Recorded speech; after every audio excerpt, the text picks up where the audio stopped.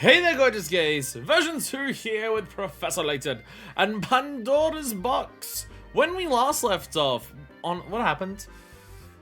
We revealed that Flora wasn't Flora. We found out that Flora wasn't Flora. We made a lot of tea. We did the photo stuff, and now we're actually going to the museum. Now, if only this game had some form of method once we get in here to tell us about what happened last time so I can refresh my memory. Oh my god, it does. Professor Layton and Luke open the Elysian box and walk away unharmed. The fact that they were just like, what if we just opened it though? What if the box that kills you doesn't kill us because we're built different? And luckily for Layton, it did turn out that he was indeed built different, but you know. Having now opened the box, the pair return to town to confirm a newly formed suspicion. With Sammy's help, Layton and Luke gain access to the Herzen Museum. The pair hope to continue their search for facts relating to the Elysian box. Layton said, "Nuh-uh." Elysian box said, "I'm gonna kill you if you open me," and Layton was like, "Bet." And there we go. So, yes, there was the rumors of a great fortune that, that Mr. Bluger was here for the Elysian box. That'll lead to the vast Herzen fortune. Karsh's here for the box. So many people are after the box considering it kills people.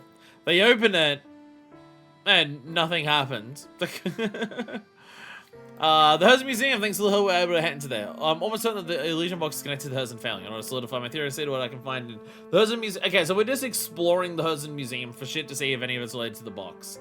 They can only kill you if you can consent. Oh, and also Don Paulo was Flora. Somehow. Somehow. We also finished... We made every tea, right? I believe we actually made every tea. Yes, we've made every tea. So we've got to still help some people with their tea.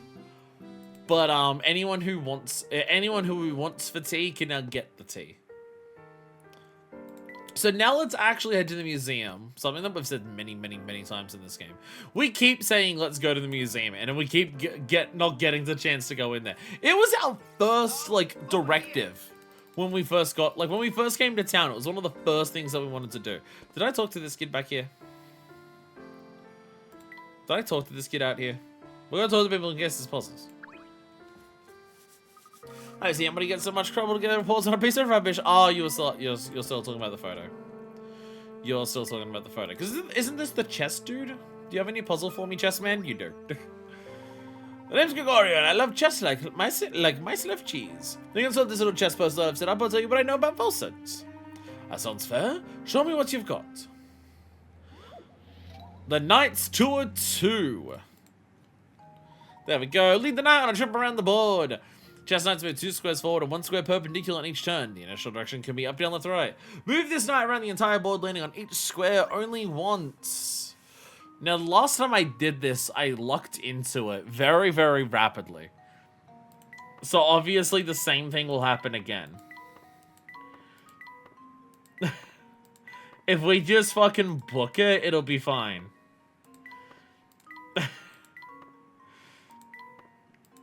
See, look, see how I'm not, damn it, I'm punished. Damn it.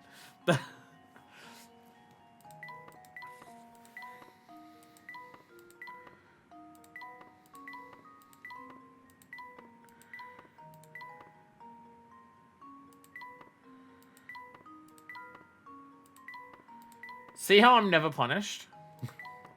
Damn it. Is there multiple ways of solving something like this, or is there only one method? Because I actually don't even know that. I don't even know that. I don't even know if it's as specific as you need to follow an exact path for it to work.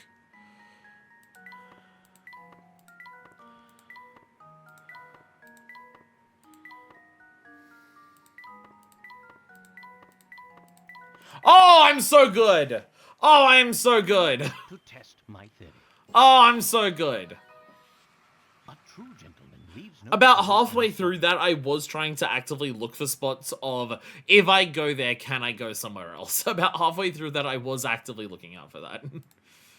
Well done! the thing is, with how many spots there are and the way that it works, I assume there's not, like, one solution. I assume there's a lot of them.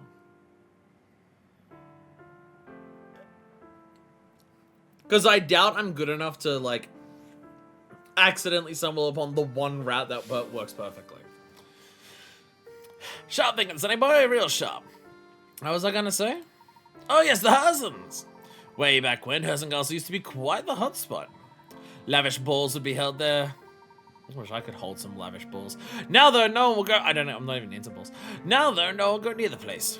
Castle supposedly got a vampire living in it. What I wouldn't give for things to go back to the way they were. I got a diary key! There are multiple paths, cross paths ultimately. Yay! It's not like the ball one where it's like there is a set solution that you need to work out. So our last diary, this was all the people falling sick with disease, and that a curse had hit the town. Yeah. Yeah. So yeah, one of the sons left, and one son stayed back as everyone was falling sick. Oh, this wretched life of mine. The girl I love and to whom I was betrothed has abandoned me and fled false sense. Did all that awful talk of curses scare her off? Or did she surely leave me to be with someone else she loves? Either way, her betrayal cuts me to the core. I trusted her and now I'm lost. Where do I go from here? What's left for me? Oh, no. Oh, no. That was like this guy's entire thing. For this son, like his entire thing was about this girl. Like everything was about that girl. And how father wasn't pleased with the idea. And then the younger brother just fucking said, I'm out of here, bye. And then dad was just mining some ore. There we go. So, yeah. So, slightly worrying. Slightly worrying. Alright, inside we go! There are people in here! Then why has it been locked the entire time? Hello there, Grinko. Welcome, friends. I'm Grinko, and I'm the curator of the Herzen Museum. I guess you work here, I guess. Sir, why are you missing a line from your chin? Sir, there's a line from your beard and it's missing. Do you want me to look for it? Is this a puzzle? We have an extensive collection of artifacts related to the history of this town and Herzen family. So we told you about you two. Hope you find our resources helpful to your investigation. Please feel free to peruse the collection to your heart's content. The professor and Luke decide to explore the Herzen Museum. Puzzle? Feel free to look around if you think anything in here might help your search. Professor, I'll take a look at this case of knickknacks. These appear to be common household items owned by the Herzen family. Some look positively ancient. Quite. The Herzen family clearly has a long and rich family history. One of the most valuable items are displayed here. These artifacts reveal the family's long history. Grinko's been trapped inside for 15 years. That's what an impressive statue. It must be a Duke Herzen. The side museum appears to be dedicated to celebrating his achievements, so I'd have to agree. You can even see, like, yeah, the mining is big important because he's got the pickaxe and everything here. But wait a second. I thought Mr. Beluga owned this place. Yes, I believe that's the case. Then he built his museum in honor of his father. Maybe he's not so bad after all. Maybe he's not a giant chode. I don't know about that, Luke. He may still be, in fact, a giant chode. We got a picture here. Okay. Okay. I'm just gonna make an assumption here based on dress sense. Just based on dress sense alone. Do people think this man is a vampire? Based on nothing but outside of how he dresses. Because I'm pretty sure if I lived in a castle and I dressed like this, nothing else would need to happen for people to think I'm a vampire. So I assume, because this is Beluga, you can tell because he's short. So this is the Beluga that we know. It's the collar for sure. Well, the collar's the big one, right? The collar is the big one. But, like, there's still, like, the giant, like, the coat goes into basically a cape. He's still got the, like, the fancy frills and everything around here that I keep forgetting the name of and everything like that. Like... So, yeah, I'm assuming this is the diary person, then. I assume this is whose diary's entries we've been reading. The, older son. And then this is the younger, which is the Volunteer Express dude. And then I assume this is Herzen himself. I see you've taken quite an interest in that picture. Is this what I think it is? It's a photograph of the entire Herzen family, who were responsible for Volsense's legendary wealth. The distinguished older gentleman on the left is Duke Herzen. His younger son, Frederick, is in the middle. And his elder son, Anton, is on the right. That Frederick. That's Mr. Beluga, the founder and owner of the Volunteer Express, is it not? Oh, you know him? Well, in addition to owning a railway, Frederick is a friend of mine and owner of this museum. It's a sad story, really. He cut all ties with his father and left town 50 or so years ago. When he left, he took a small portion of the Herzen wealth and used it to start his railway. Yes, Frederick is quite a study in contradictions. He does let his father enough to change his name, but he returned to Volsense to found this museum. If you'd extend to all the members of the Herzen family. No, Frederick and Anton were always quite close, but their relationship with their father was never the same after that fateful day. What day was that, sir? So you still have a line missing from your beard. The day Duke Herzen discovered the vein of gold that brought so much wealth to Volsense. He was a different man after that. Something changed him. Greed, perhaps? Well, yeah, there was that. But it was something more than greed infested his heart. What do you think it was? No, I think it's best if we end this chat here. It's not my place to speculate about what goes on in the hearts of other people. Of course. Tell me this, though, if you can. Where does Anton now? It's a good question. Further rumors that he still might be living in that old castle. But I can't imagine anyone would live in a place so run down that people call it a vampire den. Gracious, look how long I've been chatting. I think it's time for me to get back to work. Please look around for as long as you like. Seems money can't solve all your problems, eh, Professor? Again, if I dress like this, I would assume people would also call me a vampire. Where? Sergeant, there we go. That's it. Oh, I pickpocketed from the pocket of that coat, I think. This place out is full of stuff. Do you suppose this is a picture of the late Duke? I believe so, yes. Old Duke Herzen died a while ago and has left behind a massive fortune. If he's gone, who's this vampire the whole town's talking about? So I mentioned Mr. Beluga had an older brother here. I'd say he's lucky the man at the heart of all this talk. But if he's Mr. Beluga's older brother, then he won't have to be old and feeble by now. Oh, but then vampires don't age normally, do they? I couldn't possibly comment. This book looks ancient.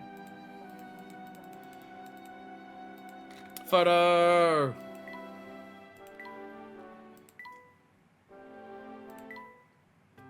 Photo. So much side stuff in this game. Photo. All right, we must investigate. Okay, I can already see here. There we go. There's a page missing from there. Let's see if We must invest in Tittygate. that was almost too easy. The scandal rocking the entire internet. There we go. Can you tell I'm tired today? Is it obvious? Am I giving it away that I'm tired? Okay. Still arms crossed there. Still got your thing going on there. I see the bars there. That loops around. So you still got to paint a window in each thing here. Invest in titty coin. I love NFTs. I love NFTs. You know, nice fucking titties. Ayo. What about the scales? Will they now tip? No, they seem to be bending the same way.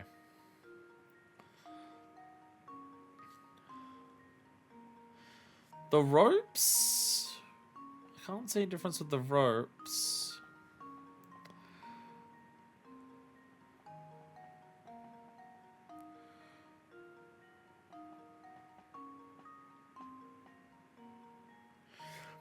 It's concerning that there's still two and I can't And I'm having trouble with either. Oh, the sleeve here. The sleeve doesn't have the gold trim on it. I found another. Now to test my theory. Ta-da! I found another. And There we have go. I found the second photo. I remember this one being tricky. This one is titty. I agree. This one is very titty. How many? 1, 2, 3, 4, 5. 1, 2, 3, 4, 5. Yeah, that seems to be right.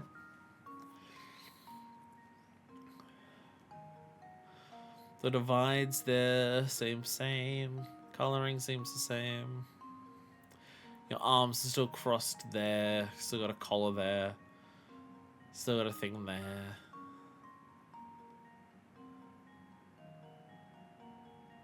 Are the lights at the same height? So like that part of the light goes into the middle of this, which yeah. And then this one goes a bit above this, which yeah, okay. So that seems to be similar. Oh, and there's no islands on this map. There we go. There's no island off that peninsula. to test my theory. There is no island off that peninsula. There we it. go. I found him. There we go. I did it. There we go. Alright, and now we've got to click there. And now we've got to click somewhere around here. And possibly start making immature sex jokes. I don't know how required that part is, but maybe. Oh, found a hidden puzzle. Box of books. The box shown below has a height, width, and depth of 30 centimeters. You'd like to place as many books as possible in the box. Each book is 20 centimeters wide by 20 centimeters long by 10 centimeters thick. How many books can you pack into this box? Books can only be placed in the box when they are closed, but you can position each book however you like inside the box. Well, I'm glad we're not like fucking vultures and placing the books inside the box in a way where the pages are open. Okay, so there's two ways to work this out. There's try to visually space it out by placing them in there. The other one is guessing that it is you can pack them exactly perfectly and just dividing the volume of the two.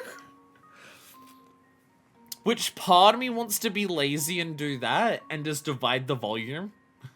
And if it divides into an even number, assume that it works. 30 by 30 by 30. So 30, so 30 by 30, that's 900. That's 900 with another 30, so 2730. Right? 9 times 3 is 27. Yes, so 2700. 2700 and the other side is 400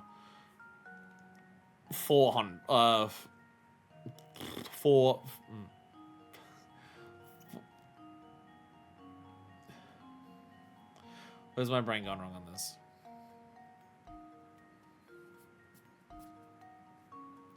Wait, 20 times 20 times 10. Yeah, 400, 27 with 3 zeros. I'm saying 2700, it's 27,000. It's 27,000, not 27. I was confusing myself because I'm just like, wait a minute, the other thing's 4,000, and I'm just like, wait, no, this is this is not 2,700, this is 27,000 times these. There's 3 zeros with a 27 at the front. Don't be dumb. So 27,000, and then the other one is 4,000. Well, that fits into there 6 times. You can't fit a 7th. I'm just gonna say 6.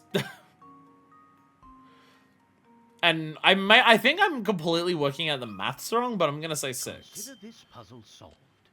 Nice. A true gentleman leaves no So there's no guarantee, because I didn't actually work it out, there's no guarantee that you can actually fit those based on the dimensions of them. I'm just purely guessing that it would work. But because it wasn't exact number, I was just like, what if it is that? And then it worked out.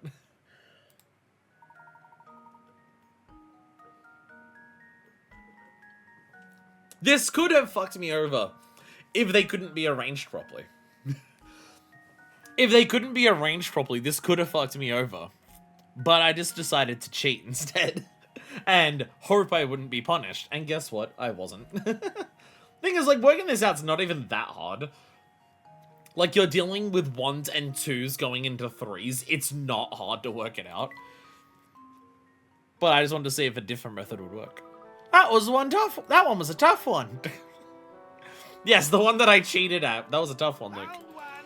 That was a very tough one. I totally didn't just straight up cheat or anything. This book looks ancient. So this is the late Duke Herzen. Sure is. Is this the entire museum? I can only go back. Is there? Surely there's somewhere else in here that exists. Surely somewhere else exists. Am I correct in believing that you wish to understand the secret to the Elysian box? Yes, that's right. Would you happen to know anything about it? I'm sure you know that the Elysian box is a Herzen family heirloom. At Mr. Beluga's request, I've been researching the history of the Falsons and the Herzen family. In doing so, I uncovered a secret in this town's history that reveals the truth behind the Elysian box. Intriguing. What is the secret you speak of? It's easy to ask that question when you don't know what you're getting into, Mr. Layton. But if you thirst for truth and you're ready to face it, you do well to visit the town mine. Many miners used to keep little diaries down there to document their time below ground. If you can find one of those, you'd have first-hand account of what transpired back then. Thank you for the advice. We'll have a look for ourselves. Come, Luke, let's head to the mine. Diary key! That was the entire museum. We've been waiting to enter this museum for so long. And all we got was a picture of a vampire and being told to go somewhere else. It's a pretty museum. It's a pretty museum. Wait, I didn't re-talk to him in case he had a puzzle. You never know. You never know.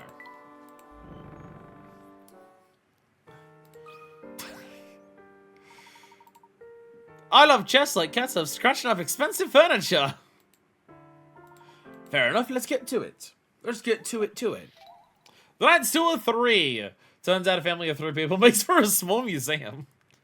Okay, because this guy has a puzzle, do I have to go around literally all the Falsons again, checking people for puzzles? Do I have to do this again? I mean, I have to check people for tea anyways, but like... Alrighty. Okay. We're just gonna... I don't remember what we did last time, so I'm just gonna kinda go for it. Just gonna kinda go for it.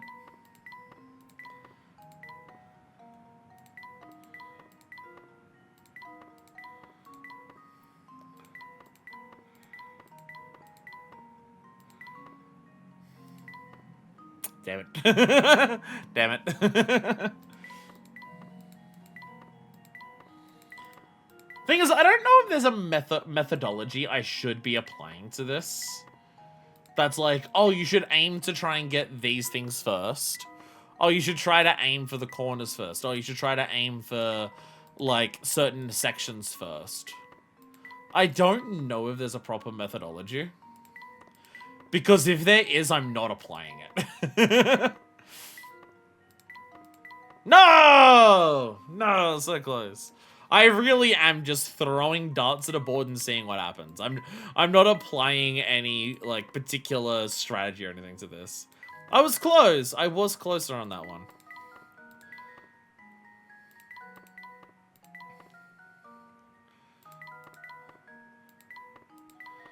I've got the corners.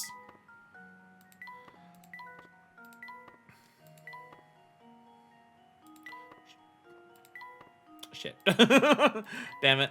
It's all that effort to get the corners.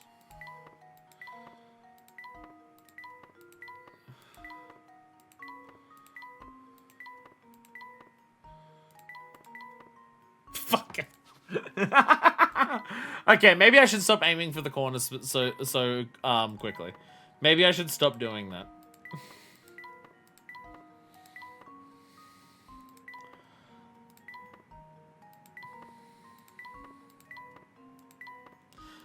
I feel like this is a really bad attempt. This one.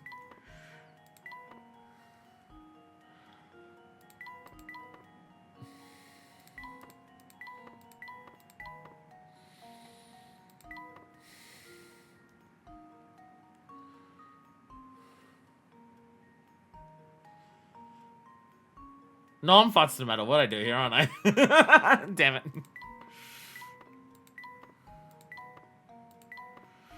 Because it's worked well enough to just say fuck it and just go for it in the last ones. So because it's been that, damn it, I've not like focused on a particular method. So now I get to the hard one and the game assumes I have like multiple like puzzles of these of practice, and I don't. I have multiple puzzles of these of like pure guesswork.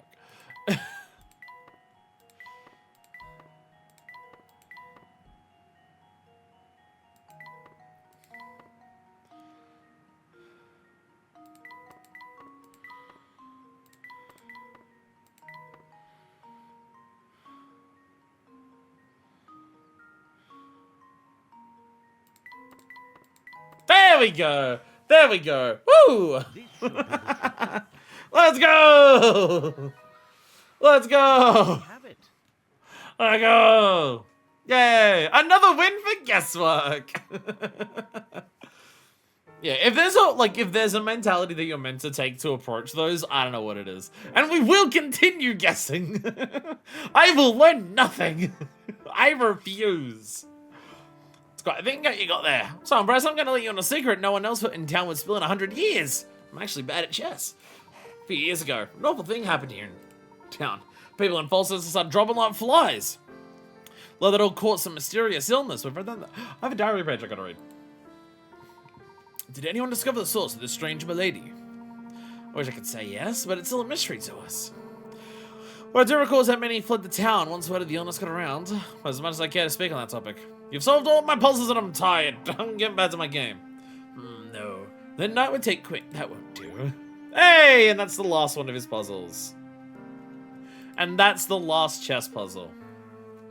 And I will never need to do anything other than guess. Let's go. Ever since she left, Father and I have been at each other's throats day and night. The mysterious disease plaguing our town continues to drive people to flee their homes for a safer life elsewhere. If only she had stayed with me, I feel like I could have weathered the storm. I still ask myself why she left this town. If she truly loves me, then why did she leave?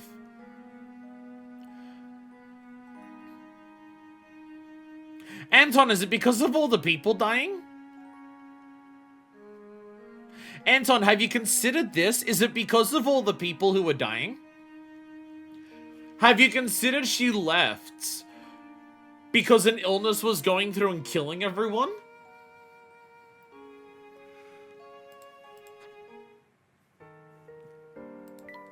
I don't want to jump to conclusions, but I'm just saying. Apparently some miners in town in the town gold mine used to keep tires. If I can find a person in town's past, maybe I don't understand the Elysian box more fully. How can I find such a diary? Suppose Luke and I will have to visit the mine for ourselves. Nah, must have been called out betrayal, nothing else for it. No, she must have just been a bitch. Do I have to talk to everyone for puzzles? I'm really worried I have to talk to everyone again for puzzles. I'm really worried. I need to train at leisure, as it were. Be sure to stay in town. Trust me, the forest beyond false sense is bad news. Asian might such a nice ring to it. Oh, okay, yeah. Same dialogue for you. Where was the mine? Where was the mine? I bought to count my fingers over and over. It's even less fun than it sounds. You do you, buddy.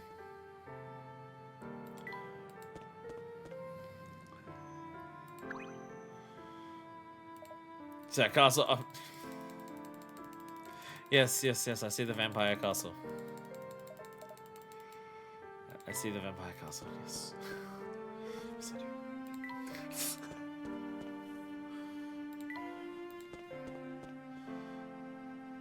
The postman's no longer here. He's bounced. Garlic man, you got another garlic puzzle? So there's a garlic in here. It makes me a bit woozy. Oh, okay. So the mine's through the forest. Okay, the mine is through the forest. Probably why people are telling us to make sure we stay. Because we're getting close to actually just going there and checking it in for ourselves.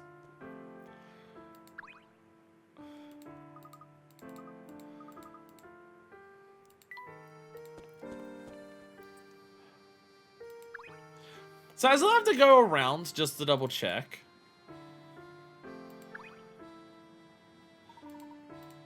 You never catch me doing that. I gotta. Why are both of you talking about running? Both of the people in the middle here are just talking about how they're running a lot. And you're just getting tired.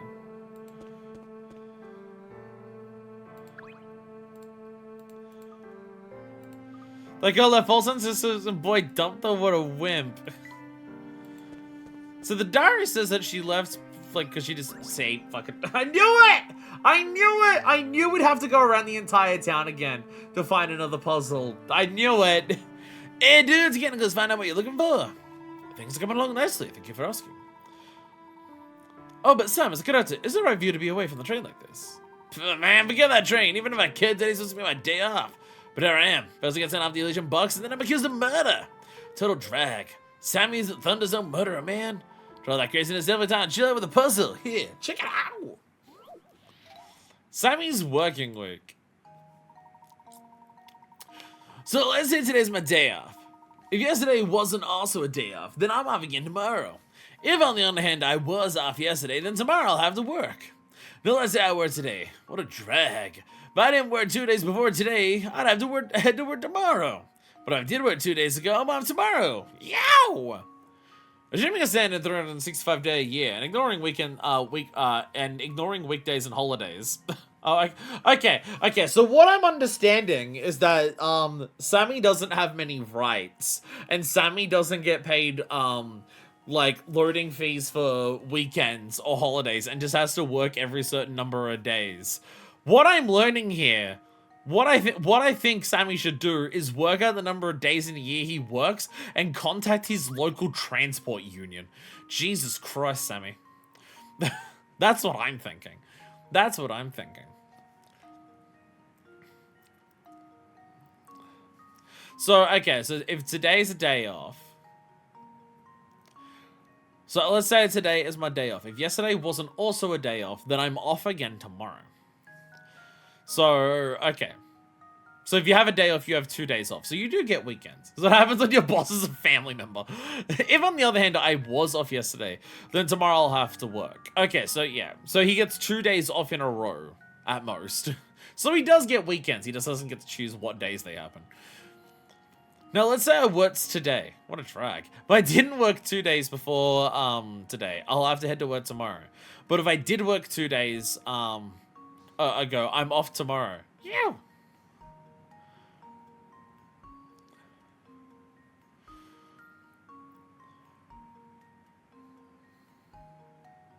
Okay, question, because I'm not actually sure. When it says, if I didn't work 2 days before today, does he mean the 2 days in a row? Is that what he means? But if I did work 2 days ago, I'm off tomorrow. Does he mean the last 2 days in a row? Or does he mean not the previous day, but the day before that, if he worked then? Does the sentencing could be either? Because if I didn't work 2 days before today, then if it means that if I didn't work the 2 days before today, then basically he works 3 days, has 2 days off. The latter, I think. If 2 days before today, the day before yesterday, I didn't work. That makes it more annoying. That makes it more annoying and more confusing to work out then. Okay. Okay. Okay. I'll have to write this out then. Because otherwise, I was going to say it's really simple. It's just he works 3 days and then has 2 off. And then he works 3 days and has 2 off. But his roster seems way more fucking complicated than that.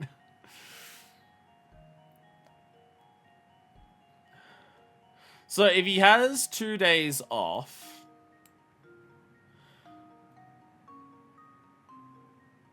Sorry, clear that. So, okay, so based on this first one, he has a work day. Today's the off day. If it's another... if yesterday wasn't a day off, then I'm off again tomorrow, and that makes it make this sound.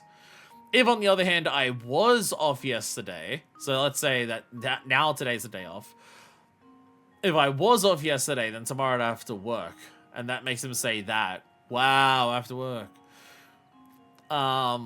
Let's say I was today. Okay, what a drag. If I didn't work 2 days before today, so this one, then I'd have to, if I didn't work 2 days before today, I'd have to head to work tomorrow. But if I did work 2 days ago, I'm off tomorrow. 1, 2, oh. So it works out the same anyways. So it works out the same no matter what then. Because he works here. Oh, 2 days ago he didn't work. He's working the next day. Here, 2 days ago, he still didn't work. He's working the next day. Here, 2 days ago, it is a day off, so he has a day off here. So that would be a day off. And then yesterday was also still not a day off, so then it goes back to it. So it works out the same no matter what. Right? It works out the same no matter what. It's just Sammy, so he can't word it out properly. So basically, out of 5 days, he works 3 and has 2 off. So I'm just going to use a calculator to do a bit of maths here. In 365 days, there's 73 groups of 5 days. And he works 3 days of those. Because this also means it doesn't matter, like, when, like on that day of the year, what time it starts. Because it's going to be 5, so it's just going to rotate all the time the same. Which means he'd work 219 days. I'm hoping that I am understanding the question correctly. This should do the trick. Yay! Yay! I do understand the question correctly. Yeah, it is, yeah. He just worded it fucking weirdly. Sammy's lengthy and convoluted explanation may have been hard to understand, but his work schedule is simple. Yeah, this is one where the trick is how they're wording it, and because it's Sammy, you're meant to realize that he's saying it in a confusing fucking way. It's Sammy, of all people, you're meant to realize that the way that he's wording this shit makes no fucking sense. And that he's making it way more complicated than what it needs to be. It's in character for him to do that, so it's like that other puzzle with the guy who was dating the teenager. You remember that last puzzle that we had with the pedophile? It's the same thing there. Literally, the puzzle explains to you, hey, the trick is trying to work out what the person's saying because the person's saying it bizarrely. And in the last one, the puzzle straight up admitted that was the case. And in this case, it's Sammy. Sammy is like this. Sammy is like this, so it makes sense that he's going to say it weird. Sammy's something convoluted explanation may have been hard to understand, but his work schedule is simple. He works 3 days in a row, rests for 2, and then repeats the pattern. So he actually, I said he should contact his local union.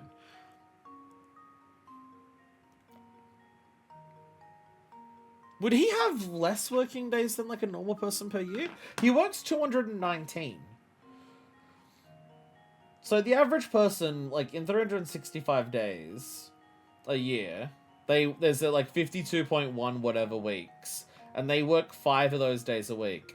Okay, so the average person works 260 days a year, but then we take off, how many holidays are people supposed to get per year? I have no idea. This is a thing that's different in every country, so it's really hard to work out. Based on adults that I've known in my life, it's usually 4. So you take 20 days off that because 5 days a week. That's still 240. So I guess he does actually work less days than like an average 5-day a week, 4 weeks of holidays a year person. He just doesn't get to choose what days those are. They never line up on weekends. Put a different way, Sammy works 3 out of every 5 days. 3/5 of a 365-day year gives you 219 work days a year. Pretty sweet deal he's got going on. It's a pretty cushy schedule, all told. I mean, yeah, 3 off, 3 on, 2 off, and that just constantly repeats. It's just based on what it said before. He doesn't get any form of sick pay or holiday pay or anything like that. So any time that he has off is time that he has to pay for. Which, I mean, to be fair, I work 6 days a week and have 1 day off a week, and I'm in the same situation. I don't get paid days off, so if I have days off, I have to, like, I just don't get paid at all, so... He's in a much better position than I am. But what's his hourly rate? Because I do get paid a good amount per hour. Well, I get paid what I'm legally entitled to per hour. But one, I live in Australia. Our wages are pretty freaking high. And two, I also work in retail, an industry in this country that is filled with wage theft. As in, the job that I currently have is the first job that I've ever had where I've been paid legally what I'm meant to. So, there is also that. There is also that as a counterbalance, I guess. I guess the counterbalance is also that. I don't get paid for holidays. I don't get paid for sick days or anything like that. But, on the other hand, my boss isn't actively breaking the law by underpaying me. So, you know, compared to most people I've known in my life who work retail, I've got a pretty cushy deal going on too as well. Nice handsome man. It's so sweet it makes me want to hit a high note. Kerrang! Yo, Kerrang magazine, let's go. You know, the boss is a pretty lucky guy. I mean, the dude owns his own train. Here we are in the middle of nowhere searching for some guy's old loot. Don't get me wrong, some moolah would be sweet, but sometimes the boss can be real greedy. So I do have to talk to everyone. It used to be such an enchanting town, and then everything went bad once they found the gold. 700 dig more dirt. About to get at the bottom of the stuff too, but most folks don't care at all. People don't really question. It's like they live in their own little daydreams.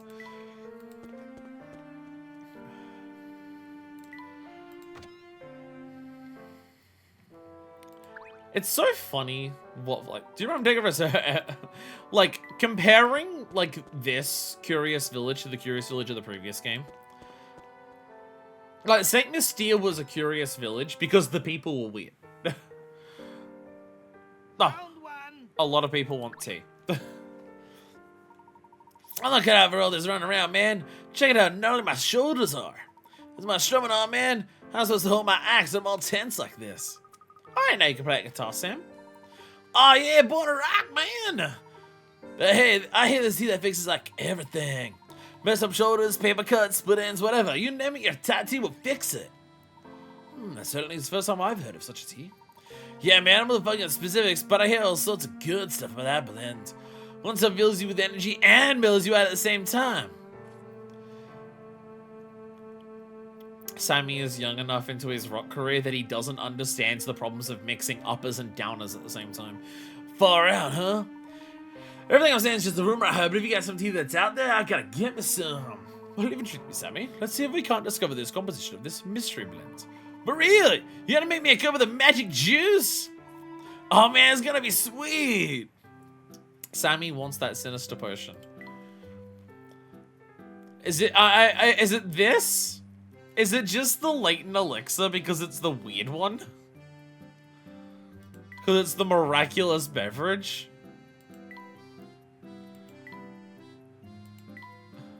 Because like I think of anything else that like does what it, I'm just gonna try the Layton elixir. I was gonna give him a slurp of the Layton elixir. No, he doesn't like the Layton elixir. Damn it.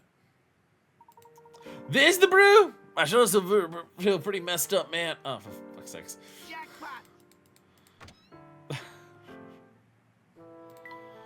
I like the tea system. I like the idea of needing to help people with tea. Because, like, this is, you know, very in character flight, and I like the idea of, like, it's a little mini puzzle of, like, working out what someone says and trying to, like, work out what tea to give them. I don't like this part of it, where to get them to have the tea shakes again, I've got to, like, constantly go in and out of rooms to try and just get them to see if they want tea.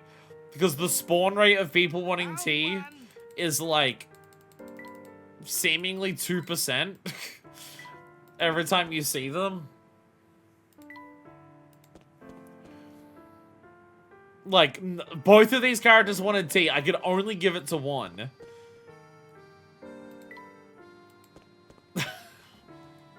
There we go. I don't like this part of it. Okay. Some of that crispy stuff. Okay. Okay, blend fruit flavor, smoky undertones, rich flavor tea warms you, improving circulation if you're cold. That's a pick you up if you're feeling down, discerning adults. Perfect quenching a thirst.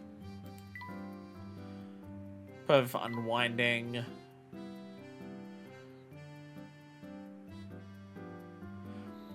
Sickness of all kinds. Including shoulders? There we go. Yow! Someone's back and ready to rock! Yow! That tastes so good, it made me hit a high note, man! Talk about original flavor. Talk about marshmallows, feel loose and ready to tackle whatever guitar solos come my way. Rock fans in the future are gonna remember you as the man who saved Sammy Thunder's career! Yow! So you know what the issue is? Realizing what the T thing is. In terms of, like, go forward and back, then forward and back, then go forward and back, then put 1 foot forward. Realizing that this is what we need to do. Real treasures. Those friends that we made along the way.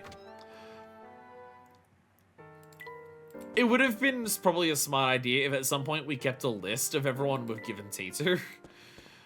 But we don't have that, so when we have to, like, run around before the point of no return at the end of the game to find out who needs tea, we're gonna have no fucking clue who we have left to mark off. Like, this lady over here needs tea. She wants tea, but she is just not procking to let me give her some of that sweet, sweet fucking tea. I just want to give her tea. I just want to give her tea. But I have to forward and back, and then forward and back. I was grateful if you bring me a cup of good strong tea with some dream fluff in it. Tea isn't strong enough. I'll be sending it back. Make sure I have some dream. Okay, what was dream fluff? Is that this one? Dream fluff, and she wants it strong as shit. Bitter, spicy. Right, fuck. I forgot that one of the ingredients was literally a fucking seahorse. I forgot that one of the ingredients was literally a fucking seahorse. I had forgotten about that aspect. Right. Right. Okay, so it's got to be strong tea with dream fluff. So there's this, which is like strong, and the taste can be off-puttingly strong.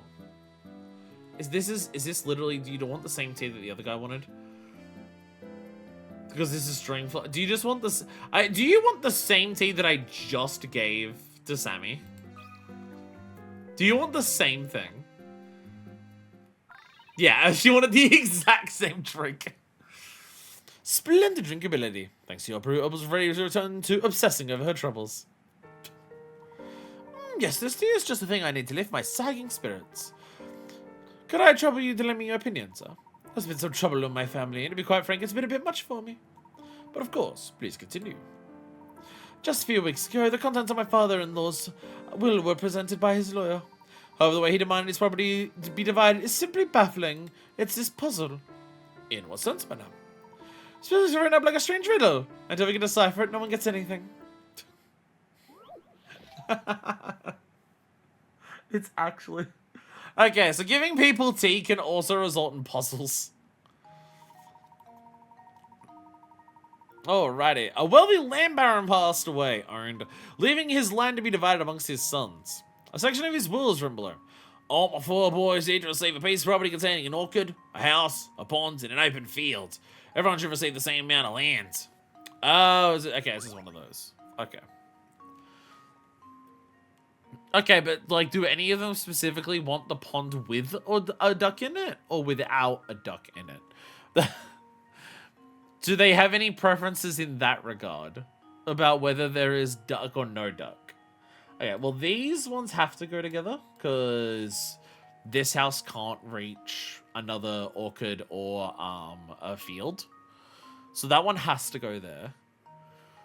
which means that these ones can only go to this, because they can't reach anything else. Which means that you just go here, and we're done. And now to test my theory. I feel like that is the simplest version of that puzzle we've had in, There like, we have it. both games. I feel like this version of this puzzle usually lasts a little longer than that. Like, this is just even shaping. Like, they're all L blocks and they're just evenly shaped and everything. Now that everyone has their own land, hopefully they can all get along. None of those people are this one.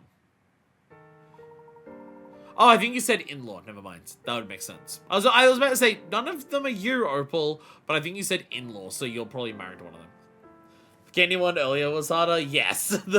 Well, that one was 5, right? That one was you had to do 5 in each slot, and one of them, and like there was 2 that needed to be in there.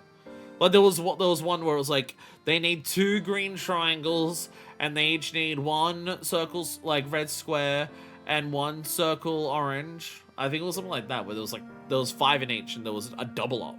So that was definitely like way harder. Not everyone has the same amount of land. They can finally stop grumbling. Happy days. There we go. There we go. How many teas have we done? Like how? Okay, there's still 10. Oh, that's gonna be one hell of a grind. It's gonna be one hell of a grind. There's still 10 characters who want tea. Oh, God. Oh, God, there's still 10 characters who want tea.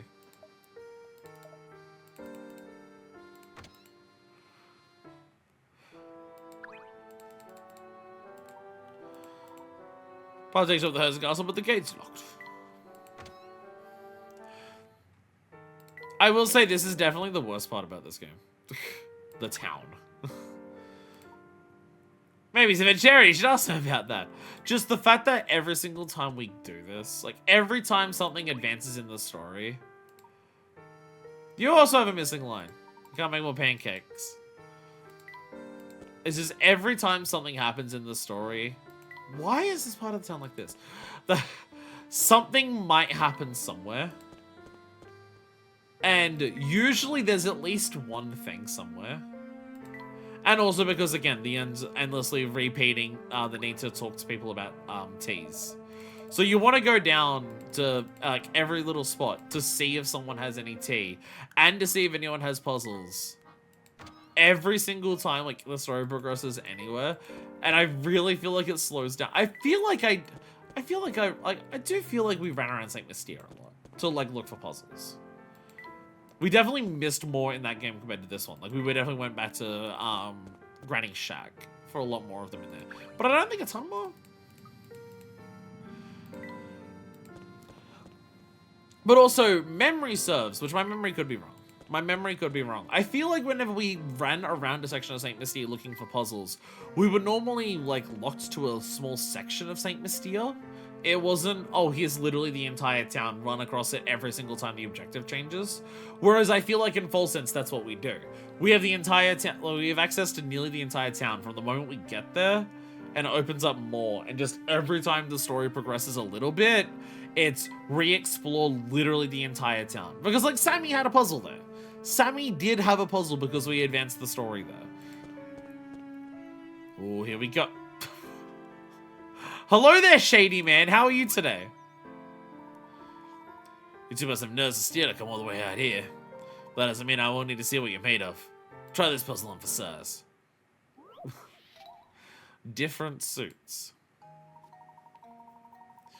Below are 16 cards. There are 4 cards from each suit: diamonds, cups, spades, and hearts. Cards are arranged in a 4x4 grid as shown below. 4 cards have already been placed down.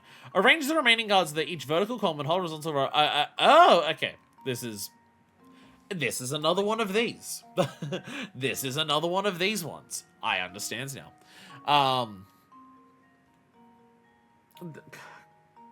Suguru, Kakaro, something along those lines. I saw so many different puzzle magazines at work, and so many of them have Japanese names that I do forget like which puzzle's which. Not even just for the ones that, like, I mix up all the ones that have Japanese names, and then I mix up a lot of the ones that have English names as well. Like, there's code crackers, there's, like, arrow words, normal crosswords, I know what that is. But, like, the difference between a code cracker and an arrow word, I constantly forget the difference between those, just because I sell so many of them at work. This is like, one of our aisles, literally one half of, like, we've got the magazine aisles, and then you go down one magazine aisle, and one entire side is like all women's interest, what counts as women's interest in magazines. And then the entire other side of the aisle is just nothing but puzzle books. It's a shorter section, but it's still nothing but puzzle books on one side, with like 3 little columns of like craft books at the end. So there's so many puzzle books that I spend time organizing them, and I'm just like, I forget which one's which. Like, when I see so many of them in front of me, they end up getting to the point where they do start blurring together, so I do forget the names of like which one's which, outside of like the most common basic Ido Sudoku, crosswords, and like word fights, and all of the others just blend together. So vertical, horizontals, and diagonals. Nothing like, oh, this square needs one of each. It's just the lines. Okay. So, where do we start? Where doth one thou start? So this needs to be either a club or a spade, which I can remember the names of puzzle types more easily. Oh no, there's the other one. I was about to say there's the other one, and then I realized that the name I know of it is probably not correct. The dot filling one, where you've got the grid and it gives you like the numbers of like, there are like 3 squares you fill in a row, and then there's 4 squares you fill in a row, but you don't know like where along they go there. But then I realized that the name that I frequently see that be called in English is called Tsunami, and I don't think that's the name of that. There's like a video game series about that, and it's not called Tsunami. Picross. But I don't know if Picross is the name of like that puzzle in general, or whether Picross is like a brand of video game, and it's just like this brand of video game is Picross that uses Picross puzzles. I don't know if like outside of the video game, it's still called a Picross puzzle. So this has to be a spade or a club. We've got to start on one of these. One of these has got to be a spade, one of these has got to be a club. Obviously, that one can't be a spade, so this one is a club, which means this one has to be a spade. Bam! We've already solved part of it.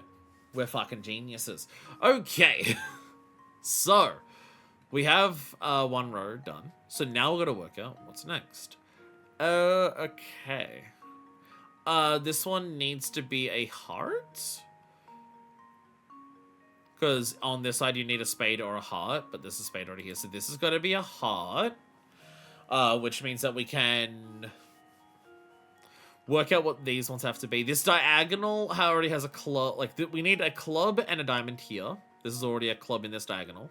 So this is going to be a diamond, which means this has to be a club. There we go. There we go. And now everything should just start rolling off a cliff here. Which one can we work out next?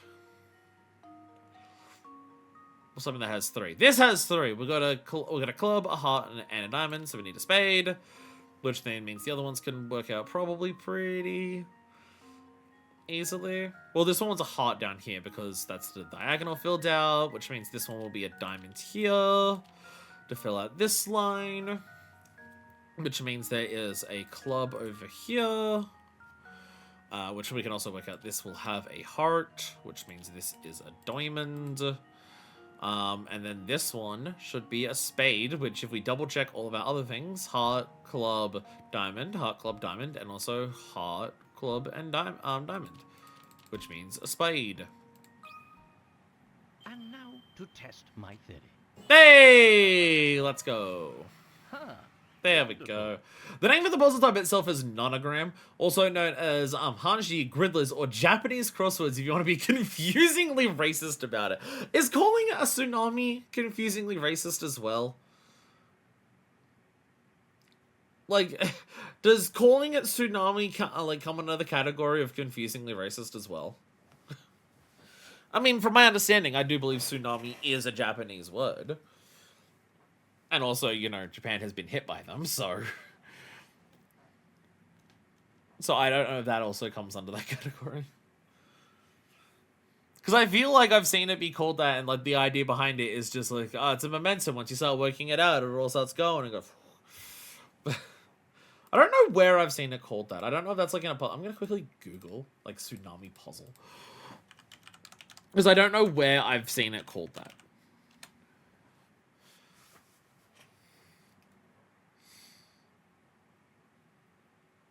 Okay, I'm seeing a couple things that are under that category of tsunami.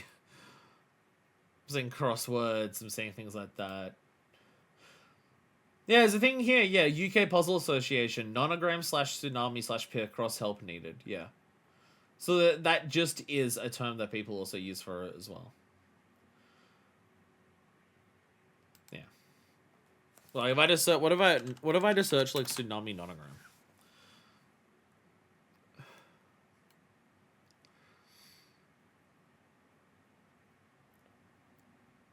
Yeah, it's another name that yeah. Yeah, this isn't yeah. Yeah, I don't know why. That just sounds like might just be a brand name for it, a Picross or Pick-a-Pix. That is true. It could be, yeah. True. Maybe there's like a particular magazine or like something I've seen in the past, and that brand just always refers to it as a tsunami puzzle. That is true. Nicely done. Did that one give your brain a workout? It's a great puzzle to set with real cards and share with the friends. That's not a workout puzzle. That is a very simple like deduction based one. I don't think we've seen ones in Layton that are that form of puzzle where you need to do, because that's always like when it comes to Sudokus, like I have a hard limit of like what Sudokus I can solve. And the hard limit of Sudokus that I can solve is where you need to work shit out in advance. The Sudoku, like my Sudoku limit is, okay, filling in this square, using every piece that I have currently filled in, there are 2 possible options, and I can't guarantee which one. The only way to work out which one of the 2 possible numbers this is to choose one of them and solve from there and see if I can, and if one of them gets blocked and I can't continue from there, I know it's that one. That's my hard limit of Sudokus. Give me a Sudoku that isn't like that level and I can do it because it is just basic deduction. You just gotta find where the deductions like can continue. Like you just gotta look over it and just go, oh, this can be deduced because of this, and this. But the moment that you get to the point of there's multiple choice and you have to use both of those choices and work ahead to see if one of them doesn't work if you go forward, that's when I'm just like, nope, I can't do it anymore. I mean, I can do it if you like let me fill it in and then rub it out, because then I can try it. But if you're asking me to keep that information in my brain as I do it, then no, I'm fucked. Which basically that is every single time. Basically, that is every single puzzle. That is every single puzzle. Like most of the puzzle issues that I have in a game like this, it comes from that. It comes from, do I need to solve multiple steps in my head in advance before I actually fill in the answer?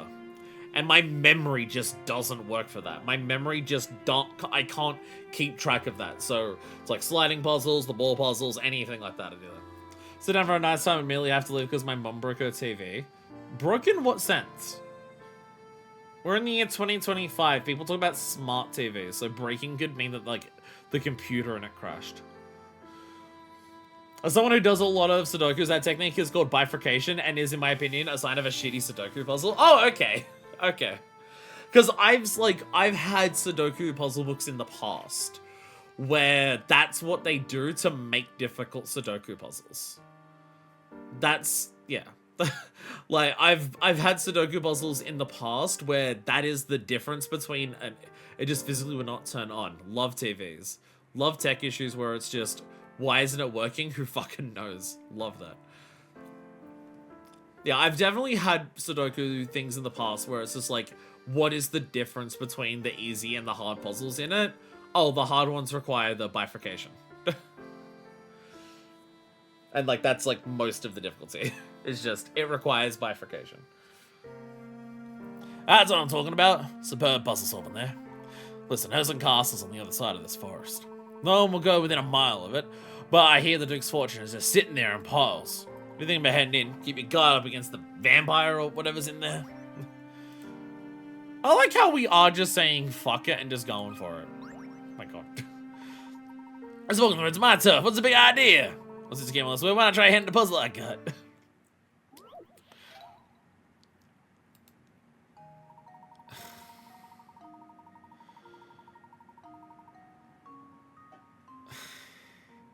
No!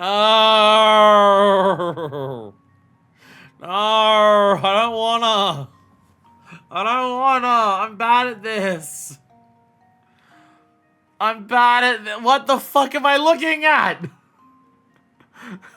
What am I looking at? There's so much shit everywhere! That's an entirely filled in board! Bruh! Okay.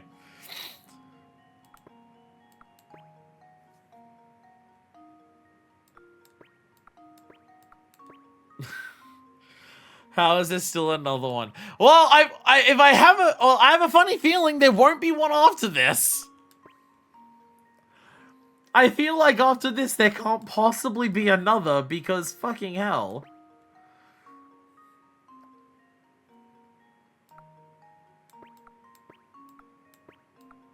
Perfect. There we go. I did it! I made it pretty square. That was the goal, right? That was the goal? Make it pretty square? I did it. I did it.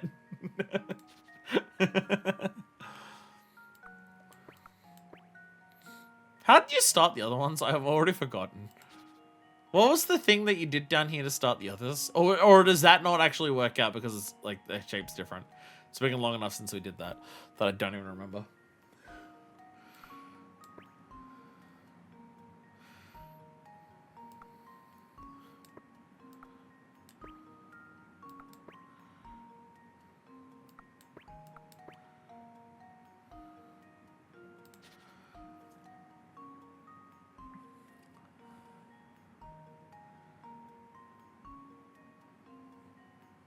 Like, you don't exactly have a ton of options to start with.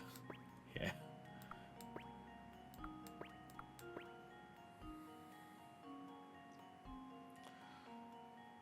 I am ill-prepared for this one.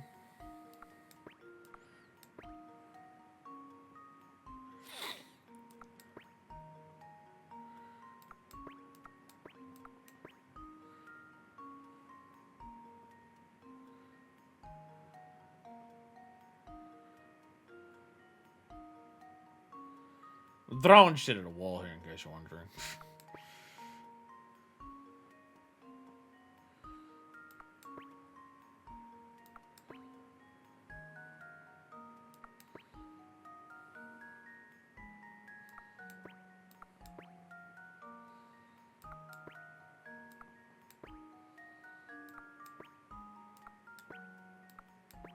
Get fucked! Get actually fucked! What? How? And there we have it. Bullshit!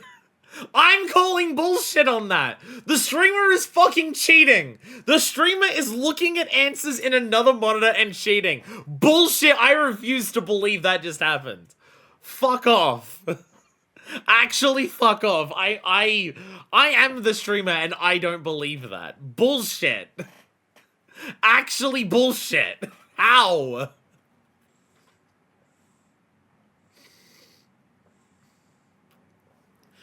The streamer is lying to their audience and looking up the answers as they solve it because what the fuck? How?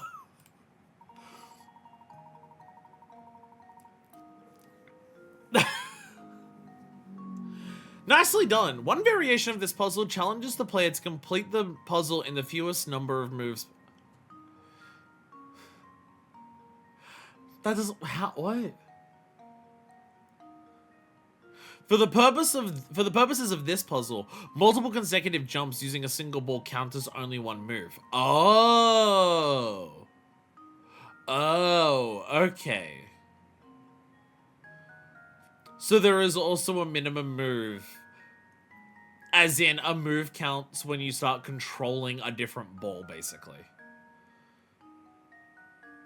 That'd be fucked. That'd be fucked. I'm not doing that. How did that happen? What is happening today? What is going on today?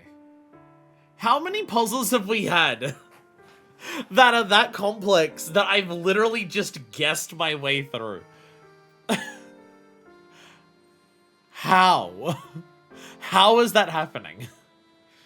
You told through that puzzle like it was nothing. Well, things live in the forest, pal. You said on going deep, you gotta be prepared for danger. Generally, I think God decided that he deserved to break up the dealing with 4 of those fucking things last stream. Why don't they dig Herzen build his home so far away from town? Don't mind vampires. It's just haven't been a nightmare getting a pint of milk. Alright. Is this towards the castle? Oh, over here.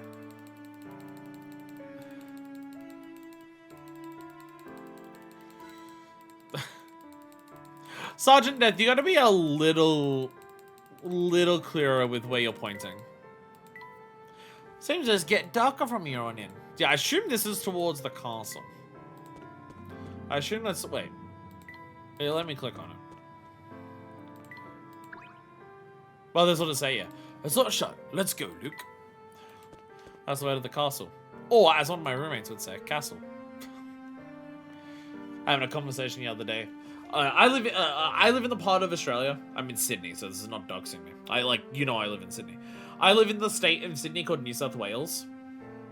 On like the coast, and then the state beneath us, which has Melbourne in it, is Victoria. And just talking to one of my roommates. This was like a couple of weeks ago, but it's come up now, so I'm gonna pretend like it was like the other day. Of how people who aren't from Australia don't realize that we do have regional dialects. Like, you know, like America's are very obvious with regional dialects. Like the difference between someone from Boston, between someone from Jersey, between someone from LA. Like, you've got the obvious regional dialects. It's like Texas, shit like that. You've got the regional dialects. And I feel like because people hear American accents so much, you can tell the difference a lot between that. But also, you think about England, so like the difference between Yorkshire and Sussex and stuff like that. But I don't think people realize that the regional dialects do absolutely exist. In Australia, if you don't hear enough Australian accents, and we're discussing the difference between that, and that's one of the more pronounced ones, is that the Sydney, the New South Welshman accent, has a tendency to overpronounce R sounds in certain words where there isn't an R sound. Like, for example, castle. It's very much is like C-A-R. We very much say castle. Whereas the Victorian accent very much will say castle. Like it's C-A-S-S. Whereas here we say we pronounce it like it's C-A-R-S. Or just the Queensland accent, which is the state north of mine, where everything's just a bit high pitched when you pronounce it.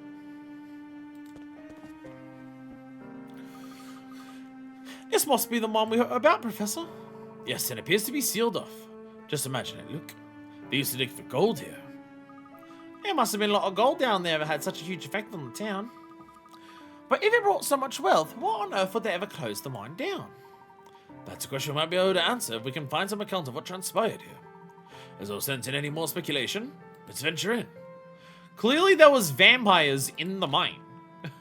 Clearly the answer is that there was vampires in the mine and they started attacking them. This seems to be unchanged since time immemorial. Got some coins, let's go. Give me more coins. No more coins. Alright, photo time. Look at this photo. Are they minor vampires or vampire minors? Mine entrance. Alrighty, what are the differences in your photos? Oh god, look at the bricking and the woodworking. Oh, there could be so easily just one of them's a different fucking color. Oh, there's no bush here. Actually, that one's a pretty simple one. There's no bush here. I'm looking at the colors. Oh, what about the lack of bush? One of these is an 80s porn star, and one of these is a 2010s porn star. There we go. Easy enough. There's no shovel in this one. There's no shovel here. Let's see if this Bam. Yay. piece of cake. Piece of cake.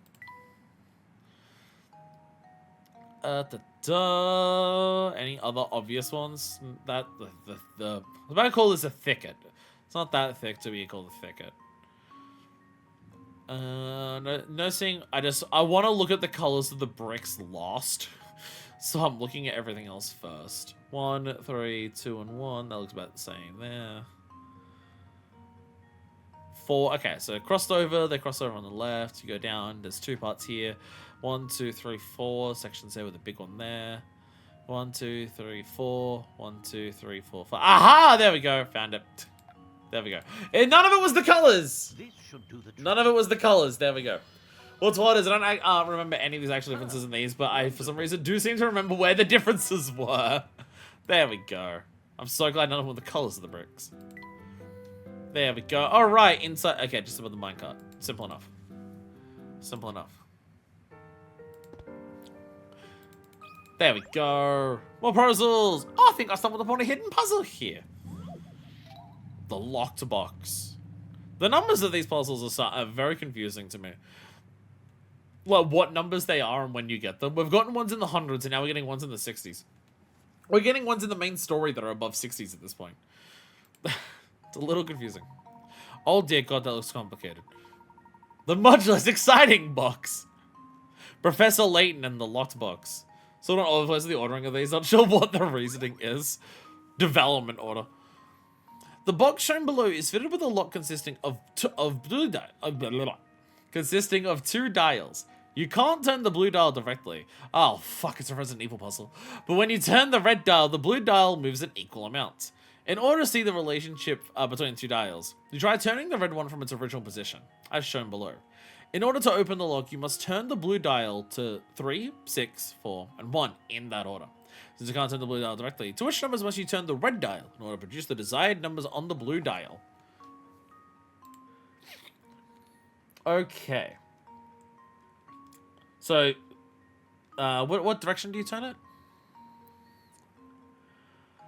In order to see the relationship between the two dials, you try turning the red one from its original position as shown below. Oh, so clockwise, counterclockwise doesn't matter. Okay. Okay. So you move 1, 2, 3. So you're moving this 1, 2, 3 clockwise, right?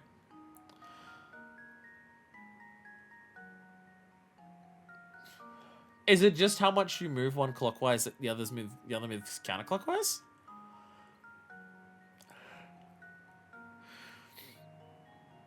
Is it that simple? Like, because this goes 1, 2, 3 clockwise, and then this goes 1, 2, 3 counterclockwise. Is it that simple?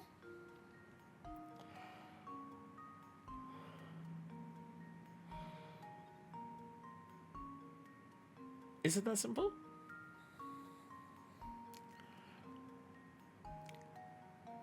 I'm thinking so. Alright, let's memo this shit out. Okay. So you must turn the blue dial to 3, 6, 4, and 1. Okay, so let's say that it's already where it is. So this has to move to 3. So this is going clockwise. So counterclockwise, we start at 2. Right? Because we're here. So basically, if we move one clockwise, the other's got to go counterclockwise, etc. So this is moving 1 clockwise, so it's got to go 1 counterclockwise. We'll go to 2. And then we're going to 6. We're going to 6 from 3. So 1, 2, 3 clockwise. So 3 counterclockwise. 1, 2, 3 to 7. Then we're going to 4, which is 1, 2 counter. So 1, 2, 1. And then to 1, which we're going from 4, which is 1, 2, 3 counter, which means 1, 2, 3, 4. 2714. I'm gonna just guess that and see if it works. 2714. 2714. I hope I'm right. Consider I have an idea of it, but okay, I'm going. Yay! There we go. Nice. And there we have it. Nice. There we go. You could have like mapped that out in terms of like where one is, the other one should be this direction over there, but just working it out that way. It was Professor Layton and the no longer locked box. There we go. Red dial needs to be turned 2714 to reduce the numbers. Turns out these two dials actually rotate in opposite directions. One way to solve this problem is to create the chart within with each dial's corresponding numbers. Oh, okay, yeah, I guess that makes sense, yeah. Yeah, just work it out kind of like a cipher where one equals the other. Yeah, you could do it that way. Because basically what you've got here is you're working this out just as like counterclockwise the entire way. Because you're starting, like, this goes in clockwise direction, so just work out a counterclockwise cipher starting, like, at the same starting point as that one. That makes sense. That makes sense. I knew there'd be a way of doing it that wasn't the physically counting each step that I did. But yeah, that makes sense. Just make it a cipher, basically. You're saying to be struggling a bit with that one, Professor. I got it just fine. I got it just fine, Luke. Shut up. How dare you?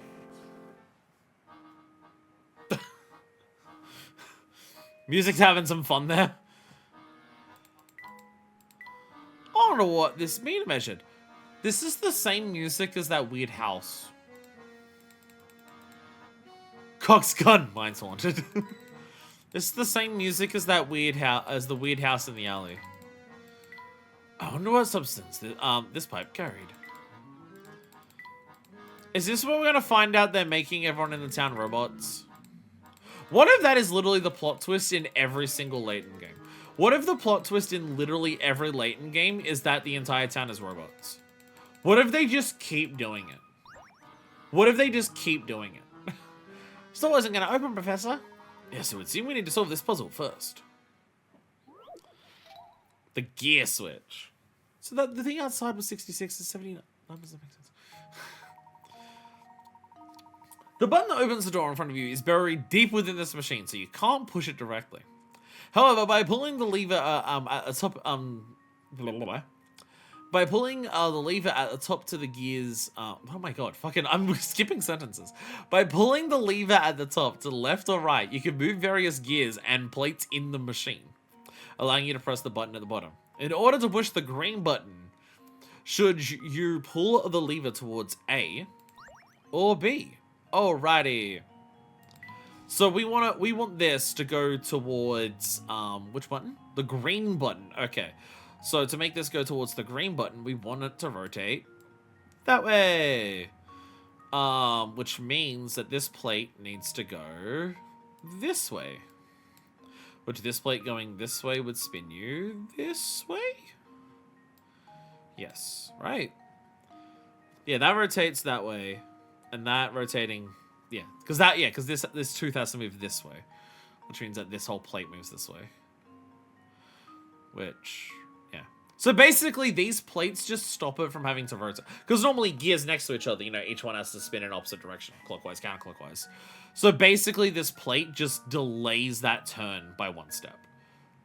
Because if you had just another gear here, this would also be clockwise.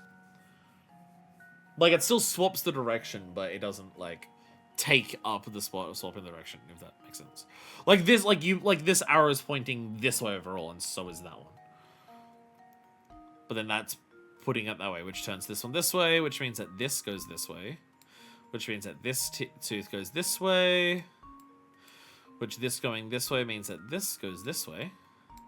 Which means that this goes this way. Which means that this has to go this way. B! B. Consider this puzzle solved. Bam. There we go. A true gentleman leaves no puzzle unsolved. I don't see many gear puzzles that use, like, plates like that, where it's got the... Like, where it's not like a disc where all of the teeth connect together, but it's like a plate that has teeth on other sides. You don't see many gears, like, puzzles in video games that do that. Like, there's so many video games where it's like, oh, get the gears and place them in the machine to make them turn and stuff like that.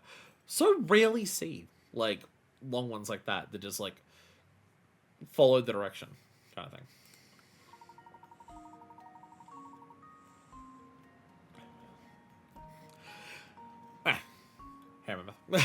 Moving lever towards B will spin the gear in the way circle to the bottom, leave it to hit the green button. And they show you all the things that I just drew. Since there are only 2 possible answers to this puzzle, you could have just guessed, but hopefully you're able to work it out properly.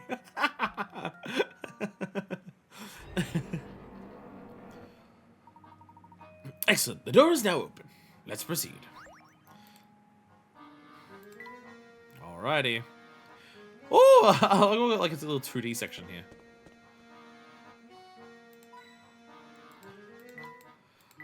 This pickaxe is covered in dust. The window. Oh, there's something on the wall here. That's certainly a puzzle.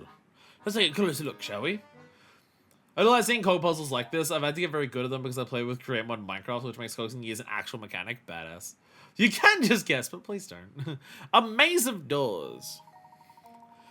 Oh, I know how to do these. This is a Pokemon gym. Shout out to fucking the Flying Gym in Hoenn. I don't know if this is the same thing. If there's one criticism I will give to more modern Pokemon games when it comes to gyms, I do miss the days when gyms were like legitimate puzzles to work through. I understand that like design-wise it's the type of thing where it's just like this is kind of a weird thing to give to kids who just want to battle, but I do miss the days when gyms were legit puzzles. I do distinctly remember some earlier games being like a child under the age of 12, where my entire game day of like playing Pokemon that day would be trying to get through the gym because I was trying to solve the puzzles. I do miss that. Okay, and by that, and I also want to mean specifically, I do mean puzzles, not fucking Lieutenant Surge's guess the 2 correct rubbish bin bullshit. I mean actual puzzles. I mean the fucking Sutopolis ice puzzle where you gotta step on everything without stepping on the same ice block twice, otherwise you fall through the ground. I mean actual puzzles. Actual puzzles like that. All the doors in the maze below only open when pushed from one direction, as shown. It is therefore impossible to pass through every room while going through the maze from the entrance to the exit. However, this feat would be possible if one of the doors could open in the opposite direction. Oh, okay, so this is much more complicated than what I thought it would be. This is more complicated than I thought it would be. How do you get through every door if one of them is changed? Well, I'd assume if one of them is changed, it's gotta be... Like, say you go through all of these, right? And that's the exit. Well, what if you change this door, like, here? And then you can do this. Clear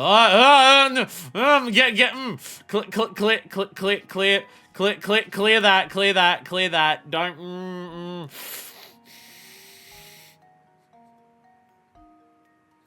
Be very careful with how I solve this puzzle.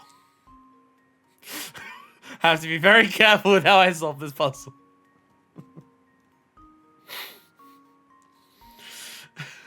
God damn it. God damn it.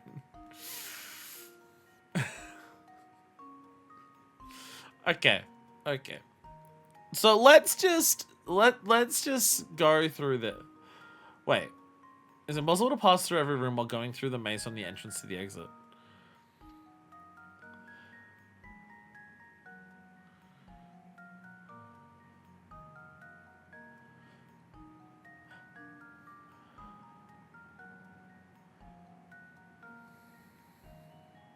Is it even possible to go from the entrance to the exit normally?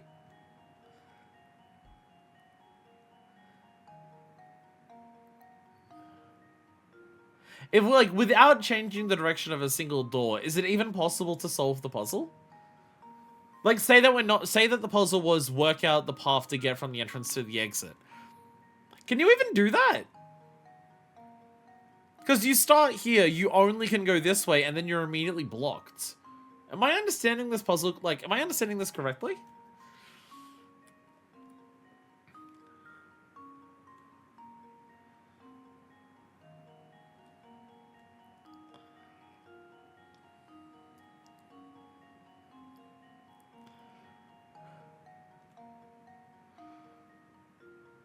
Because for a normal thing, I'm just saying you go here, and you're immediately sucked. You can't go that way, you can't go this way. So, okay, change the direction of this purple door. So you can go bam, bam, you're stuck again. I guess you could change the direction of this door. And then you go this way. No, because then you can't go that way.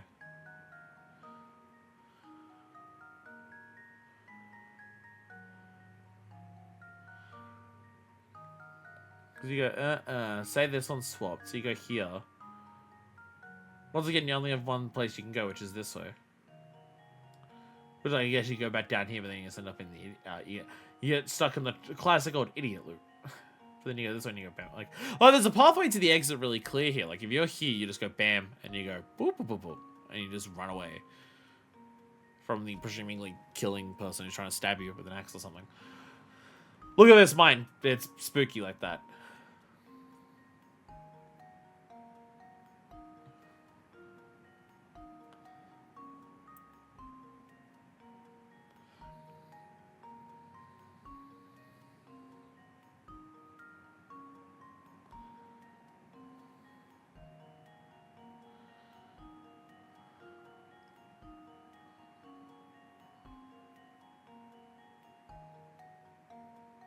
So I'm trying to think, okay, so you swap this, right?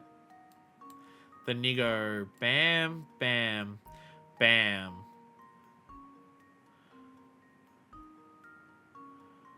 Because then, like, okay, what are your options? You go bam, you're stuck. Or you go bam, you're in idiot loop territory. And then, right, like, or you go this way. But then you go bam, bam, and then you're still stuck in idiot loop territory here.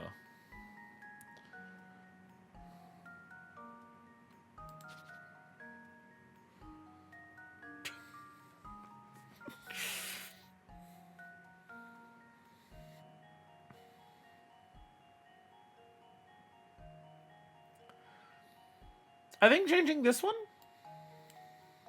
Because then you go bam, bam, bam, bam, bam, bam, bam.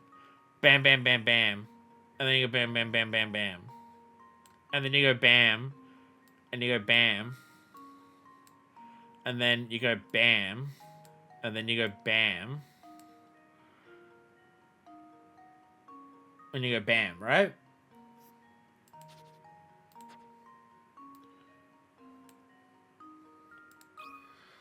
Because it seems like you can't even get to the exit without changing it.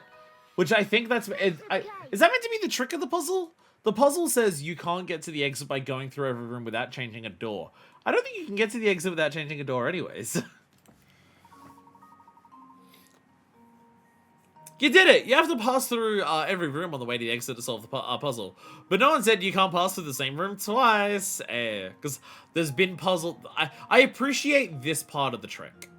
I appreciate this part of the trick. Me when I'm the daughter of Red say bam, bam, bam, bam, bam. I appreciate this part of the trick. You've solved puzzles like this in this game before, where the stipulation is you can't pass over the same spot twice. So I understand that it's meant to be part of the trick of this. It's meant to trick you into thinking how are you meant to solve it without doing that, when it never mentions that, which I do think is clever. Just sheer omission, it never mentions this at all, but you've possibly been trained and conditioned by the game, giving you enough where you can't do it twice, that the trick for this one is to work that out. But also, you can't even solve the... Like, you can't even get to the exit without changing it anyways, which is kind of funny. Finally solved it! So it's a professor. Why would someone go to the trouble of placing a puzzle down here? Perhaps the miners may pause to pass the time down between shifts down in the mine. Bam Bam is Barney's son, Bubbles' Fred's daughter. SMAH my head, fake fan. Fucking Doodles exposed. Doodles exposed as fake Flintstones fan. Jesus. Absolute massive L caught live on camera. My father fell ill from that sickness and has passed away. Is that possibly why your girlfriend left? Oh. The sickness was what was killing everyone. I also heard that many of the people who left Volsense have formed a village a safe distance from town. I imagine she lives there now too. I've decided to send her a letter. As Duke, I can't leave town, but I've entrusted my message with a man who is passing through town. Now all I can do is wait for her reply. Is that the postman that we've been talking to? Is that the postie? Maybe people worked down here to solve this puzzle as well. If so, they must have been quite clever. It was a relatively simple one, Layton. Don't praise him that much. It wasn't that complicated a puzzle. I do hope this isn't part of the lift. Layton, there's vampires possibly around. Grab a fucking weapon.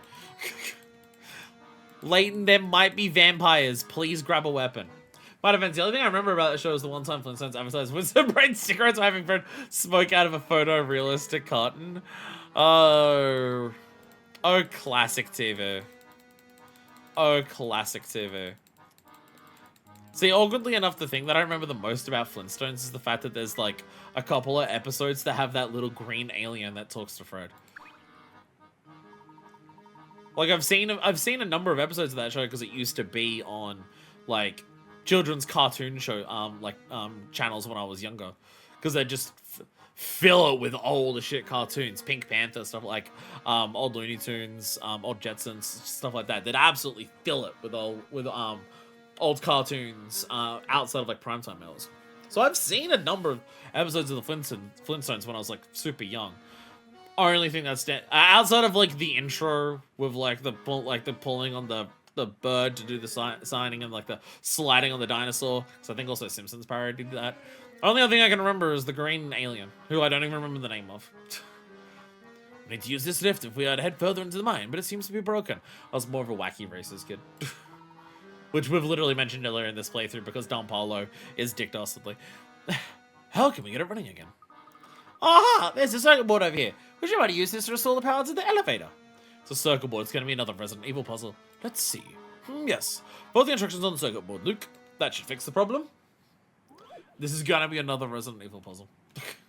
It's going to be another one. No! It's a sliding puzzle! Never mind, actually kill me. Never mind, actually kill me. The circuit board for the lift contains a puzzle. According to the instructions, you need to make the blue and red ball switch places in order to restore power to the lift. Are you up to the task? Okay, well, the puzzle is... Well, what you're asking me is, are you up to the task? So if I write no, then I'm correct. What the game is asking me is if I'm up to the task. By me writing no, I'm writing the correct answer to the question the game's saying. But unfortunately, the game won't give it to me because it's cheating bastard bitchhole of a bastard bitch. Australians shouldn't be allowed to stream, honestly. Australians shouldn't be allowed to fucking stream. We really shouldn't.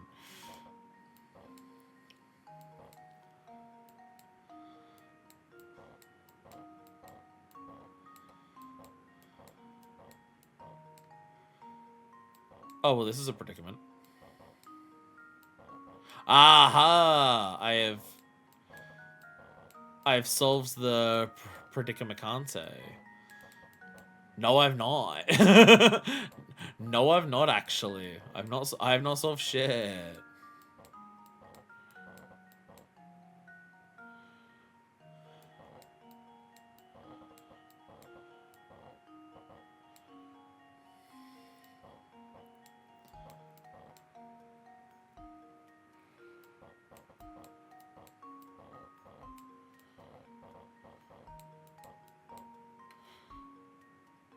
I was just gonna like rotate them around and just spin it around.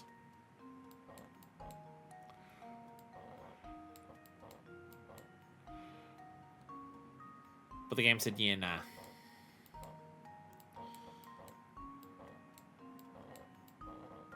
But the game said, yeah, nah! Like, oh.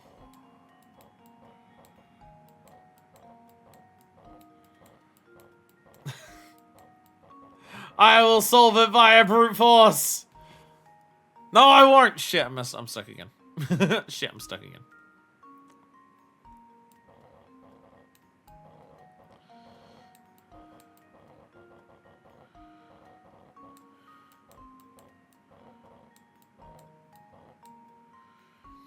Don't know solution for this one for clarity, but I feel like stick a block in the goal slot for a little while is a common strategy for these. The problem is that like sticking it like that, like it sticks out really far. So can I do it this way? There we go.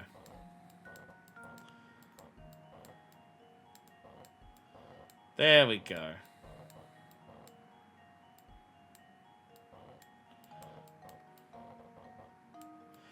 Hey, let's go! In 114 moves, baby!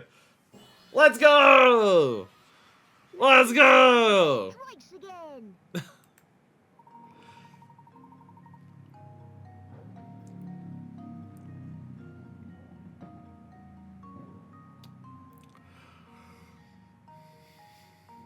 Okay, but what if I did it in literally 100 more than what you said? 12? Seriously? You can do that in 12? You can do that as fast as 12? I guess the idea is me rotating everything around isn't the fast solution. But what if you do it in literally 100 more than the minimum? Do you get an accomplishment for solving it so poorly?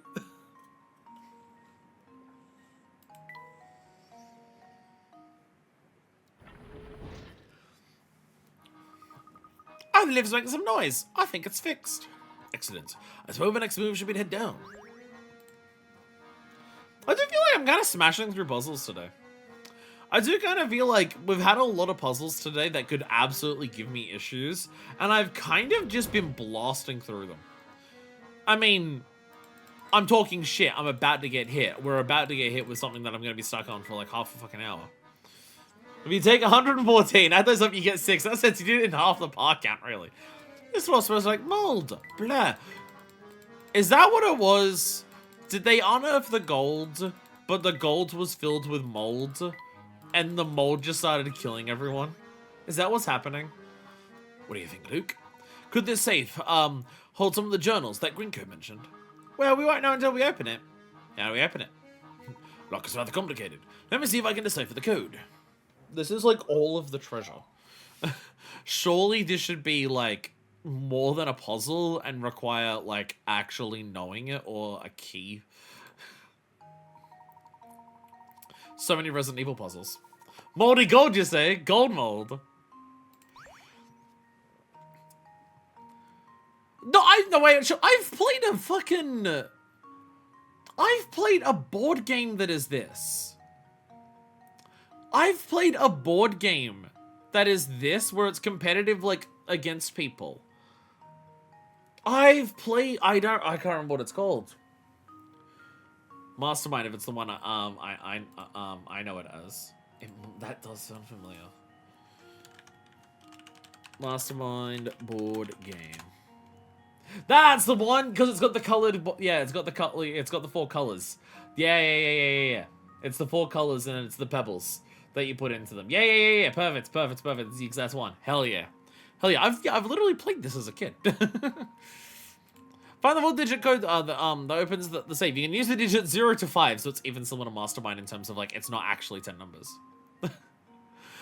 Because Mastermind's specifically competitive, isn't it? You're trying to guess the others before finishing.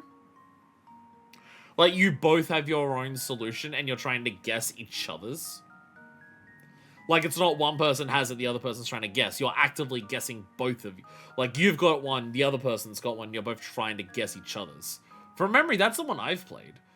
Where it's not one person is the secret keeper, the other person's the guesser. The one I can think of playing is both players are actively both. From memory, that's what I've played. You can use the digit 0 to 5 in your answer, but each digit can only be used once. The small lights next to each row of digits are the key to finding the code, as they tell you how much in common that row has with the code. A white light indicates a digit that is in the code, but in a different place in the sequence. An orange light indicates a digit that is in the code and in the correct spot. Touch the digits at the bottom of the screen to change them, and touch submit when you have your answer. So we're not solving the whole thing, we're using what they've already done to solve the last bit. Might be a different iteration of the board game. Mastermind was solver versus setter, not parallel at that. It's a better idea for a board game.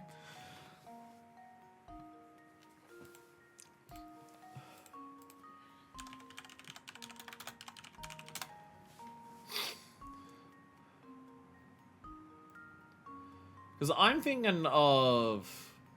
Yeah, the one I'm thinking of is definitely like a 2-player. Okay, I'm seeing like there's a lot of variations of this here. I'm seeing there's variations of this, like in terms of just images. Yeah, it's like a classic board game, so there's a lot of variations of it. Because I distinctly, I mean, I've probably also played the single player, like the solo versus settle one, but I distinctly remember having played a version that is like both of you competing against each other. I do distinctly remember that as a version of it. But yeah, so basically we're using what we're using here. They've already solved some of it for us, and we've just got to say we can know the solution from here. Mastermind challenge or simultaneous. Could it be that one? I'd have to like Mastermind challenge.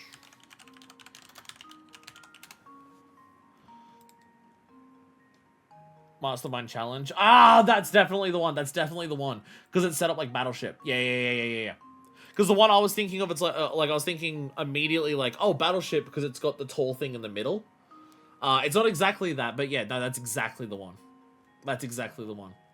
They're side by side, but yeah, instead of like pegs on a... Because I must have played the peg on a board one as well. I've done that one as well, but yeah.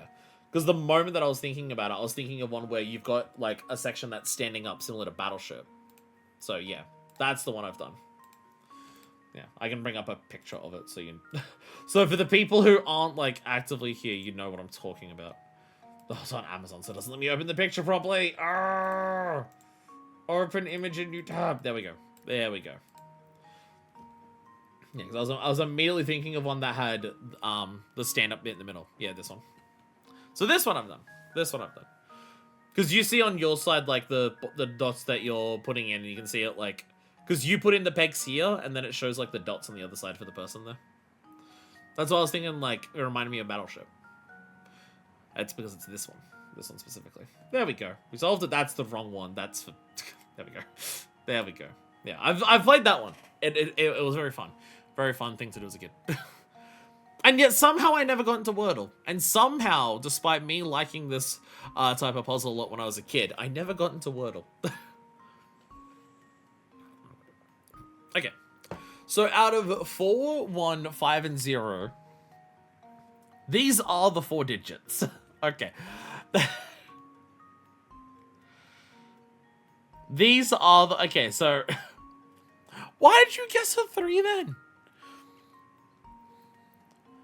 Okay, the person who was doing... The person who was playing this, do they know what the rules are?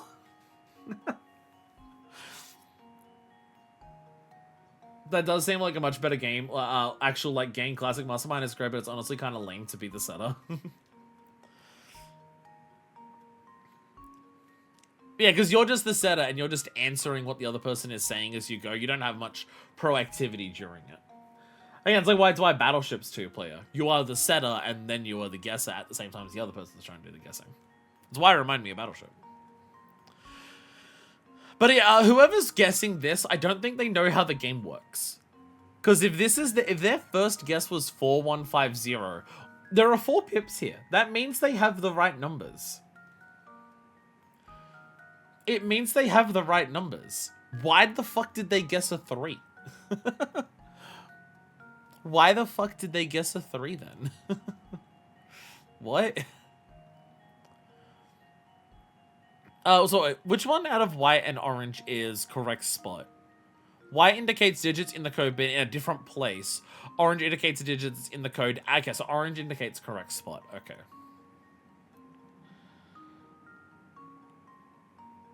This average over just guess random shit. The little white and dots mean nothing. Like, you got all 4 dots. Like, you have 4 dots. Why are you guessing 3? Why? Where's the 3 coming? What are you doing? Okay. But we've got 2 of these are in the correct spot. And then in this, there's also 2 in the correct spot. Okay. Okay. Well, I guess that has to be 5 and 4 then? I guess 5 and 4 have to be in the correct spot here.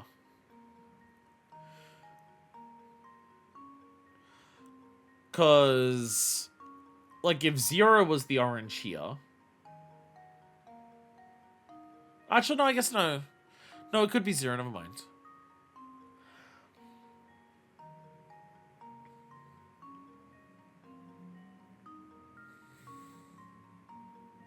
Because if these two are orange... Alright, I'm gonna write stuff down. So say this is... Okay. I need symbols. I need symbols. I need symbols. I can't write letters. Okay, so let's do a tick for... I can't do a tick. Tick? Okay. Okay, V means completely correct. That's just the... We've just... On the terminology of V means completely correct because it's a tick. So say these are completely correct. That means on this one, you're completely correct. Which means you would be the white, and you would be the white, and you would be the correct. Which means that you on here are the orange. Oh, but there's 2 that are correct down here. Oh, there's 2 that are correct here and only correct. Never mind. 2 and 3 aren't part of it, the puzzle at all.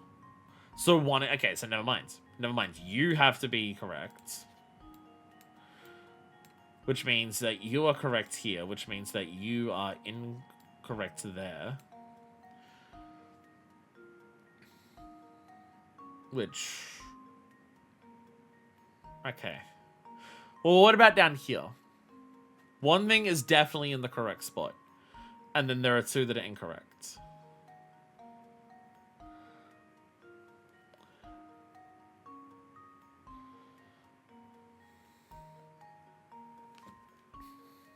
There's a way of working this out. My brain's not... Okay. Well, actually, whoa. 2 and 3 aren't part of the puzzle at all, because they're up here. So these are 2 correct. So you have to be correct, you have to be correct, which means you're definitely correct, you are incorrect. You're incorrect, and you're, like, all correct spot, but, like, incorrect position. So that means that these 2 have to be it. So it's just that. It's just that, and then we can just use everything else to confirm that. 5 is V here, so you're a circle there. And then down here, 5 is, yeah. 5 is here. And then 4, which is that. Yeah, no, it is just that. It is just that simple, yeah. Okay, it's 0, 1, 5, 4, yeah. That was already 0. 0, 1, 5, 4. Shout out to this, by the way.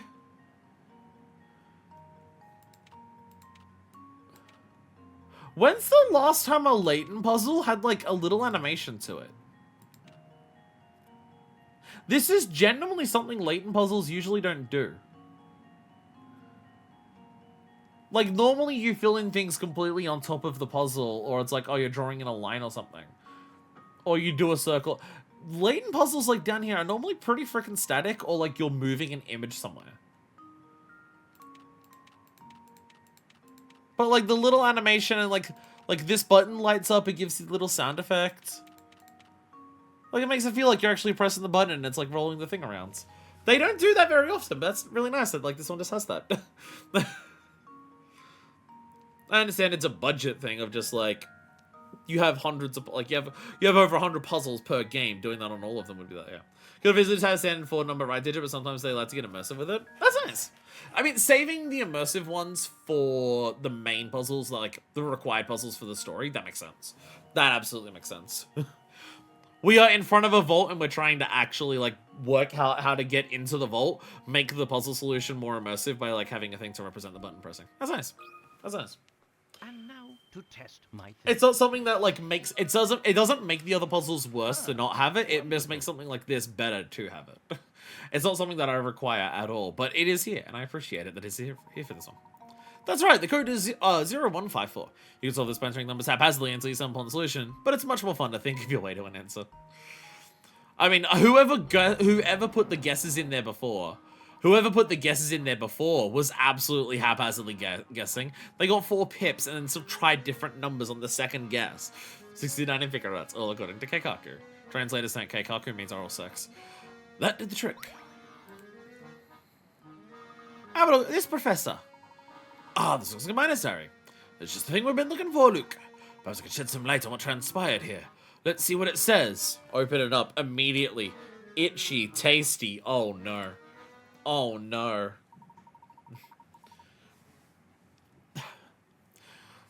We dug up some funny mineral that I've never seen before. Here in the Duke's gold deposit. So not gold. Something other than gold. He's sure the ore can be found in some other kind of precious metal. Personally, I feel like there's something sinister about this stuff. Not that the Duke cares one bit. No, he'll have his way and we'll keep digging. I'd bet my life on that. Some other kind of precious metal? But I thought this was a gold mine. So is this what's making everyone in the town, like, sick and dying? Did the Duke find, like, fucking asbestos down here alongside the gold? And that's, like, what made everyone, like, sick and die? I mean, to be fair, that explains, like, one aspect of False Sense, and to be fair, there is, like, a lot of fucking mysteries when it comes to False Sense that we still don't understand.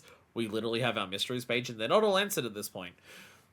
But, like, everyone getting sick and just leaving the dropstone, did the Duke just happen to also find asbestos while he was down here mining for gold? Ever since we unearthed that awful ore, people have been dropping like flies from some unknown illness. There's so many sick people in town that half our miners have stopped coming into work. They found asbestos. Well, actually, with how fast this is hitting people, I think they found asbestos plus.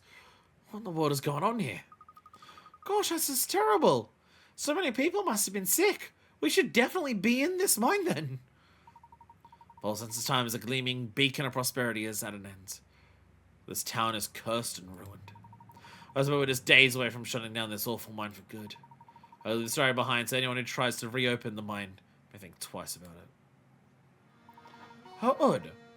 The date on this last entry is just from about 50 years ago. That can't be right. The mine was up and running until recently. Yes, also, we've been told. He found Vampastos, which made all the residents into mice. I'm still not shaking off the idea that we got all secretly turned into mice on the train. I am still not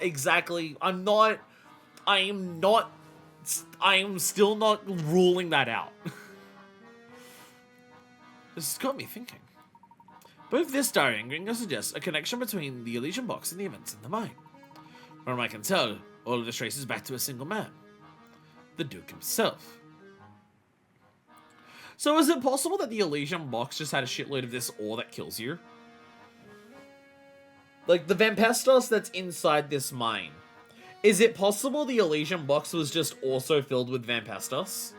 So anyone who opened it just got a big ol' hefty dose of the evil mineral, and then they just died? But then at some point after the, the other professor opened it, someone stole it out of it. Even he himself is long gone. His castle may yet contain the answers to all of our questions. So, does that mean we have to visit that spooky castle for ourselves? Do you mean to tell me you're scared of the place? Of course not! 1,000,000 vampires wouldn't scare me! If there truly is a vampire living in that castle, I'd very much like to make his acquaintance. Layton, you're so fucking cool. I love you. Don't say things like that, Professor. If we meet one, I'm sure he'd eat us on the spot. Professor and Luke decided to venture out to Herzen Castle. Castle.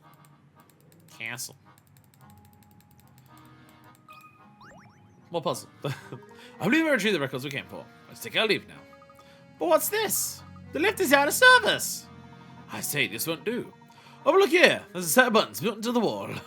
Should one of these buttons will send the lift back up, but they're disconnected. And then they got trapped down here forever, and then they died of Vampastos. This is more complicated than we had to come down. The wires connecting the lift to the button controlling it have somehow been severed. However, if you can connect the negative and positive wires on the top to the wires carrying the same charge below, you can fix the lift. To do this, draw lines between sets of terminals. Draw 2 lines to connect each positive and negative terminal to its counterpart and get it running. Okay. Oh, okay, so, I'm connecting like this, okay. Oh, I was about to say, I'm not sure which parts you're actually wanting me to connect, but okay. Okay, so positive to positive and negative to negative. Right? Yes. Positive, positive, negative, negative. Isn't there too many... Oh, there's literally some that go off screen. I was about to say, isn't there too many wires for this? Oh, they literally go off screen. Some of them literally go off screen. Okay. Alrighty. Follow you. Whoa, whoa, whoa. Okay. We have a positive. And then we go... Whoa, whoa. Okay. They go there. And then negatives. They go, whoa, whoa, whoa. And then we go, whoa. Oh, we're going up to the top of the roller coaster. Oh, we're cresting the hill. Ah!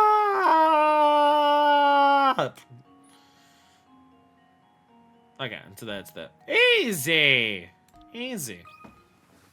Am I entertaining? Puzzle solved. I'm trying my best here. I'm trying my best. Am I entertaining? Puzzle unsolved. We're back in business. Look, this lurking again.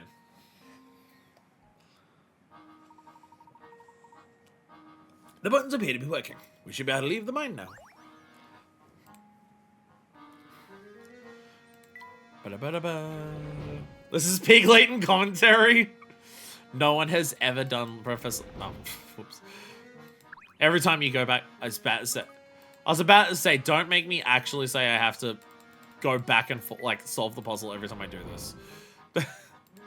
I was worried that it's like resolve the puzzle every time you want to go up and down. Oh. Hi. Hello, friend son. Am I glad to see you? I was sure I'd never see another soul again. Hello, Pavel. Hey, I know you.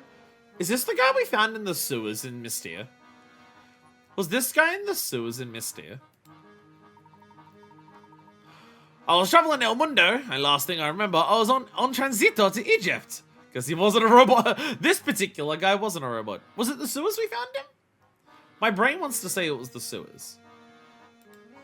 Tell me, por favor, how long ago were these fine pyramids built? Sorry, sir, you're not in Egypt. Yeah, the sewers. I'm shocked I remember that. Sorry, sir, you're not in Egypt. Do you remember how you got here? I'm in the fog, yes, senor. Un minuto, I'm headed for Africa. Next minuto, I'm down here. I'm going around aside poking at this thing to pass the time, and I think I broke it. Ah, yeah! Help me fix it, s'il vous plaît? Balancing ornaments. Small ornaments dangle from a metal bar, and they're thrown off. And they've thrown the bar off balance. Pavel's a treasure. The 5 ornament strings are spaced equally apart. Oh, I can't do algebra. I'm looking at this immediately, just like I know algebra can solve this, but I can't remember how to solve algebra. Any type of ornament weighs a different amount. 3 light ornaments weigh the same as 1 heavy ornament, while 2 light ornaments weigh the same as a medium ornament. Place one of the 3 ornaments in the rectangle in the space marked to restore the bar's balance.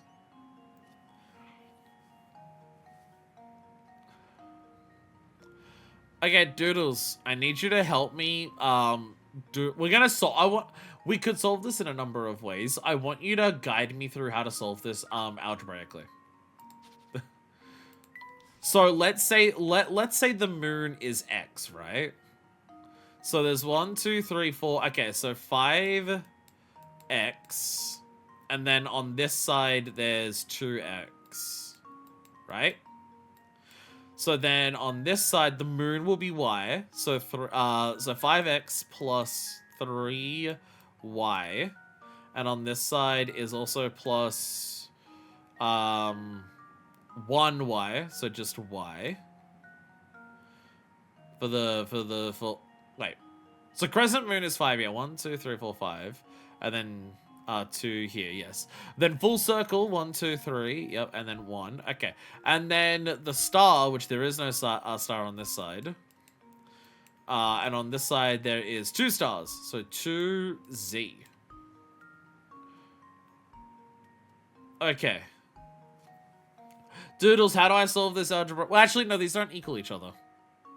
No, these don't equal each other because one side's balancing, one side's fucked up the other one. Never mind, they don't actually equal each other. Shit. They don't actually equal each other. That doesn't work.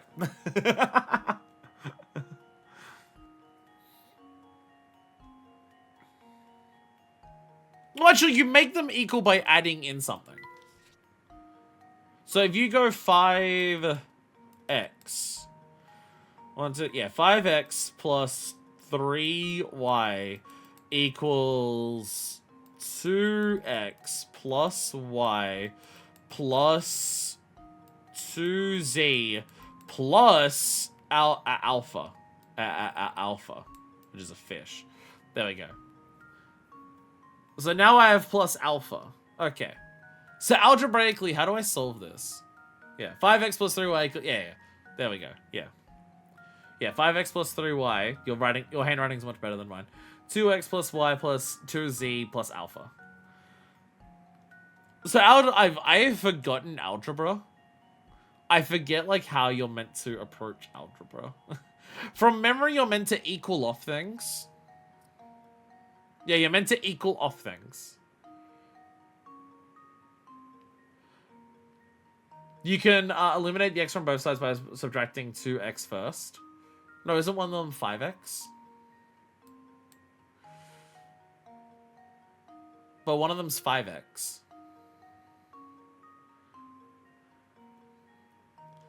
It's 2x and 5x. So what would subtract? Like subtracting to it. Yeah. You can eliminate from one side. Oh, okay. So we're just okay. Okay. So what we make it is okay. So we make it so now it's 3x plus 2y. No, fucking wrong way around. Wrong way around. 2x plus 3y, and the other one has it entirely removed. So it's now y plus 2z plus alpha. Okay, yeah. My alphas are getting worse. Okay, so there we go. There we go. So, would we now just minus 1y? So would minusing 1y now be the solution? So now it's 2x plus 2y equals 2z plus alpha. So 2x plus 2y equals 2z plus alpha. Yeah. So now where the fuck do we go from here? Oh, divide by 2. Divide by 2? So it's x plus y equals z plus alpha divided by 2? No, wait, is this a 3? No, this is still a 3, isn't it? No, this is still a 3. I don't know why I'm writing 2 there. No, never mind. Never mind. That's still a 3. I've done algebra. It's just, I did algebra 15 fucking years ago.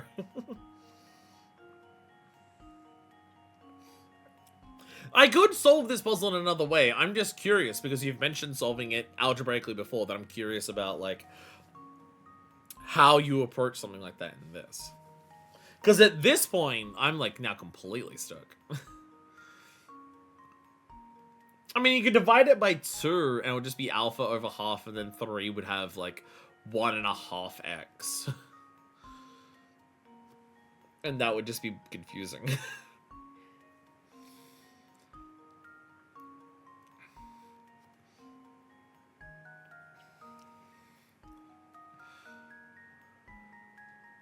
What, have we stumbled across the one where you can't solve it algebraically? Because there's also alpha is one of these.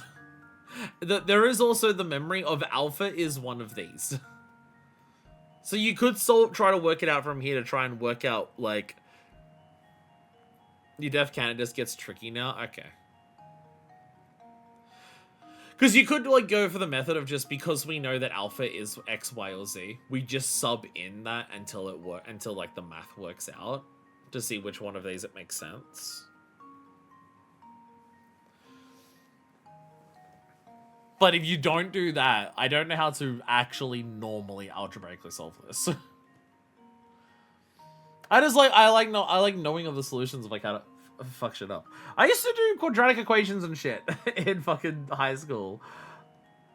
I did fucking, like... What's the shit where you like you gotta work out like the formula under a curve and stuff like that? I did that shit in high school, but you know, I'm old. High school was a long time ago for me. This is not a skill set that I have kept up with. Definitely not a skill set I've kept up with.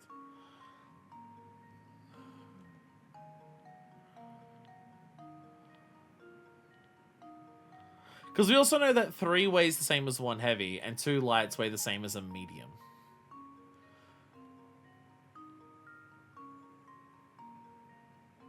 So we also know that, like, out of X, Y, and Z, realistically, one of them is 3 times the same thing. Right, so we're working with the variables of the values of 3, 2, and 1 for these variables. That's why I'm confused. If this was a 2, I'll divide everything by 2 and I could work it out. But because it's not, I have no idea. Like, I don't remember algebra enough to, like, know this. Like, I'm asking for you to tell me. I am asking you to tell me how to do this algebraically. Because, like, the puzzle's whatever, right? The puzzle's whatever. I'm just curious about other methods of solving it. I straight up don't remember algebra enough to, like, know what to go from here. Like, I can't guess. I can't guess because there's, like, a thing you're meant to do, and I don't remember what the thing is. Because I can work this puzzle out in a number of other ways. This is not a hard one. I'm just curious about this type of solution to it.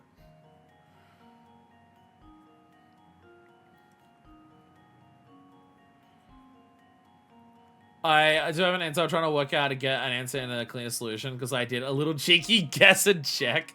You bifurcated it. You did bifurcation. No. So that's kind of what I wanted to do. Well, I guess I wanted to do trifurcation because I wanted to slot in all 3 possible answers and see which one made sense. So I guess it's actually trifurcation. Assuming that's what that word is.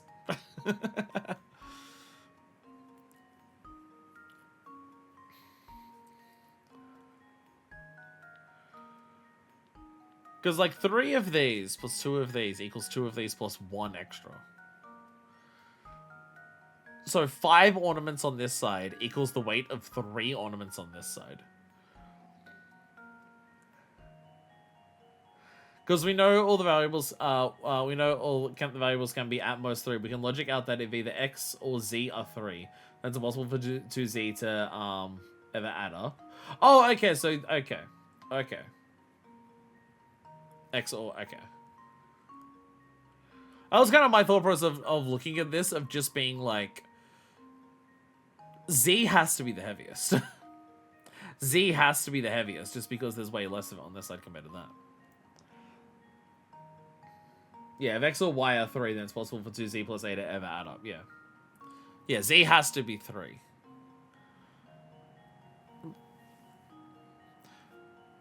I don't know if that's like a clean... Because, I guess... If you were working out this problem algebraically, is there no actual way to solve this unless, like, what you're doing tells you some more information about these?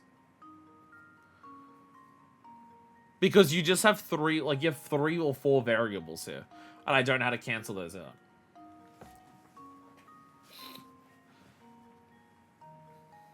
But, because I feel like most puzzles, like, most, like, things that I've done like this... Like, you're given either just a clean answer that you can solve out, or you're told something about the equation and then using the equation to, like, sub in things from the question. From memory. From memory.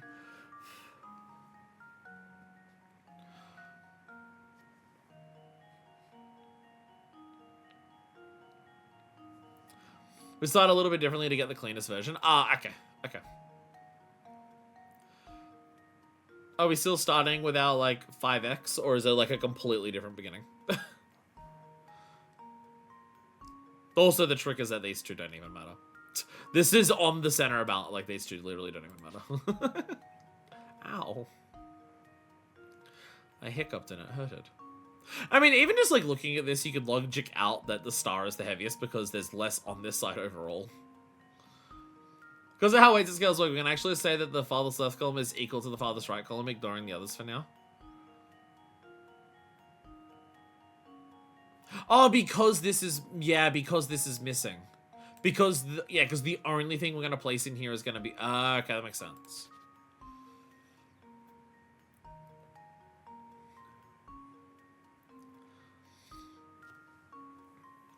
Could we go for the real cheating answer and just be like, if this is equal to this, star is the heaviest, and just say like 3 plus 1 it equals 4, and then this equals 1, 2, 3, 4. I think you put a moon here. I think that, like, if you're looking like not using algebra, that would be a very simple way of solving that. Because you know if this is going to cause the whole thing to balance, you are correct. This and this will likely balance, so this and this would balance. Assuming I'm mathing that correctly.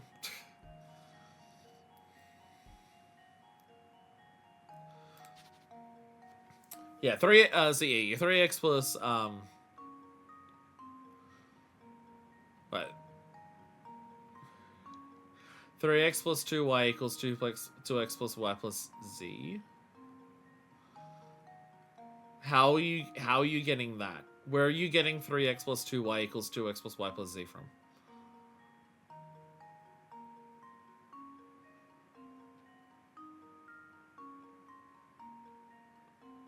I don't know where you're getting that from. Oh, is this... Oh, you're just doing the outer columns. Sorry, okay, yeah. So, yeah, just the outer ones, yeah. Yeah, it's just the outer ones, yeah, okay. Yeah, so 3x, 2y equals... Yeah, and this is, 2x, y, and z, yeah. Subtract, subtract 2x and y from both sides. You get x plus y equals z, which proves that z must be 3, yeah. Okay, yeah. And now that we know that z is 3, we can do the inner ones, yeah. So, yeah, x plus... Yeah. 2x plus y equals 3 plus a, yeah.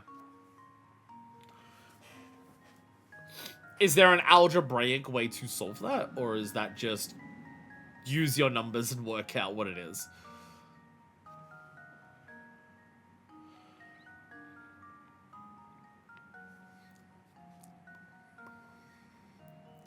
Algebra's confusing. This is why I stopped doing algebra. Well, also I finished school. I also finished school. That was probably the bigger reason why I stopped doing algebra. Is because I graduated from high school. I graduated from high school and didn't do a job that required it. And me studying physics, when it came to doing the algebra part, I would usually look it up. I was good at it in high school because, you know, I was practicing it every single fucking day. You get to a certain year in high school and literally the only shit that you do ever is that.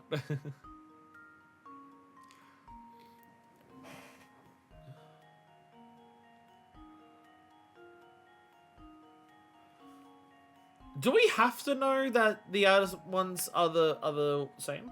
Do we have to know that? I guess because of moments. If these two didn't weigh the same, then you'd have to factor in distance from the middle to make it, and I'm going to assume they're not going to do that. I'd assume they're not going to do that. Instead of subbing z for 3, we can sub it for x plus y, since we already proved that it must be true earlier. So we get... there we go, yeah. 2x plus y equals x plus y plus a. So you just minus an x from that, you minus a y from that, and then x equals a. Yeah, yeah, x equals a. Which is the moon! Which is the crescent moon, yeah. There it is. There it is! See, we can do algebra for this. There we go. There we go. X equals a, and we already know that x is the crescent moon. There we go. There we go. I mean, typing all of it in a Twitch chat definitely doesn't make it easy to like actually write all of that. It doesn't make it easy to try and like write algebra in a Twitch chat box. But yeah, puzzles like this you can absolutely solve with algebra. There's a number of puzzles across like both of the games that I've done so far. You can absolutely use this method. I'm just not good at algebra, so I've not done that. And now to test my theory. Bam! There we go. Huh, There we go. wonderful. Are they going to mention about how the two outer sides have to be the same? Otherwise, like, it would throw the balance completely off. Good job! The crescent moon ornament is just heavy enough to balance things out. A single star ornament weighs the same as one sun and one moon together. The strand of ornaments that is supposed to counterbalance the one with a doesn't have any star-shaped ornaments. But if you compare the ornaments as shown above, you can work out what should go in the space regardless. Yeah, so it is like counterbalance specifically, whereas like these two counterbalance and then these two also counterbalance. Yeah.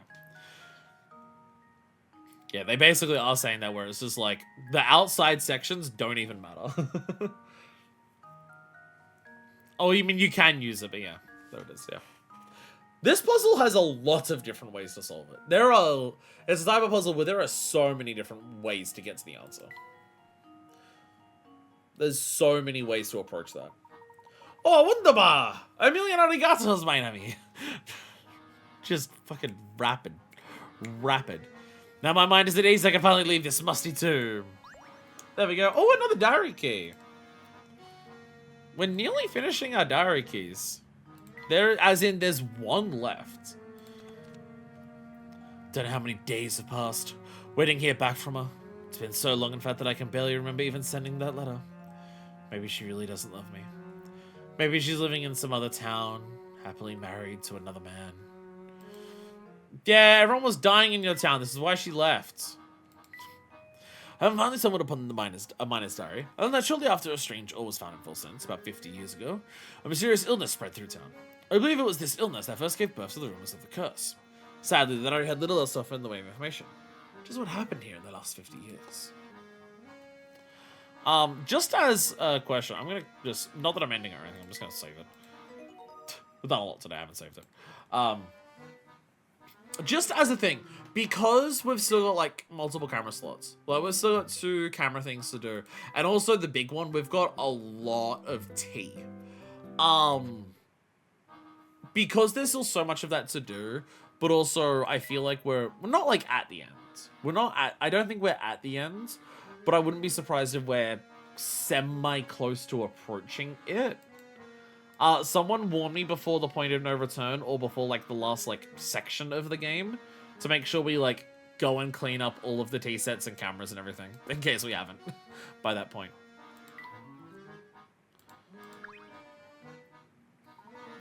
Ah, yeah, I get it. So you're on a train to Egypt. Because, yeah, we've only got, like, one diary thing. There's a couple of other things that are there, but we've got, like, so much tea to still deliver. Oh, hi, Joseph. Oh, Mr. Layton. What are you doing here? Now, look. Sir, if I may be so bold, what brings you to these parts? Well, to be blunt, sir, I've been doing a bit of, spying on you for some time now. You've had quite the investigation. It won't be long before it all snaps into focus for you. Just for that reason, I feel I can no longer hide the truth of this place from you. What are you getting at, sir? You've seen my studio? All those pictures of the town there? Those are pictures I took. The ones in the station are my work as well. Those photographs have had my interest for some time now. As they should, Mr. Layton. Do you remember our last meeting at my shop? We had a certain strange phenomenon occurring, and photos taken within Fulsons. Yes, just one curiosity among the many we've seen in this town. Feels as though the whole of Fulsons conspires to keep a secret hidden from us. Your feeling is right, sir. You see, Fulsons is a cursed town. Cursed? To call it such may seem base, but I assure you the town's past is the very definition of the word. Perhaps the curse is a punishment we are meant to endure for the great mistakes of our past. But all nightmares eventually end, and I feel it won't be long now before we awaken. Huh? I encourage you to head to that castle in the distance, and meet with Duke Anton. Is this Anton the oldest son of the previous Duke? He is. Duke Anton has presided over Herzen Castle since his father's passing some time ago. I served the Herzen family until that day 50 years ago, when I left it behind and fled. I don't think Anton will ever forgive me. You see, he's a man who abhors betrayal above all else. Betrayed by his son, betrayed by his dad, because his dad just was a dick, betrayed by his love of his life. What transpired 50 years ago? Yes, all your questions can be found at the castle. I urge you to head there. Perhaps a voice of reason like yours might persuade Duke Anton to listen. You believe he'll settle the matter? We'll visit the castle. Yes. See with your own eyes what's become of this town. Perhaps then we'll finally reach the end of this dark tunnel we've been traveling through. Look, Gabriel's destination becomes apparent. You know where we must go next, don't you? We were taught to scared to death of vampires who's living out at that castle. A chat with the photographer only raises more questions. What happened 50 years ago? And what on earth is going on in that castle? Almost overnight, the Herzen family became incredibly wealthy when they discovered that seam of gold. We don't understand the story behind that. A question that the Elysian box will be answered. But how are we going to get into the castle, Professor? I think it's the kind of place we can just waltz into. Oh, but I wouldn't say it's impossible by any means. What do you mean? We'll leap the fence, my boy. The tracks we saw on the road to the castle were still very fresh. It would seem that the stagecoach is bringing someone to the castle every day. We didn't only follow it to find our way to the castle. Oh, of course, that stagecoach is our ticket in. Excellent deduction. Luke, now shall we get going? I'm ready whenever you are, Professor. Just lead the way.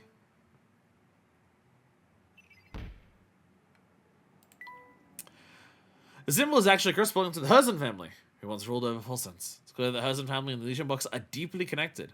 Interesting that, like, this is the moment where it counts as this being solved. The vampire we don't know about, the dilapidated station, Katya, and then the Elysian box. It's interesting that this is when this counts. I guess it's because the end of the... No, it's not the end of the chapter. Oh, because it's not far away from town.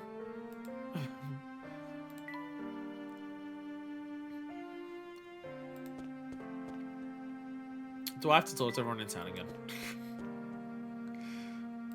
Will people have any puzzles for me in town?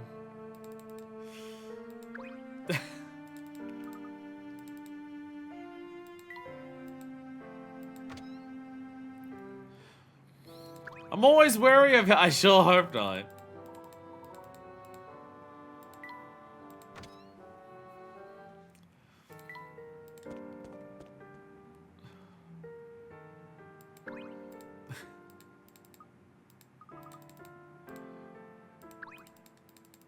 We'll just like rapidly click through everything. Go on turbo mode. They added a Sammy puzzle in the middle of like this when it was like go to the other thing, so. How am I missing so much tea still?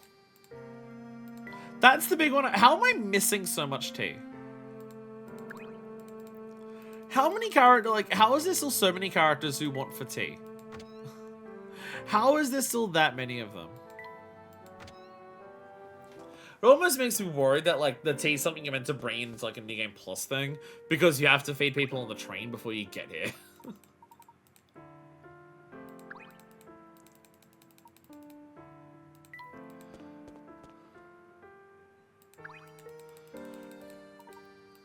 They seem to be nice enough to not put any here. But I also don't trust this game, is the issue. I think team might require a partly poor luck with the request popping up. I don't know exactly how the system works. That's why I'm saying, like, if anyone knows when the point of no return is in this game, to, just mention it before we get there, and we will do the tea grind. Because this seems like, if most of these characters that we're running into here want tea, then it feels like we're in pretty freaking poor luck. That, like, so many characters have not asked for goddamn anything. Like, we only just recently got all of the tea options. And there was a couple of characters that we ran into for tea where we just didn't have any tea that they wanted.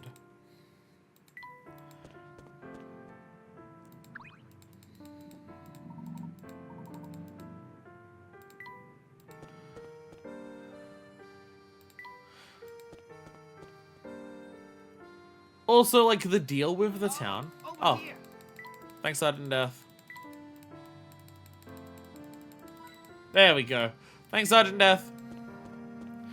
The deal with the town. As far as I know, the point of no return is the final cutscene. I can point at just in case, but you'll probably know when that's coming up. Okay.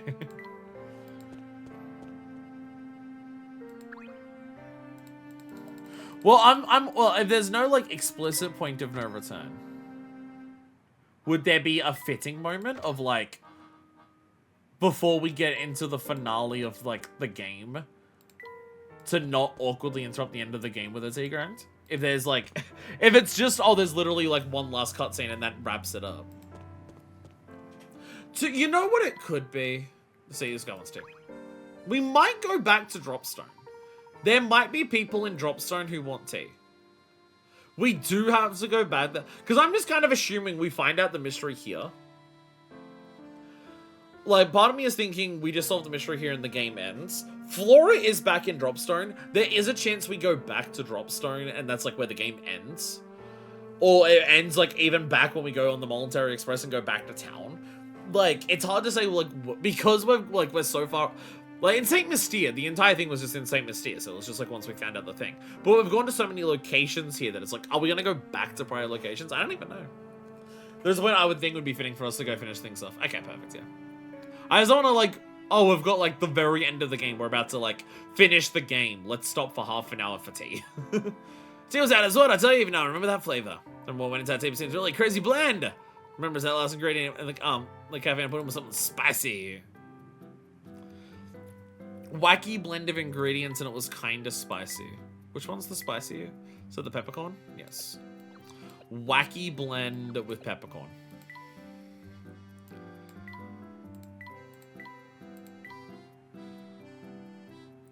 See, this is wacky. And it has spice in there.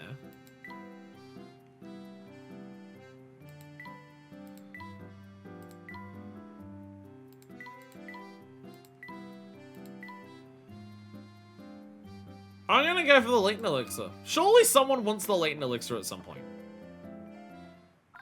Yeah, there we go. It's a wonder tea. Hope it gives your concoction a big thumbs up. This is it. Me and my mates will play cards late into the night. We'll down a cup after this. I'll show you, but you really came through for me. Cheers, mate. Glad to be of assistance, my good man. So this is like a tea that you and your friends have been drinking for a while and has existed before. So we're riding on stolen valor by calling it the Layton elixir. Got it. You're a brainy one, but you're not the first clever clogs to visit this town. We used to get loads of them. This little old bag, an old man from London came through here. Said he was an archaeologist. Who made cards and put the world to rights. He was in town reaches and something or other. We found what he was looking for. Is that our friends who died? Is that our friend who fucking died? Well, we haven't got any new puzzles, but there was tea. And we already know that that guy literally already said, I've done what? You want tea? Like a true London archaeologist, Layton takes things other people made and claims ownership of them. No, not Layton, the colonialist. No. What seems to be the matter, young man? I'll stress him out something that happened a while ago. It's nothing, really. Kicks the dirt, looks up.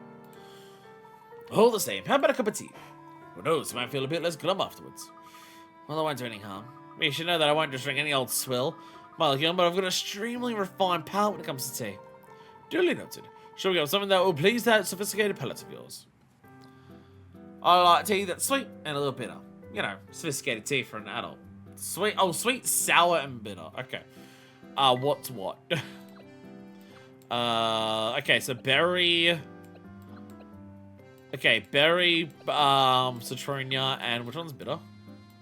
And tonic flower. Okay.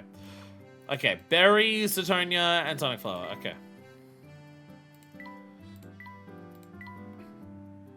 Not the one with seahorse.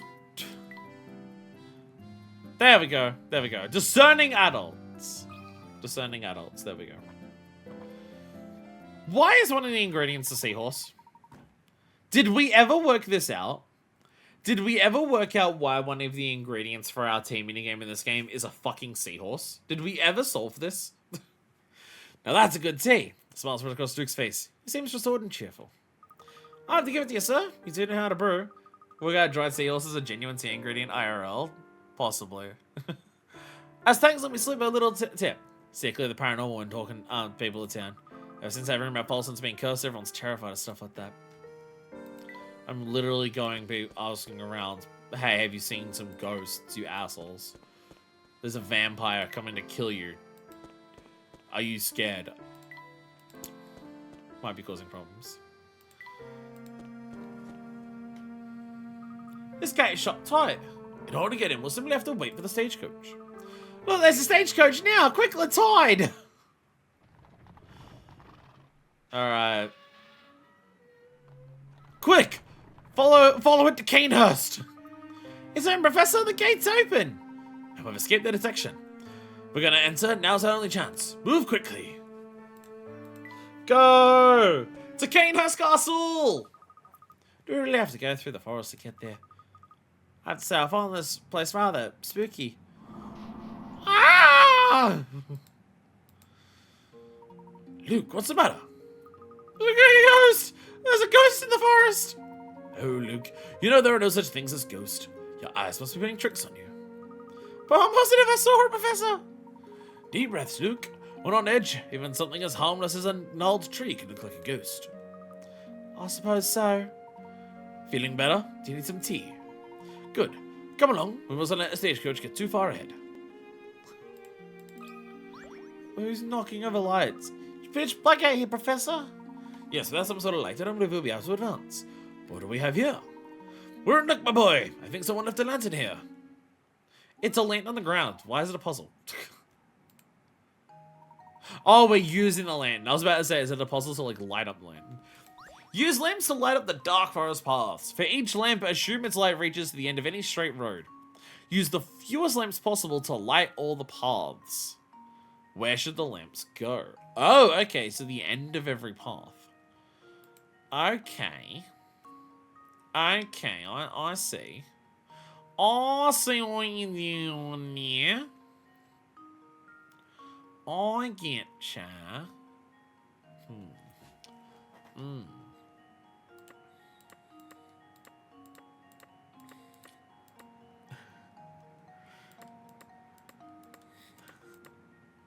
Clearly. The fact that they don't actually stay illuminated feels kind of mean. They don't actually stay illuminated.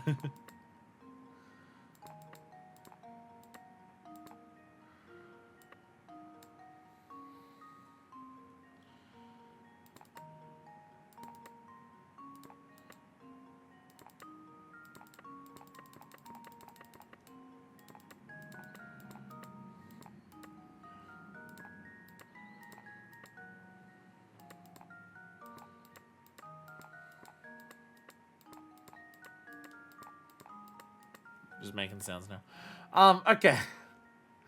I'm just gonna put some down to start with.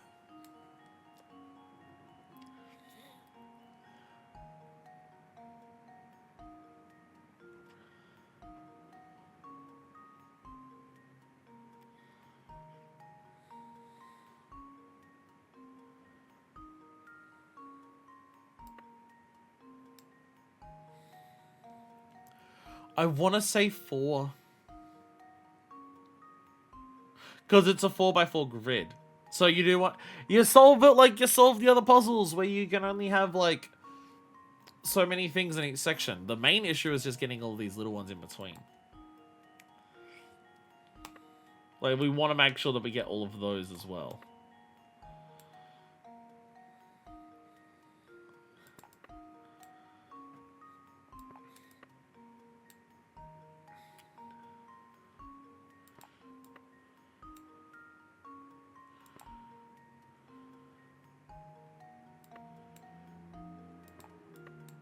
I think it's more complicated than that. I think it's more complicated than that.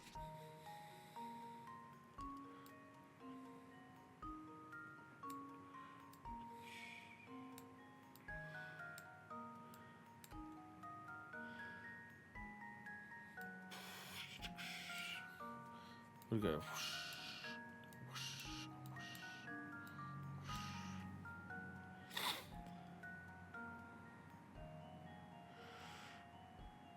Some might have to double up.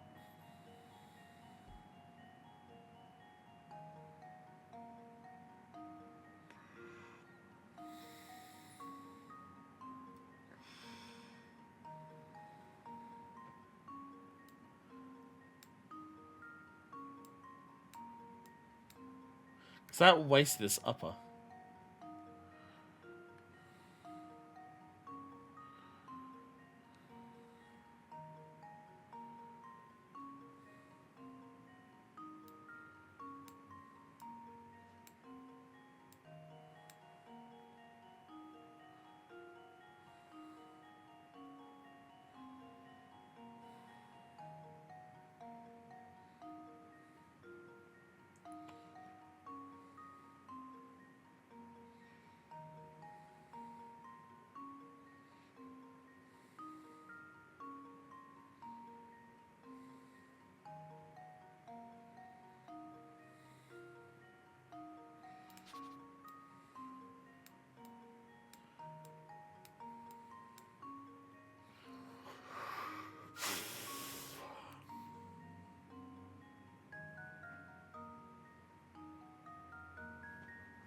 It's just trying to work out, like, definitively, oh, this would be the least.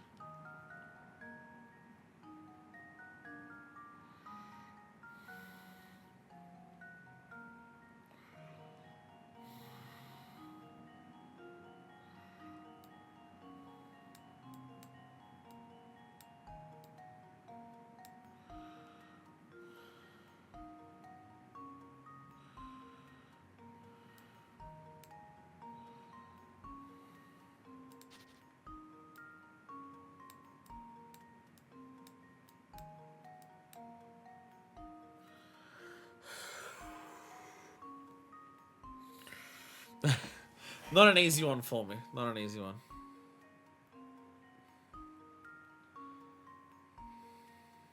So I feel like if I put something here, this is a waste. Because then I have to put like 2 down here. Because I would be like,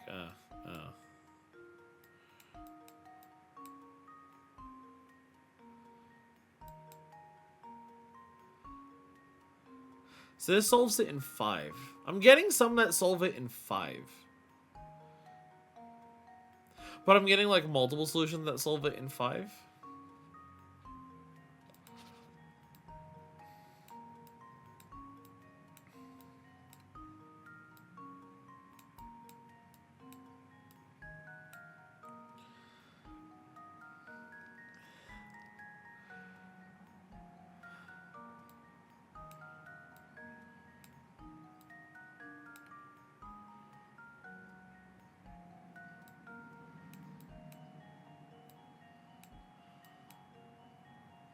I'm getting so many that solve it in 5.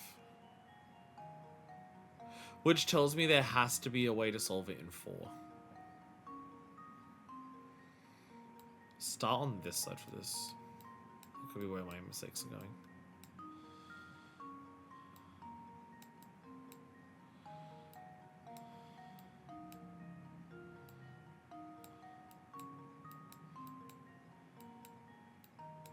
There we go. There we go. Bop, bop, bop, bop. There it is. There it is. There we go.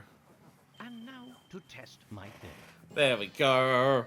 I figured it'd have to be 4. I figured it would have to be 4 just because, again, you work it out the way you work out other puzzles where it's just you've got, like, make sure each line and, like, make sure each row and column only has 1. And just work out how to make it work with the weird diagonals.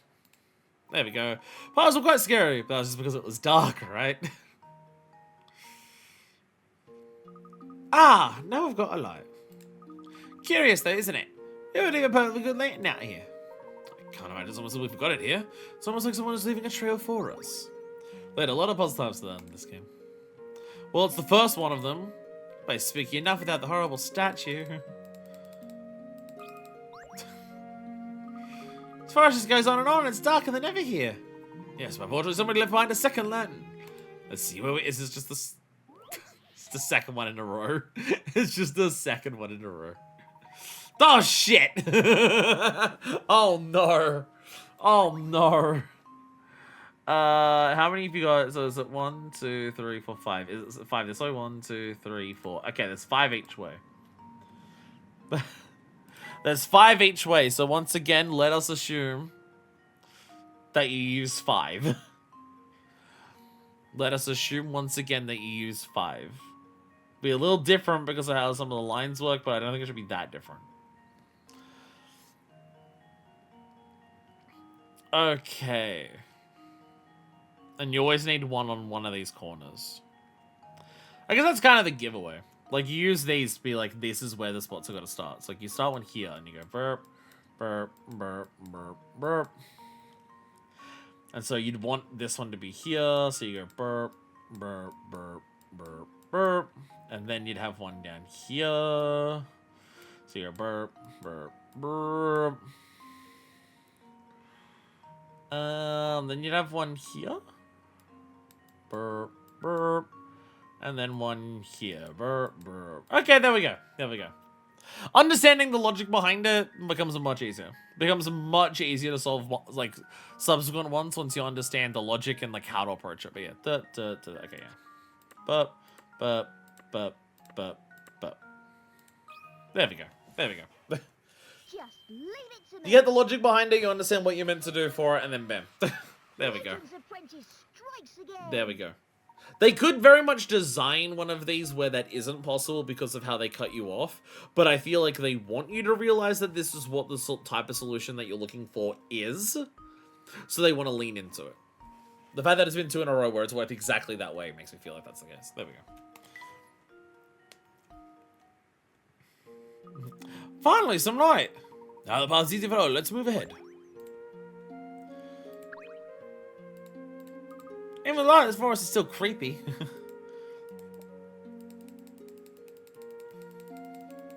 There we go.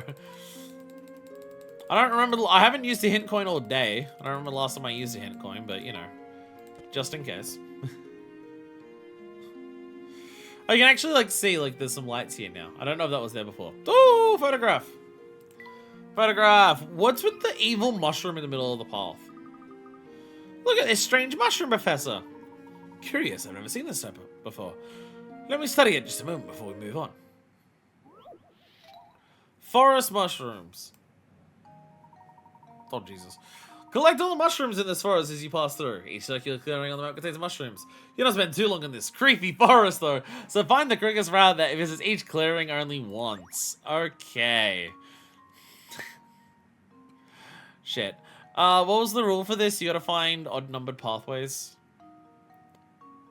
Wait, we're not trying to work out a start point. The odd-numbered pathways are what we're already on. 1, 2, 3, and 1, 2, 3 at the end.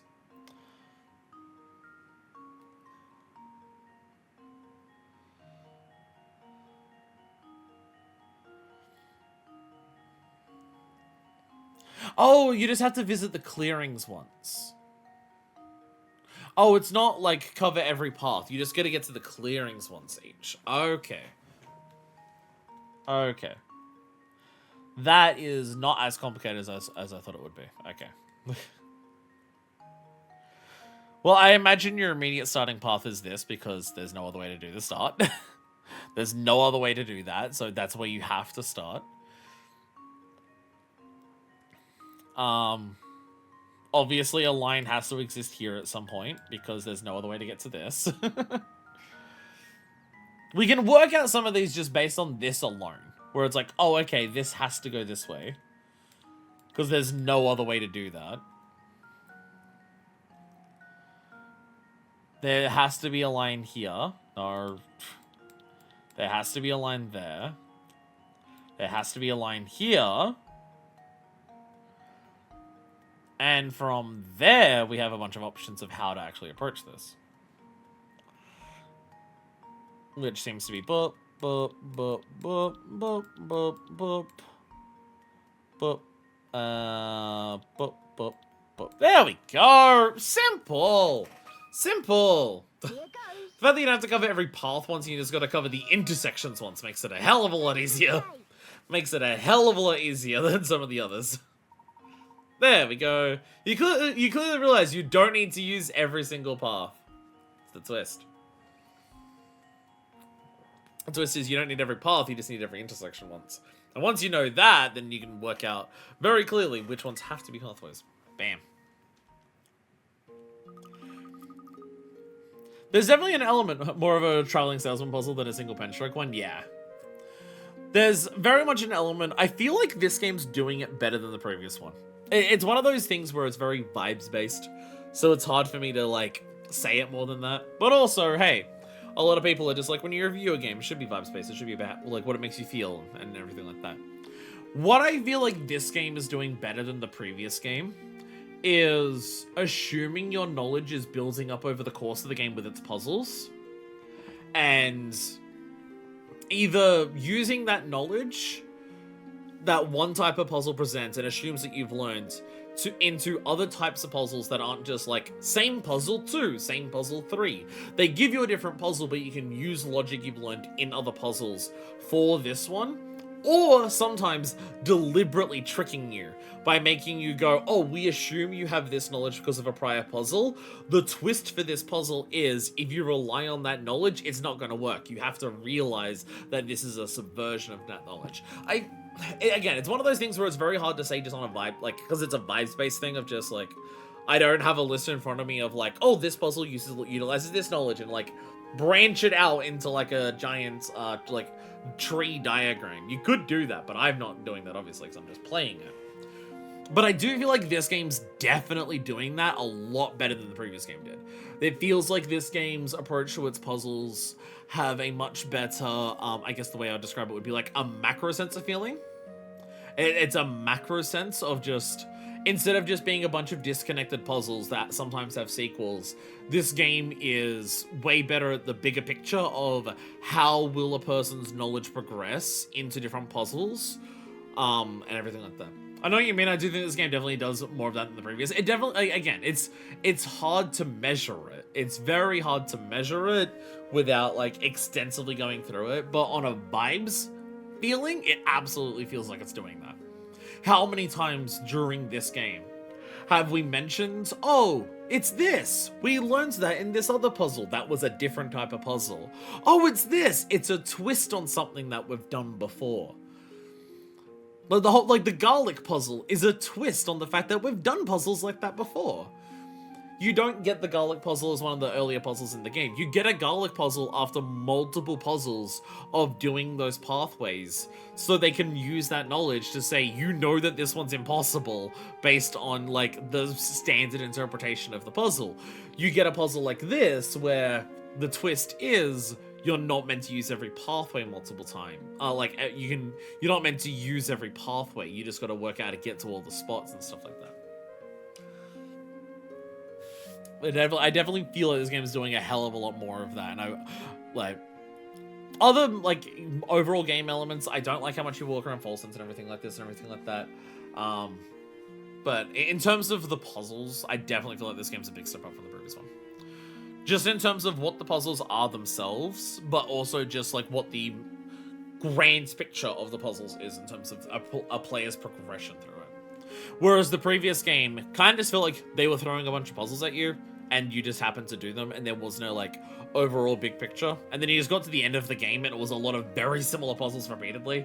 Like, the end of Curious Village has a lot of block puzzles.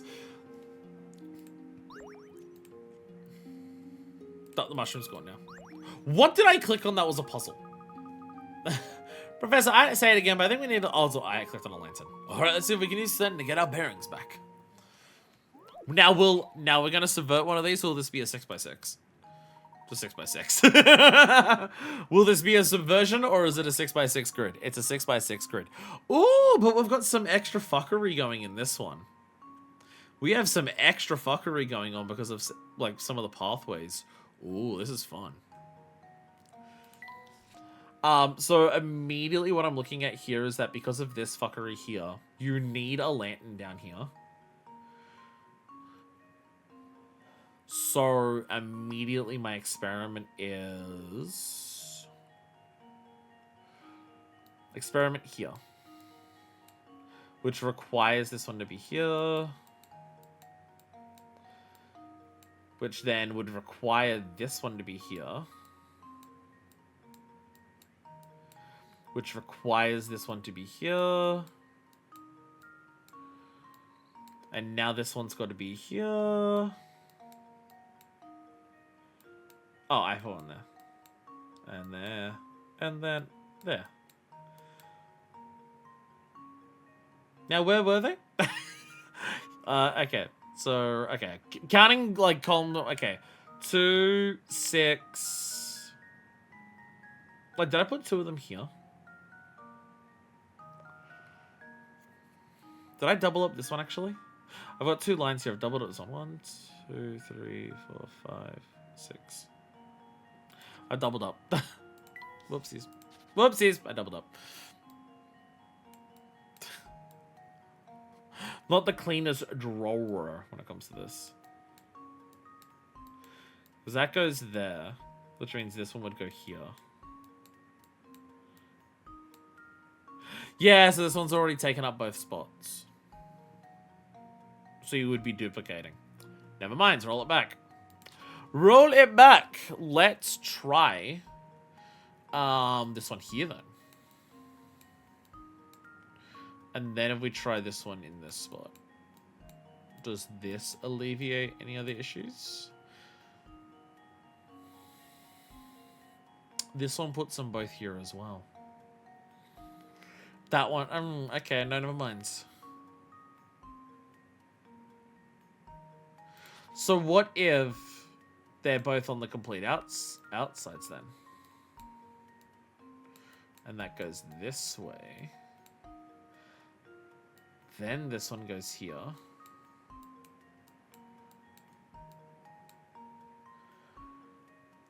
And then this one can go here. There, I think that makes sense. There we go, that makes more sense. There we go. So yeah, 2, 4, 3, 2, 4, 3, 6, 5, 1. So 2, 4, 3, 6, 5, 1. There we go. Yay! Just leave it to me. There we go. Bam! Piece of cake. Ta-da! Ta-da! Yeah, I can see again. That's much better. There we are. Does it light up the map here? No. Does it light up the map here as well when I do more of that? No. I don't know if we have extra light. This place is spawn chilling. Coin. Coin! Oh, over here. Remind me of a few different puzzles. I'd tell what they're most like, honestly. What'd you say? Mushroom's got poison written all over it. Again, the way I'm solving them is very much the...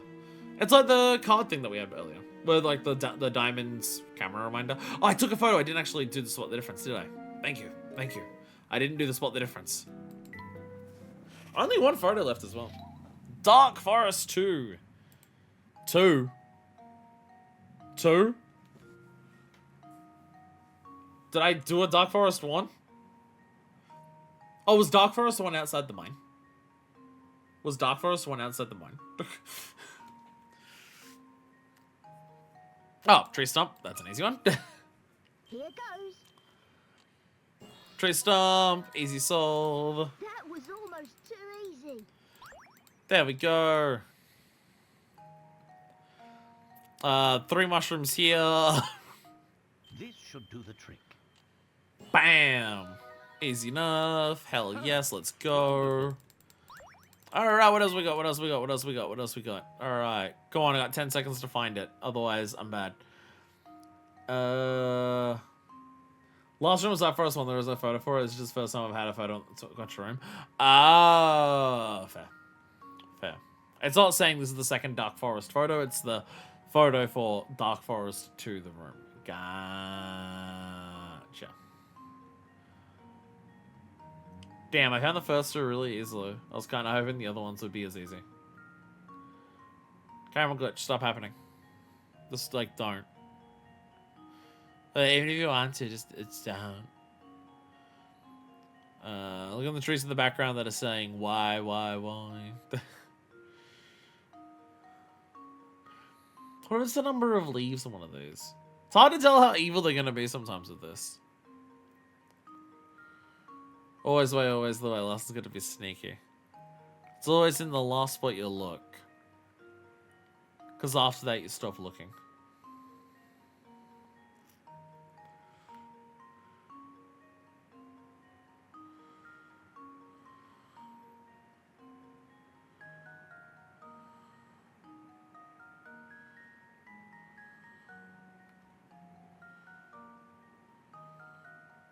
Is it this smiley face?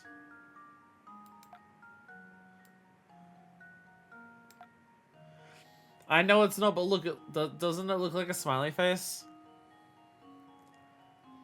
Like, that's an eye, and then this is a mouth. It's a little face. It's a little face. It's got 2 dots for an eye, and then there's a mouth there. That's the person in the trees who's watching us go through the spooky forest. But they're smiling, so you know they're chill AF.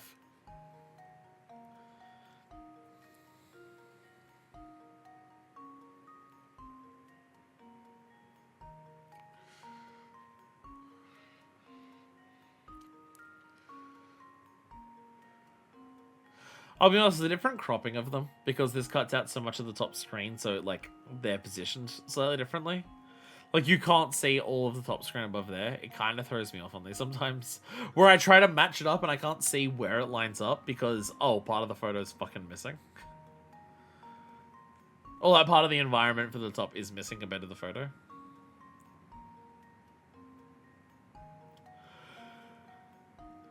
You're low battery. Sorry, my headphones were telling me they're low battery.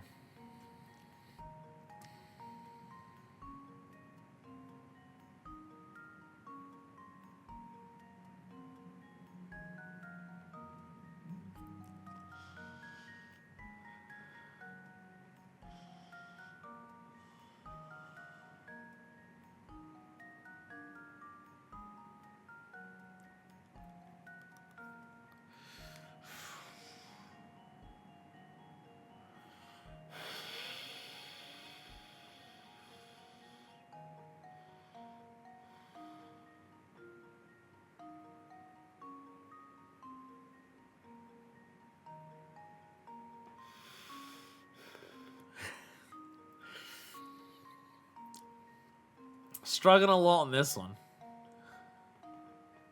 First two were so quick.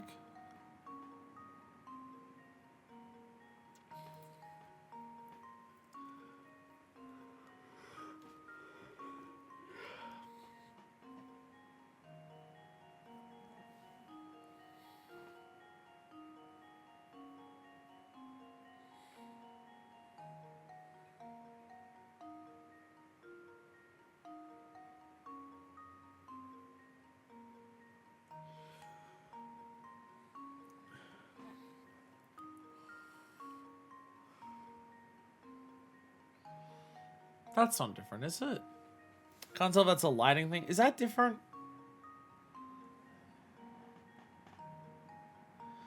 Is that gap there bigger in this one? Is that what it Here is? goes. No.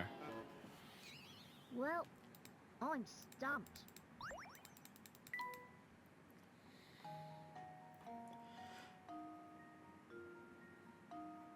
Oh, that's what it is. That's the. I'm looking at this being like, why does this look like it's different to there? It's the extra bush there. I'm stumped. Funny look. I'm looking at this just being like, why does this gap look shorter than this? It's because there's an extra bit of leafage on there. I was on the right spot. The overall thing was looking wrong, but I didn't see why it was actually wrong. It got me. It got me. I knew I was onto the right, I didn't know, but like, I was on the right track. I just couldn't work out why it was. There it is. There it is. All right, up in the wise of the trees. One photo left. One photo left. There we go. Surprised I didn't give it to you anyway. You're like half a centimeter away from it. I didn't accidentally just select it. Oh, look, I found a hidden puzzle. Light the way for a starry sky.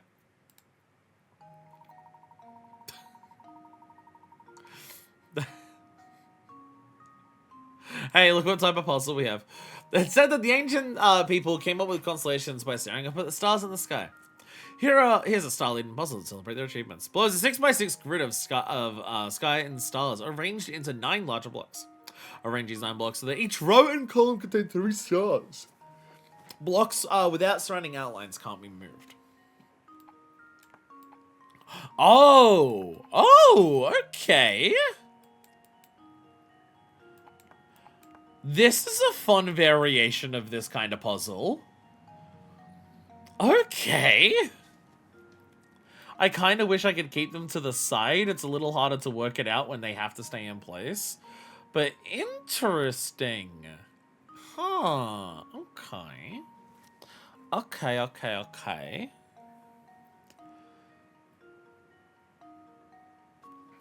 Arrange other 9 blocks so that each row and column contains 3 stars. Okay.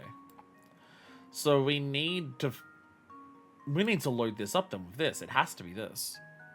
Because these two have to stay in place, and they need 3 stars, so it's only this. What a twist! Yeah, this is what I'm like. This shit's fun when they do this kind of stuff. Alright, out of all of these, so this whole row here can only have 3. So we need something that's only 1 in each. This one can't move, so it has to be this one. There we go. So now we need... Oh, but that means we need nothing over there. Oh, I guess we could do 1 in each. We do 1 in each like that. Never mind. Never mind. They all have to have stars. So 1 in each there. Perfect. Okay. So now we need...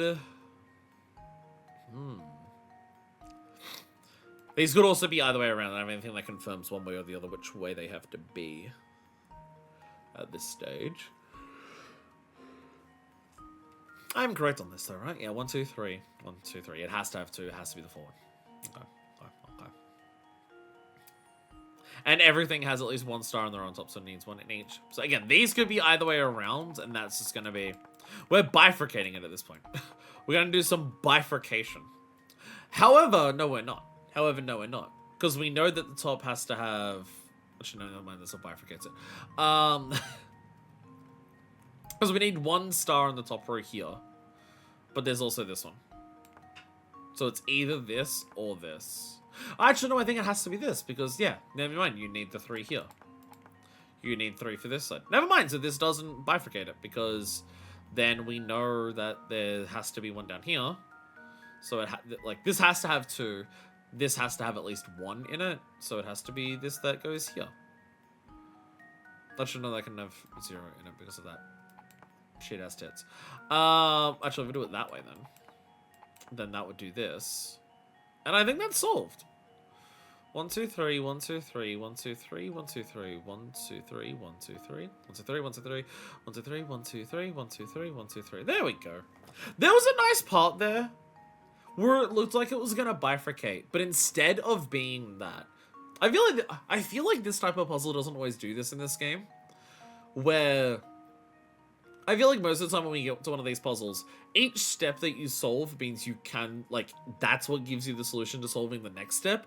But I had a situation here where I could solve 2 steps at once that were different to each other, and I had to solve both of them, like, at the same time for them to join together to another answer.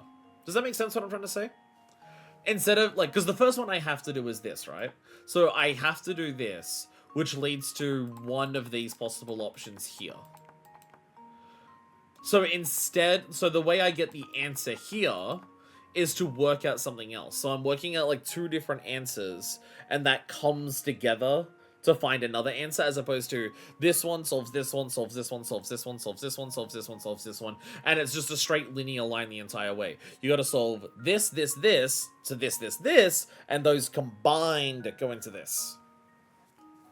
That is how you design a good Sudoku-style puzzle. Okay, yeah, okay. So good Sudoku puzzles aren't just one... Okay, so that's... Okay. That answers the thing before about just, like, how do you design a good Sudoku puzzle if you don't rely on just bifurcation or trifurcation or worse to make it possible to do an answer. There it is. There it is. You have the solution not be a single linear pathway where every new like solution you find tells you the next solution. You've got multiple pathways of solution that you got to try and combine in. Ooh. This is one of my favorites in the game so far. I know it's not hard. I know this isn't a super hard puzzle, but how this builds on the logic that we've been using in this game for puzzles like this, including like the Light the Way, like this is a different version of the Light the Way puzzle we were just doing. But doing a complete twist on it where it's not just, oh, fill in the spots. You need to move entire sections that are pre-made. And that thing where you've got to combine it together. This is a really good evolution on a lot of puzzle types that we've done in this game. Especially a lot of them today. My headphones died. This is a really good evolution on a lot of the puzzles that we've done. And and also requires a solution that is different to before. As in multiple pathways. Because, like, all of the Light the Way ones, were the exact thing that I was just talking about. One solution told me the next. That solution told me the next. That solution told me the next. It was always like one by one by one. I'm sure there are other ways of doing it, but I was able to solve all of the Light the Way puzzles in sequential order. Do one, do the next, do the next, do the next. But for this one, I had to combine them. That's what I mean. I feel like this game is doing the overall level of puzzles in terms of how do all of the puzzles come together in a macro sense for the video game. This game is doing it really well. It's the type of shit where it's like, now that I'm experiencing it in this game, but game audio went really quiet. Game audio went really quiet because of this one. Yeah, it's got to be up to here. Is it 15? Yeah, 15. The audio for OBS is dependent on the audio for my headphones, so I can change that around. Is it still quiet on your end? Before I change headphones, is the game audio at the same level as before?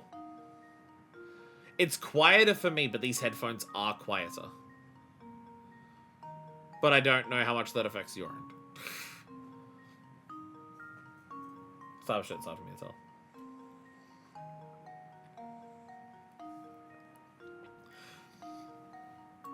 But yeah. Consider this puzzle solved. Very fun. Very fun twist on what we've done before. Leaves no puzzle unsolved. Sounds about right. Might be a special so good volume level regards currently. Okay. I can barely hear it. But I can't turn it up on my end without turning it up on your end, as it turns out. As it turns out. As it turns out.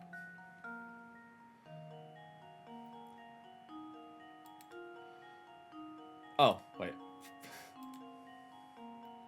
Give me a second. I realize I'm not. I didn't close the window before I redid it. I didn't close the window before I reset the settings.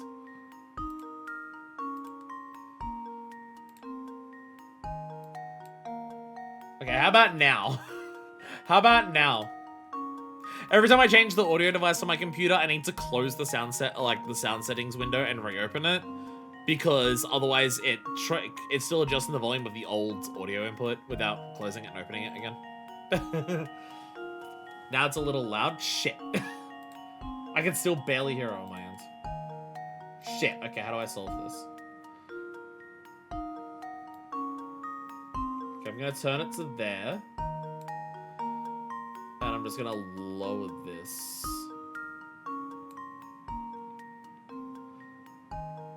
Okay, how about that?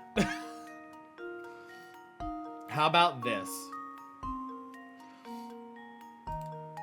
Stupid audio settings. Stupid audio settings. The constellation's a bit abstract, but oh well.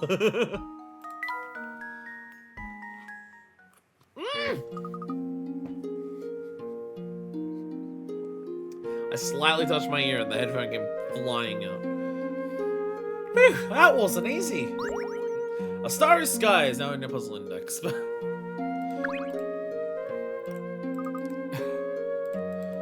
in this forest for a while. Might still be a little loud. Okay, hold on.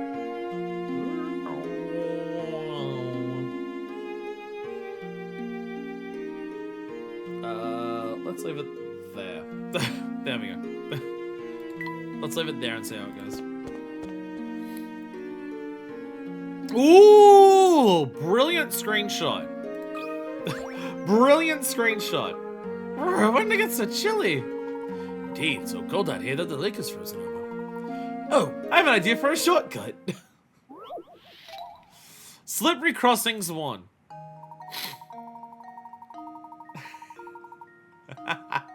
Hey, remember when I was talking about Pokemon gyms earlier? Remember when I was talking about fucking Pokemon gyms on ice? This isn't the Pseudopolis one, but there are other ones in other games that work like this, where the ice is slippery. I think Candace's gym in Johto, I think it is. Looking for the professor's frozen solid ice. It's thick enough to stand on, but so slippery that any movement in any direction causes him to slide uncontrollably in that direction until he hits a wall. While you're stationary, you can change the professor's direction by touching the arrows around him. One of my favorite puzzles in the game just for the theming. I love Layton's ice sliding spectacular. Look at the tiny little pixel Layton. Oh, it is good now? Hell yeah. There you go. Look at the tiny little Layton. Look at tiny little Layton. Okay, so our goal is to get that hole.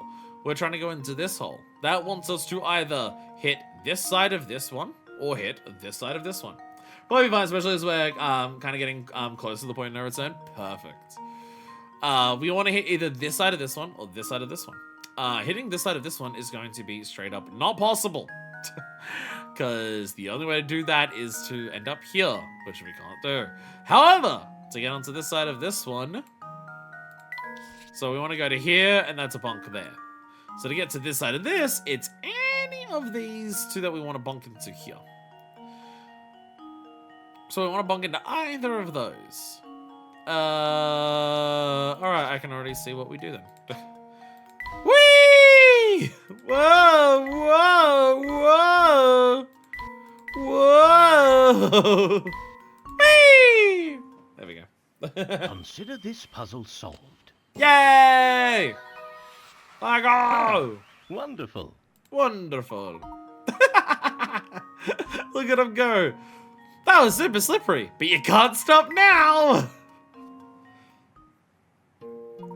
Crossing went as well as we could be hoped for, but we can't stop here. Off we go! Hey! That's Herzen Corsword up there. What just that, Professor? It's nothing but ice! So for us to walk on here, so then tread carefully. Here goes. This feels like the gauntlet. Do not examine bridge. Okay. I'll be honest, this kind of feels like a gauntlet. This feels like an end of game gauntlet of throw multiple of the same types of puzzles at you in a row.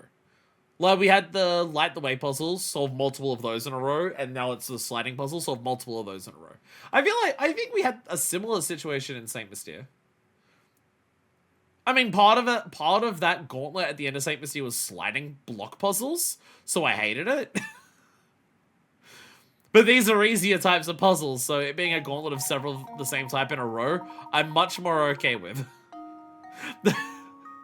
I'm much more okay with a gauntlet of puzzles like this when it's this instead. Alright, so to get into here, we want to hit either this, or not possible. Hit this, not possible. Or hit this, kind of possible. So we want to go bunk. So we want to go bunk. Which to hit this bunk would require us to hit this bunk. Yeah, only that bunk is possible. To hit that bunk, it'd have to go from bunk here. Oh, actually. Much prefer being let into a slip and slide on ice over and over. Okay. Let me double check this. Here, the only way to get to there is from there. You can't stop there. The only way to get to here from here, so you can't stop there. So I do think it's this. And to get to here, you slide this way. You can't stop here, so it's got to be stop here. You can't stop there, so it's got to be here. To hit this dead on. Oh, I guess you could land here. So you gotta land here for that one. Okay. And so to land here, the only spot would be there. Oh, all the way over there. All the way over here. Only way to do that is to get down to the very bottom, I think. And then that will go back over this way. And that would go... There's a couple stop points here. But it wouldn't be this one, because if you got to this one, you'd just go there. So not that one. Actually, I'm not seeing any other stop points here. Have I fucked up? I think I fucked up. Okay, let me draw this line here first.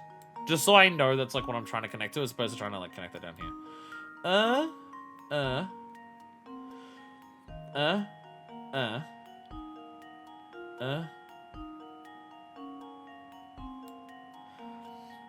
Like here, but you can't stop on any of these to like land on this. So, Oh, I get, because this is a wall. Literally anywhere along this wall you hit, you can get here. Yeah, I think it has to be down here. Literally this entire wall.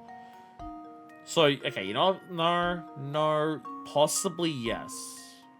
I think that's going to be the spot there. Because then you land into this.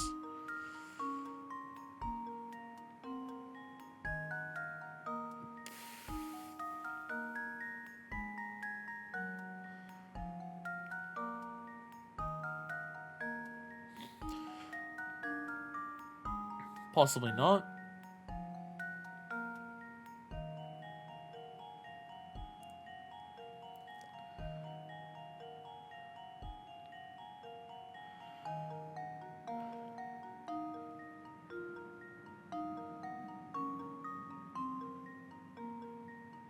Oh, maybe it is down here. Because you can land here. From here.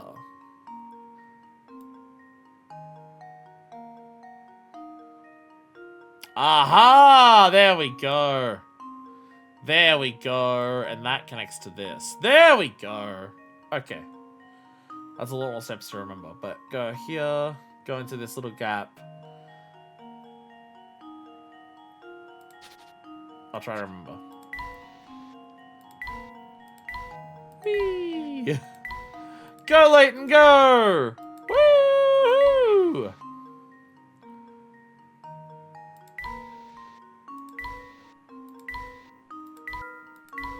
Let go! There we go!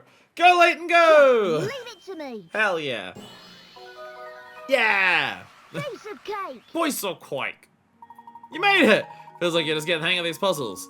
Just remember, if you ever come across a frozen lake in real life, be sure to keep off it. Those things are dangerous. Don't do this in real life, you'll die. Well done. It's a miracle we both made it across without taking a tumble. My sense of getting closer, Luke. Let's keep moving. Is it gonna be another one? Holy shit, it's another one. It's actually another one. And here we're facing another frozen lake. Appears to be the only way across. So here we go!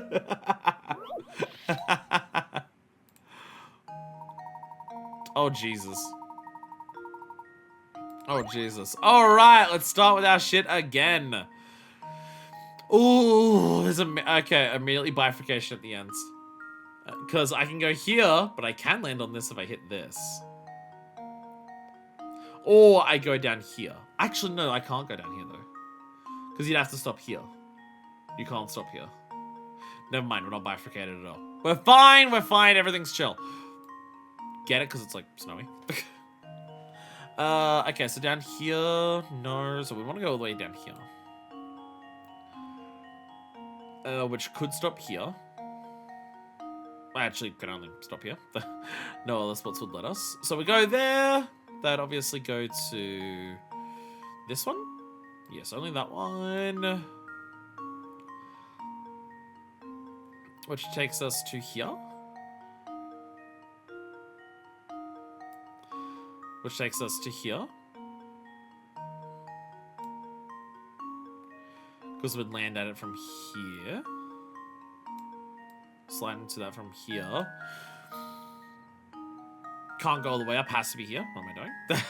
Has to be here. So that would slide across to here. To here. Here. Here. To there. I'm much more unsure about this one. In terms of my pathing. Wouldn't be this, because if you could do this, you could just land from here. And just go blah, blah,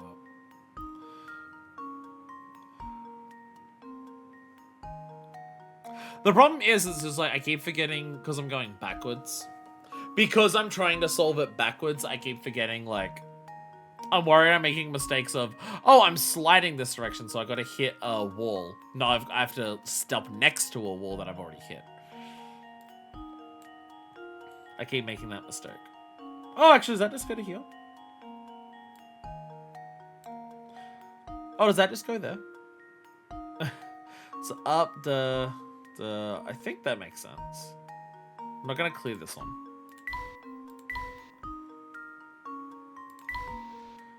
What do I remember say? Yeah, loop around to that. Okay. I'm checking my memo because my memory bad for this one. Boop, boop, boop, boop. And then memo is down and around to that. Okay. There's like this entire complicated section over here that means nothing. There's an entire complicated section in the corner that you just never touch. Red herring is shit. Huh. Wonderful. Yo! 3,599. Excellent. We got the professor isn't a champion ice skater. Okay, so you'd have an easier time moving around on the ice. But then you'd be out of a puzzle because of it.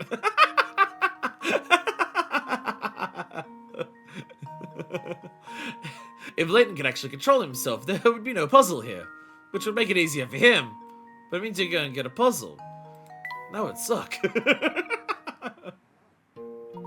We made it across. Now only a short distance left to cover and we'll be there. Is there another one?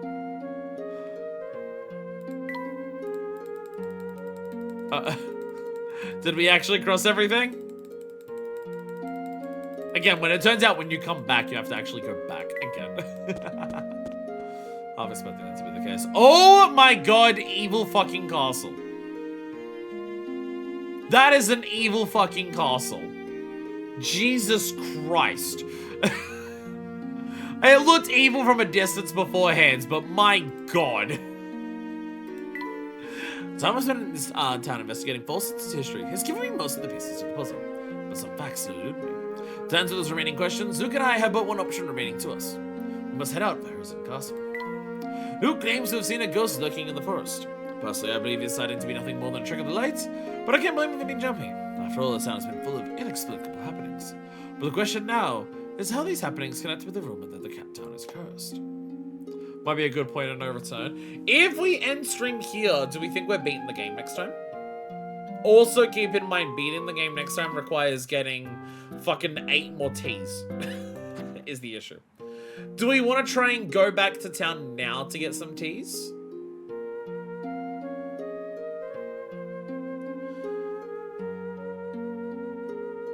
I guess that would also be a case of I would actually want someone to look up. Yeah, we could go back for a bit, yeah. I guess I would also need someone to confirm in that case if we're gonna like stop there and like make sure we have all of our T's that we can currently get. Can we max out our T's now, or is there stuff for the T that will be after this? Oh, over here. Because that's also my concern. I think we can get it all done next time we want to, but it'd be save us to try and knock out a few T's now, yeah. I mean, like, the next stream won't be the very last, because there is also a post-game. So if the next stream beats the game, then there'd be another stream after that for post-game. I don't know how long that is, but, like, we did a post-game for Heroes Village. I should just do the same thing here. But is anyone able to find out how many T's exist at this point in the game? Because honestly, with how many are left, I'm assuming not all 26 are available to us right now. And if so, then my T luck has been incredibly shitty. I'm pretty sure I gave the dude in here his T. Not keeping track of who I've given T to was a mistake. I should have done that. I'm pretty sure he got his T. I'm pretty sure he got T at some point. Like, we already given it to him.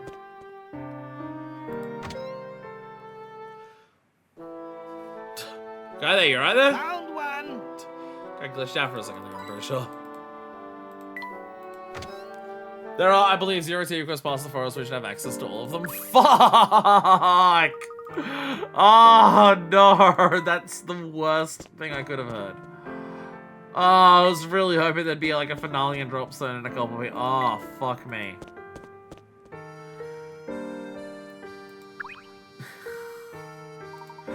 Fuck. No.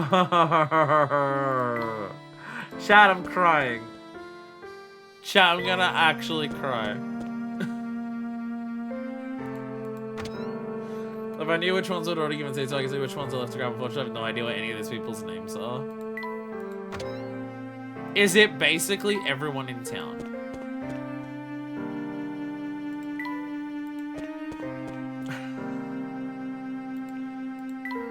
Is it basically everyone in town?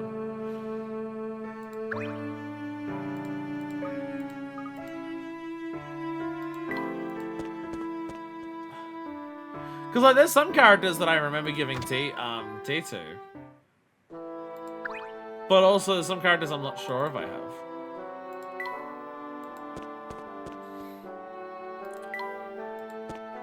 I think everyone gets a couple of seams that way. Basically everyone.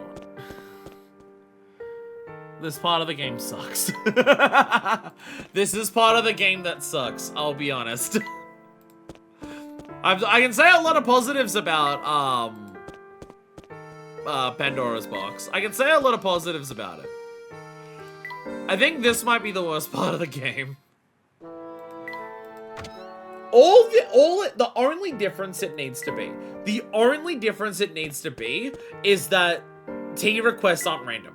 Literally just have like, if a character has a new puzzle or like new dialogue, don't have it, like, have the tea not available then.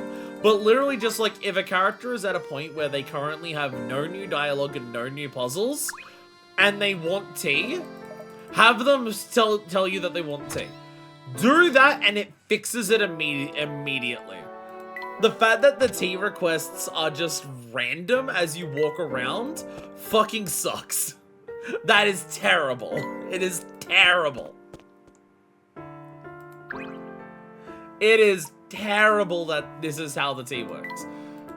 Especially with the fact that the game doesn't give you an in-game list of who has tea. Like, if I had an in-game thing of just like, oh, these people have tea, these people... Is it possible to miss people with tea?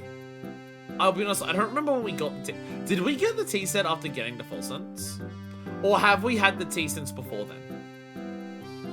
Like, is it possible to have missed characters on the Momentary or in Dropstone for tea? I don't remember when you start getting tea.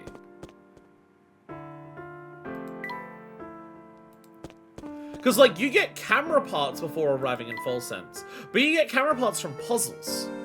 So you can always go to Granny's shack to get the photo parts, and all of the photos that we take are in Full Sense. So you can't, like, you can miss the puzzle that gives you the camera part, but then you just get it anyways. It's the same with, like, Sergeant Death. You could, like, miss the puzzles that give you the rewards, but then just solve them in Granny Mills and shit. Yeah, T-Sand drops number, the only requests were for Luke and Layton. Okay. Okay, I'm glad it's, like, not missing. Alright, boys, we're gonna play Full Sense Sim like you outsiders. Curious, see? Well, it seems to be quite the resplendent place to me. Resplendent what? If you're trying to call it fancy, like, then I'd be agreeing with you. But our mine's been shut down, we can kiss goodbye to the town's income and source of my job. Town's dying. Just don't knows it yet, see? That's a rather bleak thing to say. Honestly, it sounds like you need to lift your spirits. Let's say I made you some tea. I'm not gonna say an awful like that, but I tell you, I'm picky about what I drink. I like my miner's tea with a bit of kick, see? You got anything a bit spicy? Give me something with a bit of zing to it, boyo. No half measures. No, I want it fiery hot. That's the cherry boost.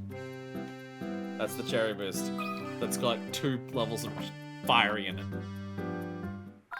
There we go. That's a good tea. Sauce because Dylan's face. He seems restored and in high spirits. Proper miner's tea, that is, boys. Tastes good and strong, just like we brewed it down the mine. Glad to hear tea meets with your approval. Much obliged, boys. Listen, take it from me as an old boy who knows. Close down the mine like we did is more dangerous for this town than any vampire. No money coming in from gold, just a matter of time before Folsom turns into a ghost town. There's a lot of tea. There's a lot of tea. This truly is the Cruel Angel's tea, sis. I can't name the episode that. I can't name the episode that. There's not enough about this episode that's about... Oh, I guess if we spend long enough trying to do it, get all of the tea. I guess that will be half of the fucking episode. Not knowing who we haven't done for tea is a nightmare. The game just giving you... Like, the game just having it be random. Like, because I could try reloading a character several times, and it turns out I already gave him fucking tea. But also, I feel like I need to try most fucking characters because I've got 7 left. I've got 7 left. So I feel like I need to try fucking everything. Got less of it. I'm trying to remember who we've grabbed already. Characters we can confirm. Dude that we just did, the miner guy. We've definitely done this guy because we did him earlier today, Hopper. We did Hopper earlier today. So I have no idea for this guy.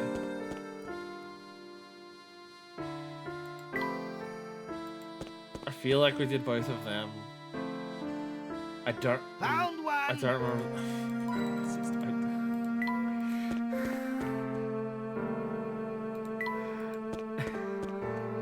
Straight ass. This is straight ass. This is the worst.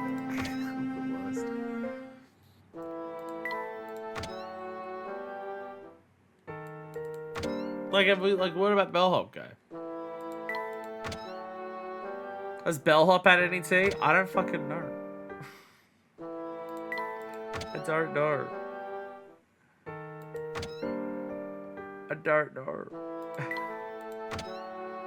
I think that's the issue.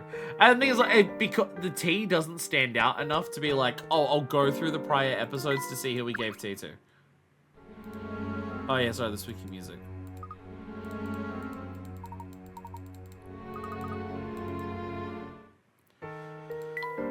Well, I can't just go, oh, go through the previous episodes. There's several of them, and tea doesn't stand out enough. And I can't even just go, oh, do we see the tea cutscene for a character? Because I could have failed it. I have to actually, you'd have to sit through it enough to see, this bad. This bad. This bad. Well, I feel like, there we go. Did we give Sammy tea at some point? I don't think we did. That was earlier today. Because he wanted a tea to fix his shoulders so he can play guitar. That was earlier today. Now, this is a sticky one. I think this is what we're going to do. We're going to find spots where there's characters in 2 adjacent screens and literally just flick them back and forth between them. And just keep trying, and if we do 10 rotations and there's nothing, move on to another one. And eventually we'll just slowly thin them out. Now, this is a sticky wicket. Can I help you something? I've all these new items to appraise, but I'm so fatigued that I can't seem to make any headway. You do seem to have a rather daunting task on your hands. If you think you'd be more productive if you took a short break, can I interest you in a cup of tea? That'd be heavenly. I'd appreciate if you could make something relaxing but spicy. That was one of these. Yes, perfect for unwinding and a little bit spicy. Well, all you need to do to fix the tea system, the only thing you need to do to fix the tea system is have it so if characters don't have new dialogue or puzzles, they want tea. That's all you need to do to fix it. That's all you... Oh, and also the option to, brew it, as they ask for it. Just to let the cutscenes a little faster. That's good tea. Smiles across Dawson's face. He seems restored and in high spirits. The herbs this year are outstanding. Whether it be herbs or antiques, items of great quality never fail to inspire the human heart. One prime example of this is a rare and ancient text I have in my personal collection. The puzzle within its pages have fueled the imaginations of men for generations. Still not convinced? Here, have a look. You know what they say, seeing's believing, eh? Alright, we'll get puzzles by doing this. The ancient map. An ancient map depicts the possible spots of a vast fortune along with these directions. Inscribe the numbers 1 to 6 in the map blank spaces. So each set of numbers in a straight line has the same sum. The sum must be the largest one possible given the condition described above. Then grab your shovel and race to the spot marked 1, for it is there that your treasure resides. The number 4 has been filled in for you. Oh, okay, so you really want me to memo this shit out. Okay, the highest number possible, given the coin conditions, numbers 1 to 6. Okay. Well, roughly they're gonna have to average out. If I put 6 here, nothing else can equal 10. If I put a 6 here, you can't... Well, I guess you can actually do that there. You can check off the ones that have a puzzle at least. That is true. If we went through, if you give me all of the T's that have a puzzle, we can check our puzzle list and see if we have the puzzle for the T. Well, as an example, if I did 6 here, so that's 10. So you could do like a 5, a 2, and a 1, and everything like that. So you'd like want to do like say a 3, and then you could do a 2, and you could do a 5, and then you do. Oh, actually.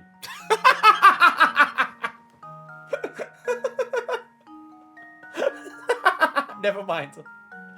Never mind. I accidentally solved it on my first attempt by trying to see if it was possible to just put. Okay.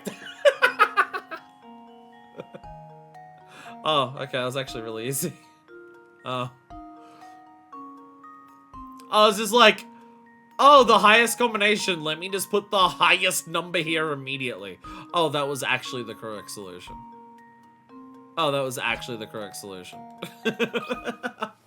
Consider this puzzle solved. I don't know if that one was quite as well thought through. There we have it. I don't know. I don't know if it should be possible to just be like, oh, make the highest combination based on what this is, and immediately chuck in the highest number into one specific spot, and then it works. I don't know if it should be that simple. You did it! Just better than roughly the center of the map. So I mean, to make work with is 10. You can organize the numbers so that each line adds a total of 9, but that is not the highest possible sum.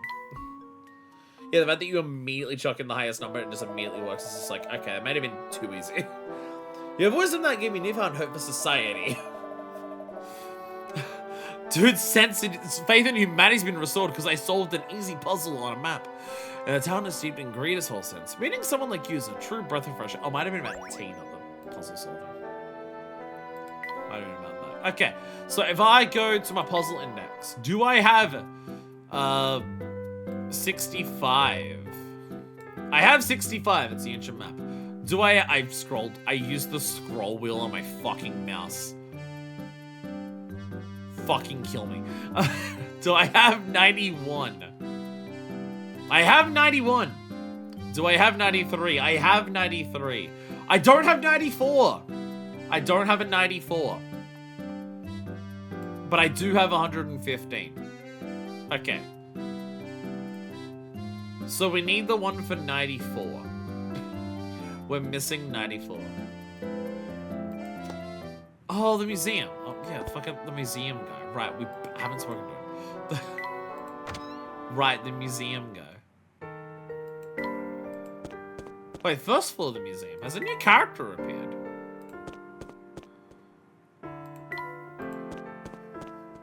There might...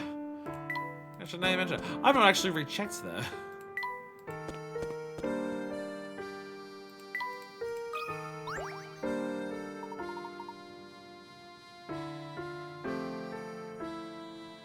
When did this become available? When did the puzzle for the fountain become available? Surely I've clicked on it before accidentally just looking for coins. It's quite a fountain they have here. Sure is. Reminds me of a really great puzzle about a fountain. Shall I tell it to you? When did when the fuck did you become available? Surely I've clicked on the fountain before. Is it when we were is it when we could go into the museum? Like, re-talking to characters and they give you new puzzles for going to an area, that's fine. It sucks that we have to redraw the entire map. But I understand the concept of talk to characters as the plot progresses, and they'll have new dialogue, sometimes new puzzles. The idea that environmental shit can have a new puzzle as the story progresses, and it's not because the environment there changed, don't do that, that sucks. The fountain below has the unusual ability to indicate an age, a date on it because it was altered in a particular way. For example, if a 5-year-old child were to approach, the fountain would fire off waters from spouts A, B, C, D, and E in that order. For age 15, the middle spout would fire, followed by spouts A to E. For someone aged 30, the middle spout would fire off 3 times. Given the fountain's method indicating age, there's one utterly useless spout on the fountain. 1, 2, 3, 4, 5, 6, 7, 8, 9, J. This is just, like, counting. Like, it just goes A to E for 5, then this is 10. It's J. Consider this puzzle solved. Incredibly easy. And there we have it. Incredibly, very basic. Okay. Good catch! The Spout J is basically useless. 8 I represent a unit of 1 year each, splitting numbers from 1 to 9. Middle Spout represents a unit of 10 years. Spout J will never be used. Here's the real question. How's the fountain able to detect the age of people who walk up to it? That's the real question that I have. What the fuck is up with fountains in Pandora's box? How do we have one fountain that's been modified in a particular way to become a fountain, to reflect a stone carving, to change its lettering, and we have another fountain that is magic and is able to detect the age of people who walk up to it? Looked it up. Fountain spawns basically whenever the mystery beluga's search is solved, apparently. That is silly. That is silly that the fountain appears at a random... That is bizarre. Wait, you dare, the repulsors never fails to amaze me. That is bizarre. Oh, when did, like, beluga's search? We solved that in the last stream.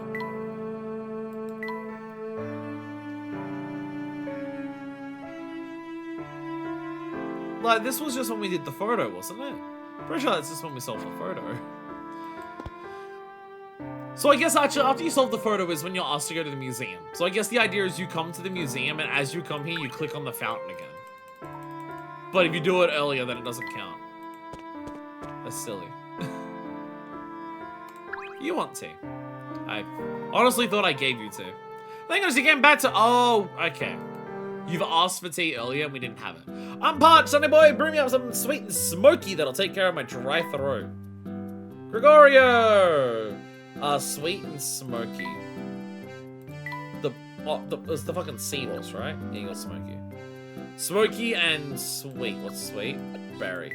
Okay, berry and seahorse, my 2 favorite tea ingredients. Berry and fucking seahorse. There we go. And quenches the thirst, which is literally what you're after. There we go. Clover quencher. Fucking seahorse. I don't care if that's real. I don't care if, like, seahorse is a real ingredient. What the fuck? Gregorio says refreshing, ready to make his next move. Nah, it's a refreshing cup of tea. Of course! Queen to bishop 6. Check. See, a little tea can work wonders. You already found your next move. So I'm saying thanks is a little factoid for you, Sonny. In the Herzen Museum, you can find books with the chess strategies used by the aristocrats of the past. The only thing is that no new strategy has been developed in the last 50 years. It's almost like time... I'm going to... Are you telling me that time has come to a standstill in full sense, Gregorio? What?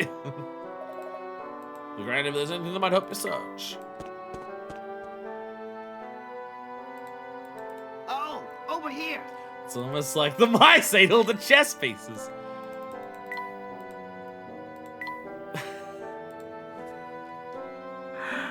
Is this a localization thing? First floor of museum for Mr. 94. Is this a localization thing of I'm on the first floor of the museum because I went upstairs? Because this is the ground floor.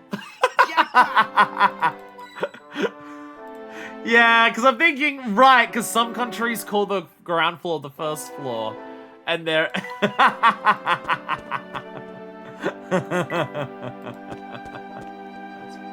Because I'm about to say, I don't remember anyone up on the first floor. Is that, like, did a new character appear? No, it's just the curator. He's just on the ground floor, because I'm, yeah. Herzen Museum holds the most impressive collection of writings recovered from the family. The other day, while thumbing through an old account of a cast of provisions, I discovered something. Interesting. Please do continue. I have a weak spot for matters of this sort. I wrote an account about a very special tea, said to commemorate the extinguishing of a great fire and the spark of a new one. So it seems experience of this wondrous tea had been lost to the sands of time. Oh, what I wouldn't give for a chance to save that historic blend. Suppose that's impossible now. Not necessarily, my good man. Perhaps we can use modern ingredients to recreate this legendary tea. Technology is clearly expansive, Mr. Layton, but could it really be possible? I can't guarantee I'll get it right, but I'll see what I can come up with.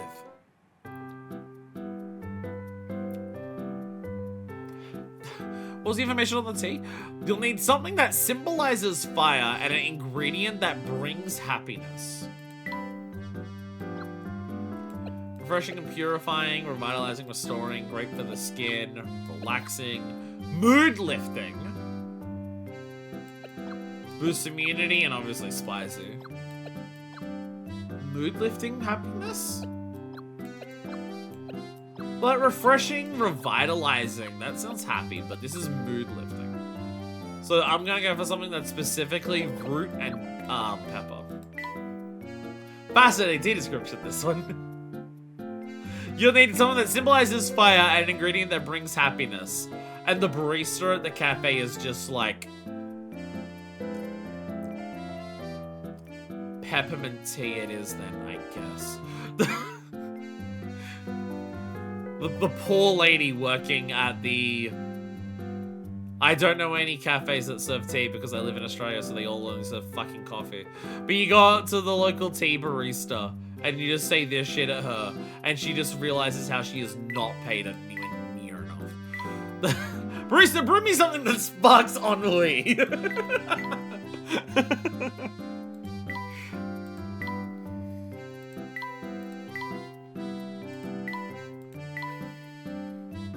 There we go. There we go. Nothing else has that?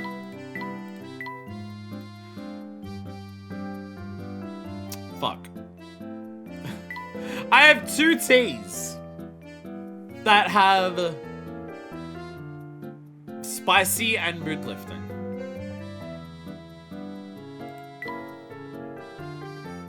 But Layton Elixir, because it's the rare one, I'm gonna go for the Layton Elixir. I'm gonna go for the Layton Elixir.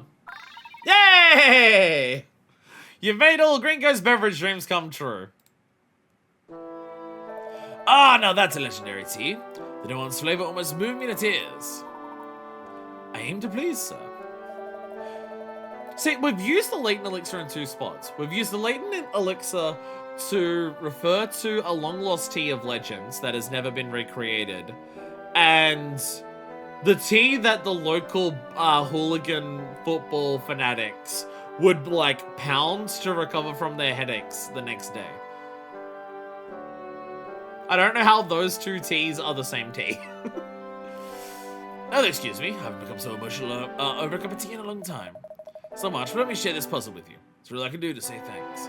Does anyone else come away from, like, every Layton stream really craving tea? Does anyone come away from a Layton stream just being like, I want tea, and I want not a boring one, I want something weird? Does anyone else come away from all these streams just being like, I want a tea that is spicy. I want to try a spicy fucking tea. Every one of these streams, I'm just like, I started the stream with a tea. Every single one of these just makes me go, I need some of these weird-ass fucking teas. I'm glad I'm not the only one. 8 cubes have been crafted based on the flat plan shown below. These have been combined to build a larger cube. One of the 8 small cubes has had the letters on each of its faces erased. The big cube has been constructed in such a way that all the smaller cube faces that aren't visible are pressed against the same lettered face of another cube. Knowing this, can you work out what letter belongs on the face the arrow is pointing to? The answer will be 1 letter from A to F. Look, we have a lot of odd teas in the house. I'd be tempted to go brew some. Okay, so this should... Okay, so everything is pressing the same letter. That doesn't necessarily mean it has to be in the same direction, though, does it? It doesn't mean it has to be in the same direction. But you can see on this, you've got D then E, which is the sides that wrap around. They're facing this way. So this E faces this way, wraps around onto this D. So this should be, so this side in here is A. So let me just like try to write. Okay, what I'm gonna do is I'm gonna reverse image this. We reverse image this. And this is the insides. So this is A. Because this E wraps around, like, because this E is facing this way. So this side here, that goes into D's on this side, so A. So then you've got on this one, E and C are here. So they're folded in. So this E is here. This C goes... Would that C face that way? Like, fold that way? Yeah, touching that side's got to be this one. Yeah. So that would be folded in there. But that means that this C... That means underneath here is B. So it should be D! So it would be D. Because, like, you know, underneath here is B. And it would just be the opposite of that. So D! This is a D. And then over here, you've got a C and E. C does not! Got him. You can see D's nuts. So this D is here. So that is a C that is folded around. Yeah, so this C folds around to touch this D, which is over there, so FA. So it's the side above the D. Like, you go off the top of the D. So, oh, E. E, right? Yeah, because that D's there, so it folds in this way, so that C's here. Yeah, because that folds over 1, 2, that folds up that way. This open end is facing the D, which it is here, yes. And then it's just the next thing over. Up from the top of the D, which is just E. E! There we go! So this is A, D, and E. So we're folding it in a way where it's A to D, folds into there.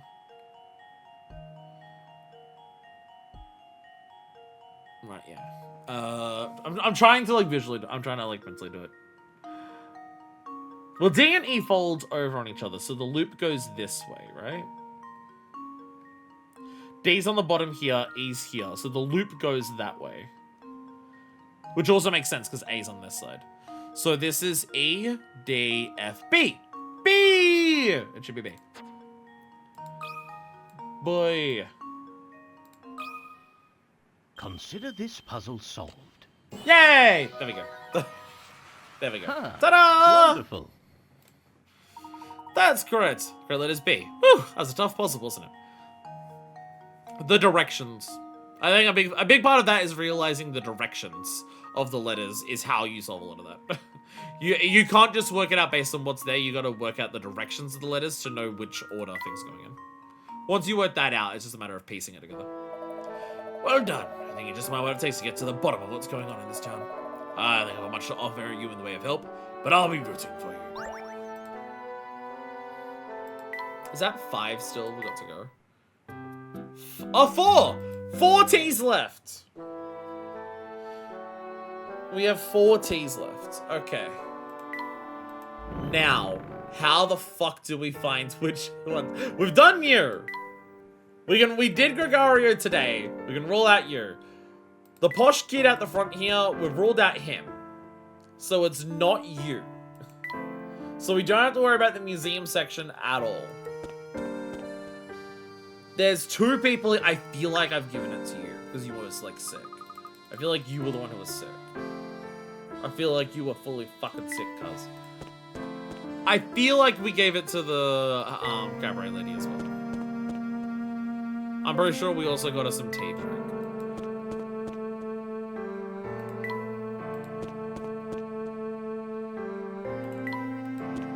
These 3 I've got no idea. Like you and the other 2 there. Oh, over here. Oh, thank you, Sergeant Death. I'm not even using hint coins for all. I haven't used hint coins for all last time. I have no. I feel like we've given some of these 3 tea. The girl we did get, she gave us a puzzle. Oh, perfect. Perfect.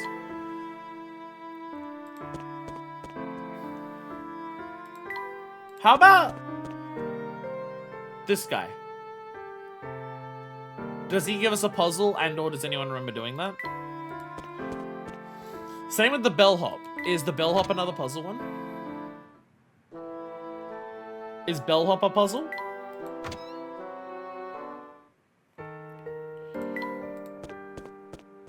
Bellhop, we got heals puzzle. Okay. Oh, over here. So possibly this guy. Try to like narrow it down to who it could be. So we've got Mouse Man down here, possibly. This is I'm not sure. I feel like we didn't. I don't remember doing so. We've spoken to him a lot, but a lot of it is just he has a lot of puzzles. He's a character we revisit a lot for puzzles.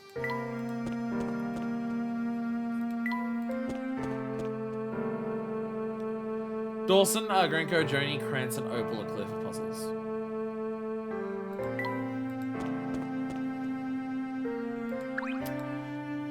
It's hard to remember people's names.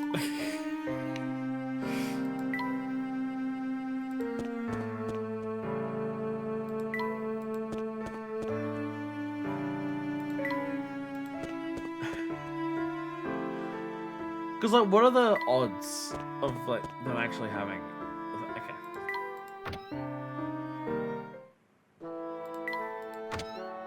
So we give us the garlic tea at some point? I don't know. Is the issue.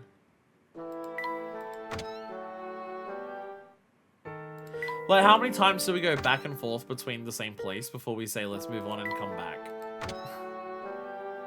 This pass sucks. This is so silly. Tea! Tea! Tea! Don't like my tea somewhat bitter. Do you have anything that you can brew for me? So he's already asked for tea and we forgot it. Something sweet and bitter. Sweet, bitter, and sour. Okay. So berry. Okay, so berry, lemon, and what was sour? None of these say sour. Wait, no, that says sour. What was the other thing he said? Bitter! He said bitter. Okay. So berry, lemon, and flour. Does anything have lemon and flour? Lemon. There we go! And that's the sweet. Perfect. There we go. There we go. Yeah! That hit the spot. Smiles right across Joseph's face. He seems refreshed and cheerful. My goodness, dude, this could also consider trading in my coffee mug for a teacup. You're too kind, sir. Glad to hear you enjoyed it. Truth is, I've been down because every photo I've taken recently has come out strangely. Things that shouldn't be there show up. Never had problems like this back in the day. That's because you go to where it is and it tells you about a puzzle. Well, I have no idea if, like, Mr. Bouncer Man. You, we definitely did. Because that was earlier today. But, like, Bouncer Man, I've got no idea. Actually, I think you can expect to these two. So I can check on these two. And Mr. Bouncer Man.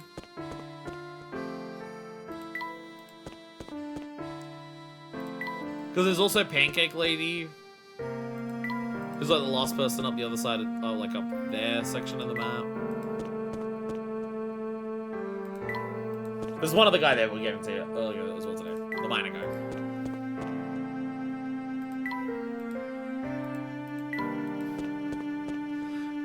This was the intended experience by the developers. Did you highlight? No.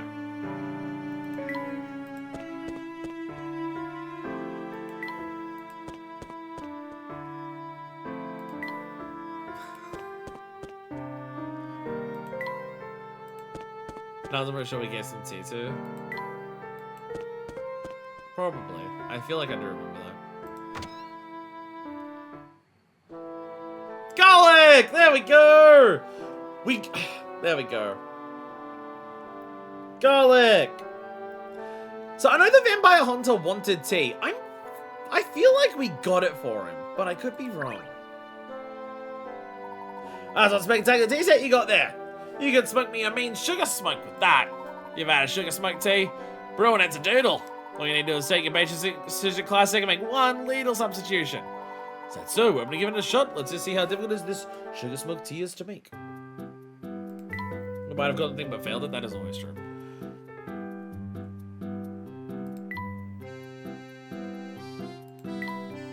Citrus classic with a smoky twist.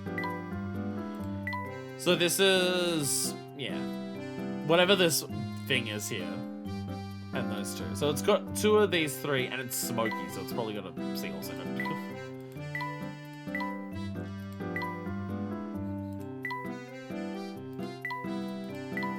Have any of these got a seahorse in them? That one, sugar. Oh, it's literally just called sugar smoke.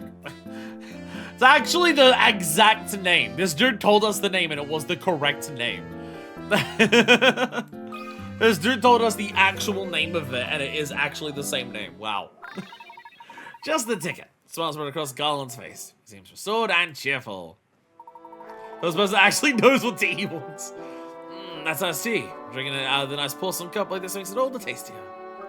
I gotta say, it's a miracle you can even taste the tea with the place, with this place smelling like it does.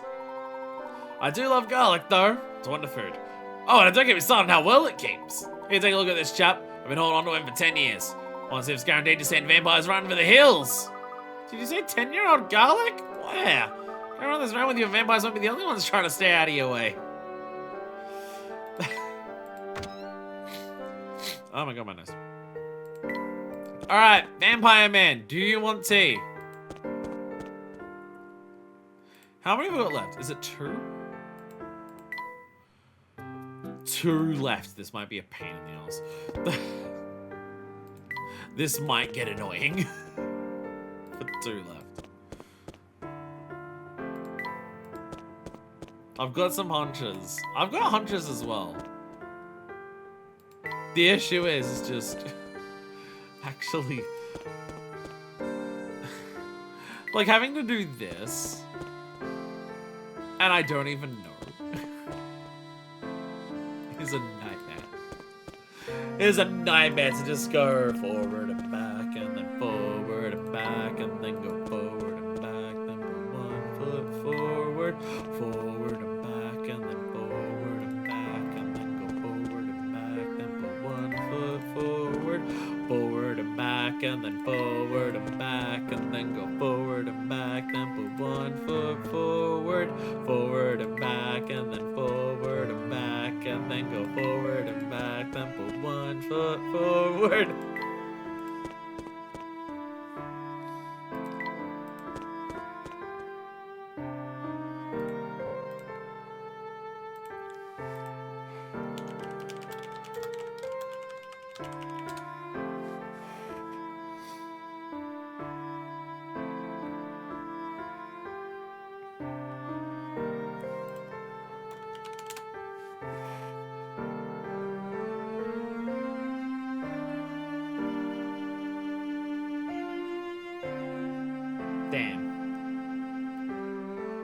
Damn. I'll just play the song.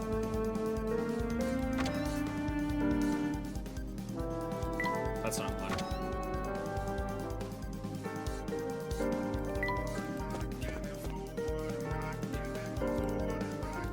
Found one.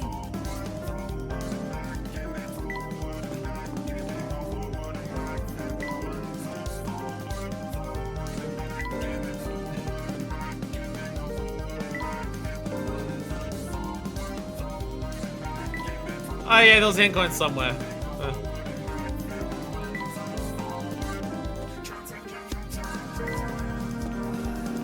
I need an extended version of this one that is only forward and back the entire time.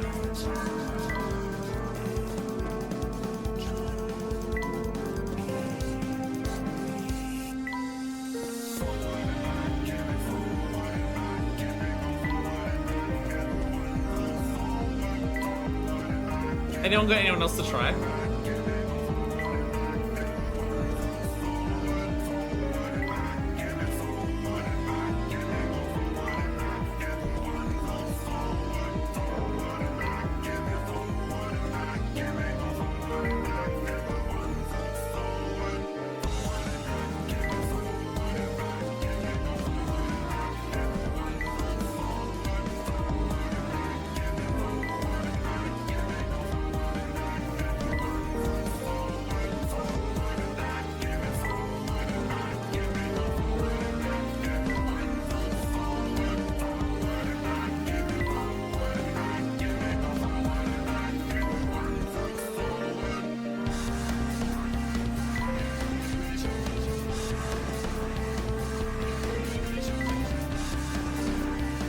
I need something to interest me while I'm doing this. So I'm just gonna play exponential entropy until we do it. Can you loop each videos? There it is. Vampire Man or Mousy by the station, which is far apart as they could be annoying. Vampire Man's not like I've done Vampire a lot and he's not showing up. But yeah, Mouse Man, yeah. Mouse Man! Mouse Man! Hey, that's our bat. You look like a bit of a bookworm. I don't suppose you know anything about fortune telling, do you? What sort of divination do you have in mind? There's this team with the ways to sleep in the village predicts people's love lives. Wow, I never heard anything like that. Professor, can we try making a cup, please? I'm all for experiments, Luke. We'll give it a go, but tell me so. Whose love life will be forecasting? Oh, my handsome lads, I don't really need my romantic fortune told. But if you brought it anyway, I'll read the leaves when it's done. Sounds fine. Let's get to brewing, shall we? Are we done? That's the other one I'm thinking. Pancake Lady. My assumption is Pancake Lady. It's either Pancake Lady or Bouncer at the restaurant. Lobster Man. Pancake Lady, Lobster Man, Vampire Hunter. It's one of the three, I'm gonna guess.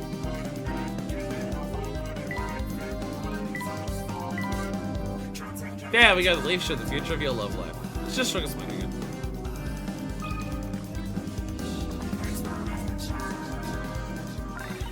That hit the spot. Smiles right across Rory's face. He seems restored and cheerful.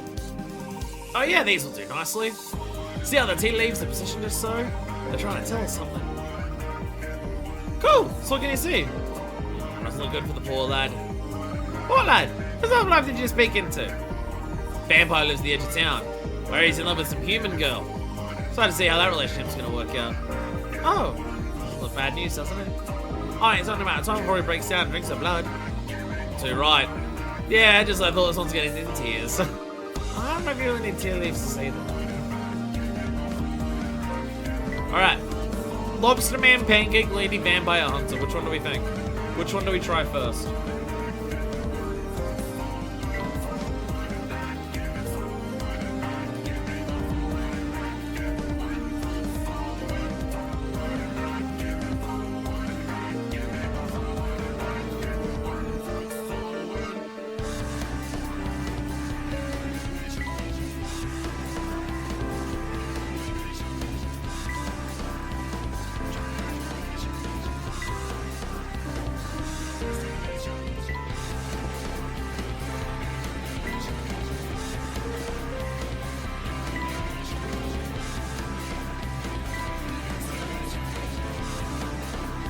I think Wampire's a little more likely to remind me of Pancake's lady's name. Gertie! Actually, I think she showed up at a puzzle. Did Gertie have a puzzle?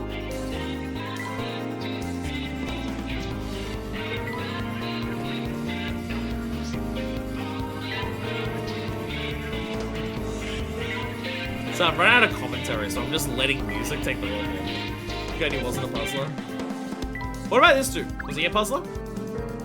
Felix? Sorry, I've got it on loop at all. If you thought we didn't go forward and back enough, don't worry, it's on loop.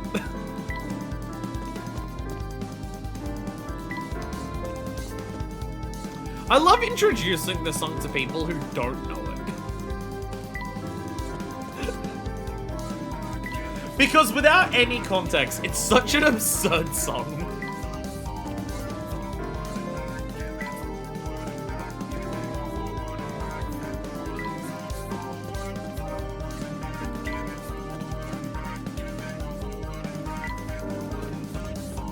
It's highly descriptive.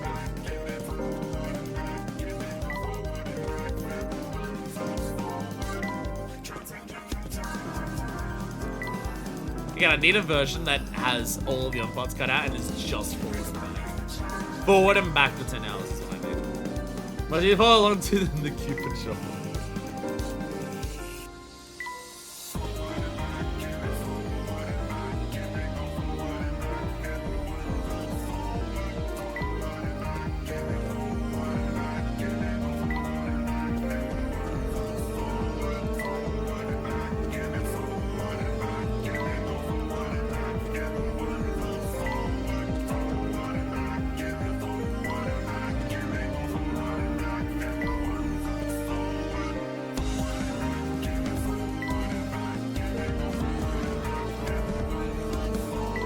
how many times did like, I feel like if we tried this many times for these characters, it means it's not them.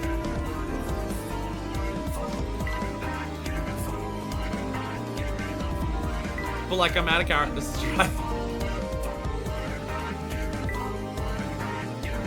How about this lady? What about Clarice?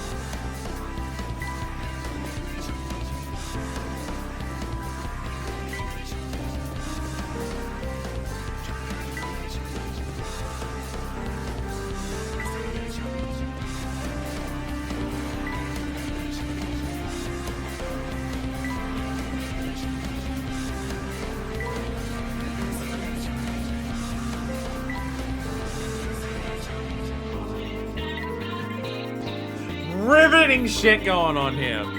So exciting. I'm sure everyone is super glad that they're still here for this.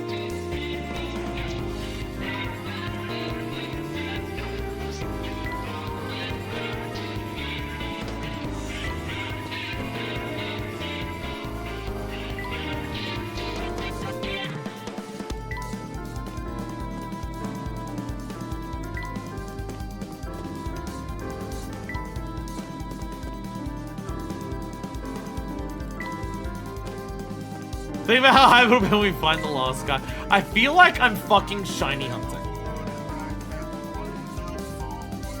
I think it's, I still think it's vampire because he's tasting on chapter 6, but it seems being very stubborn about it.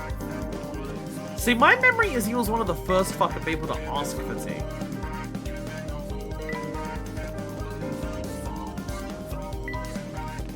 What about the dude in the forest? What about like the dude who's just in the forest? Does he want tea?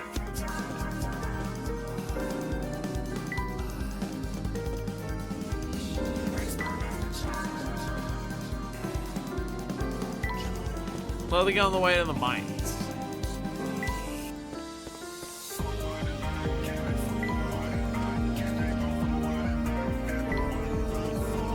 What is Forrest's name? Ray or something. I want to say it's Ray.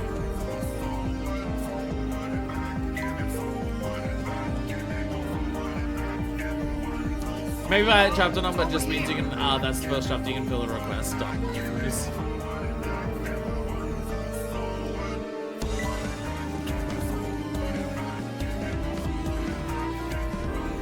Yeah, because I might have been, maybe he had an ingredient that we couldn't get to it.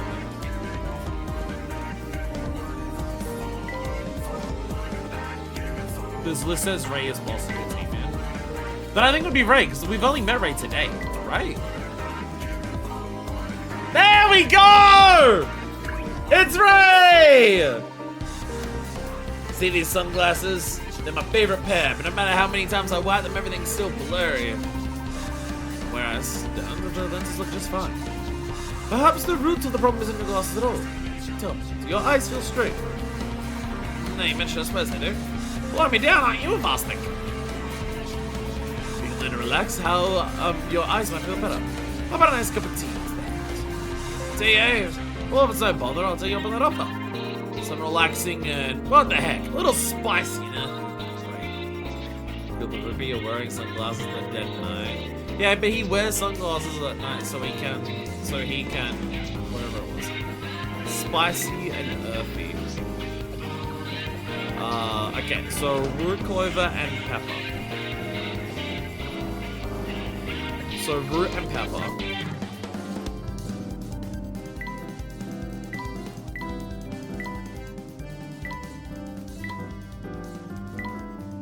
There we go. Perfectly on the second loop of forward and back. Root and pepper. That's got root and pepper. So does this. What was the other thing he said? Spicy and earthy, and what else did he say?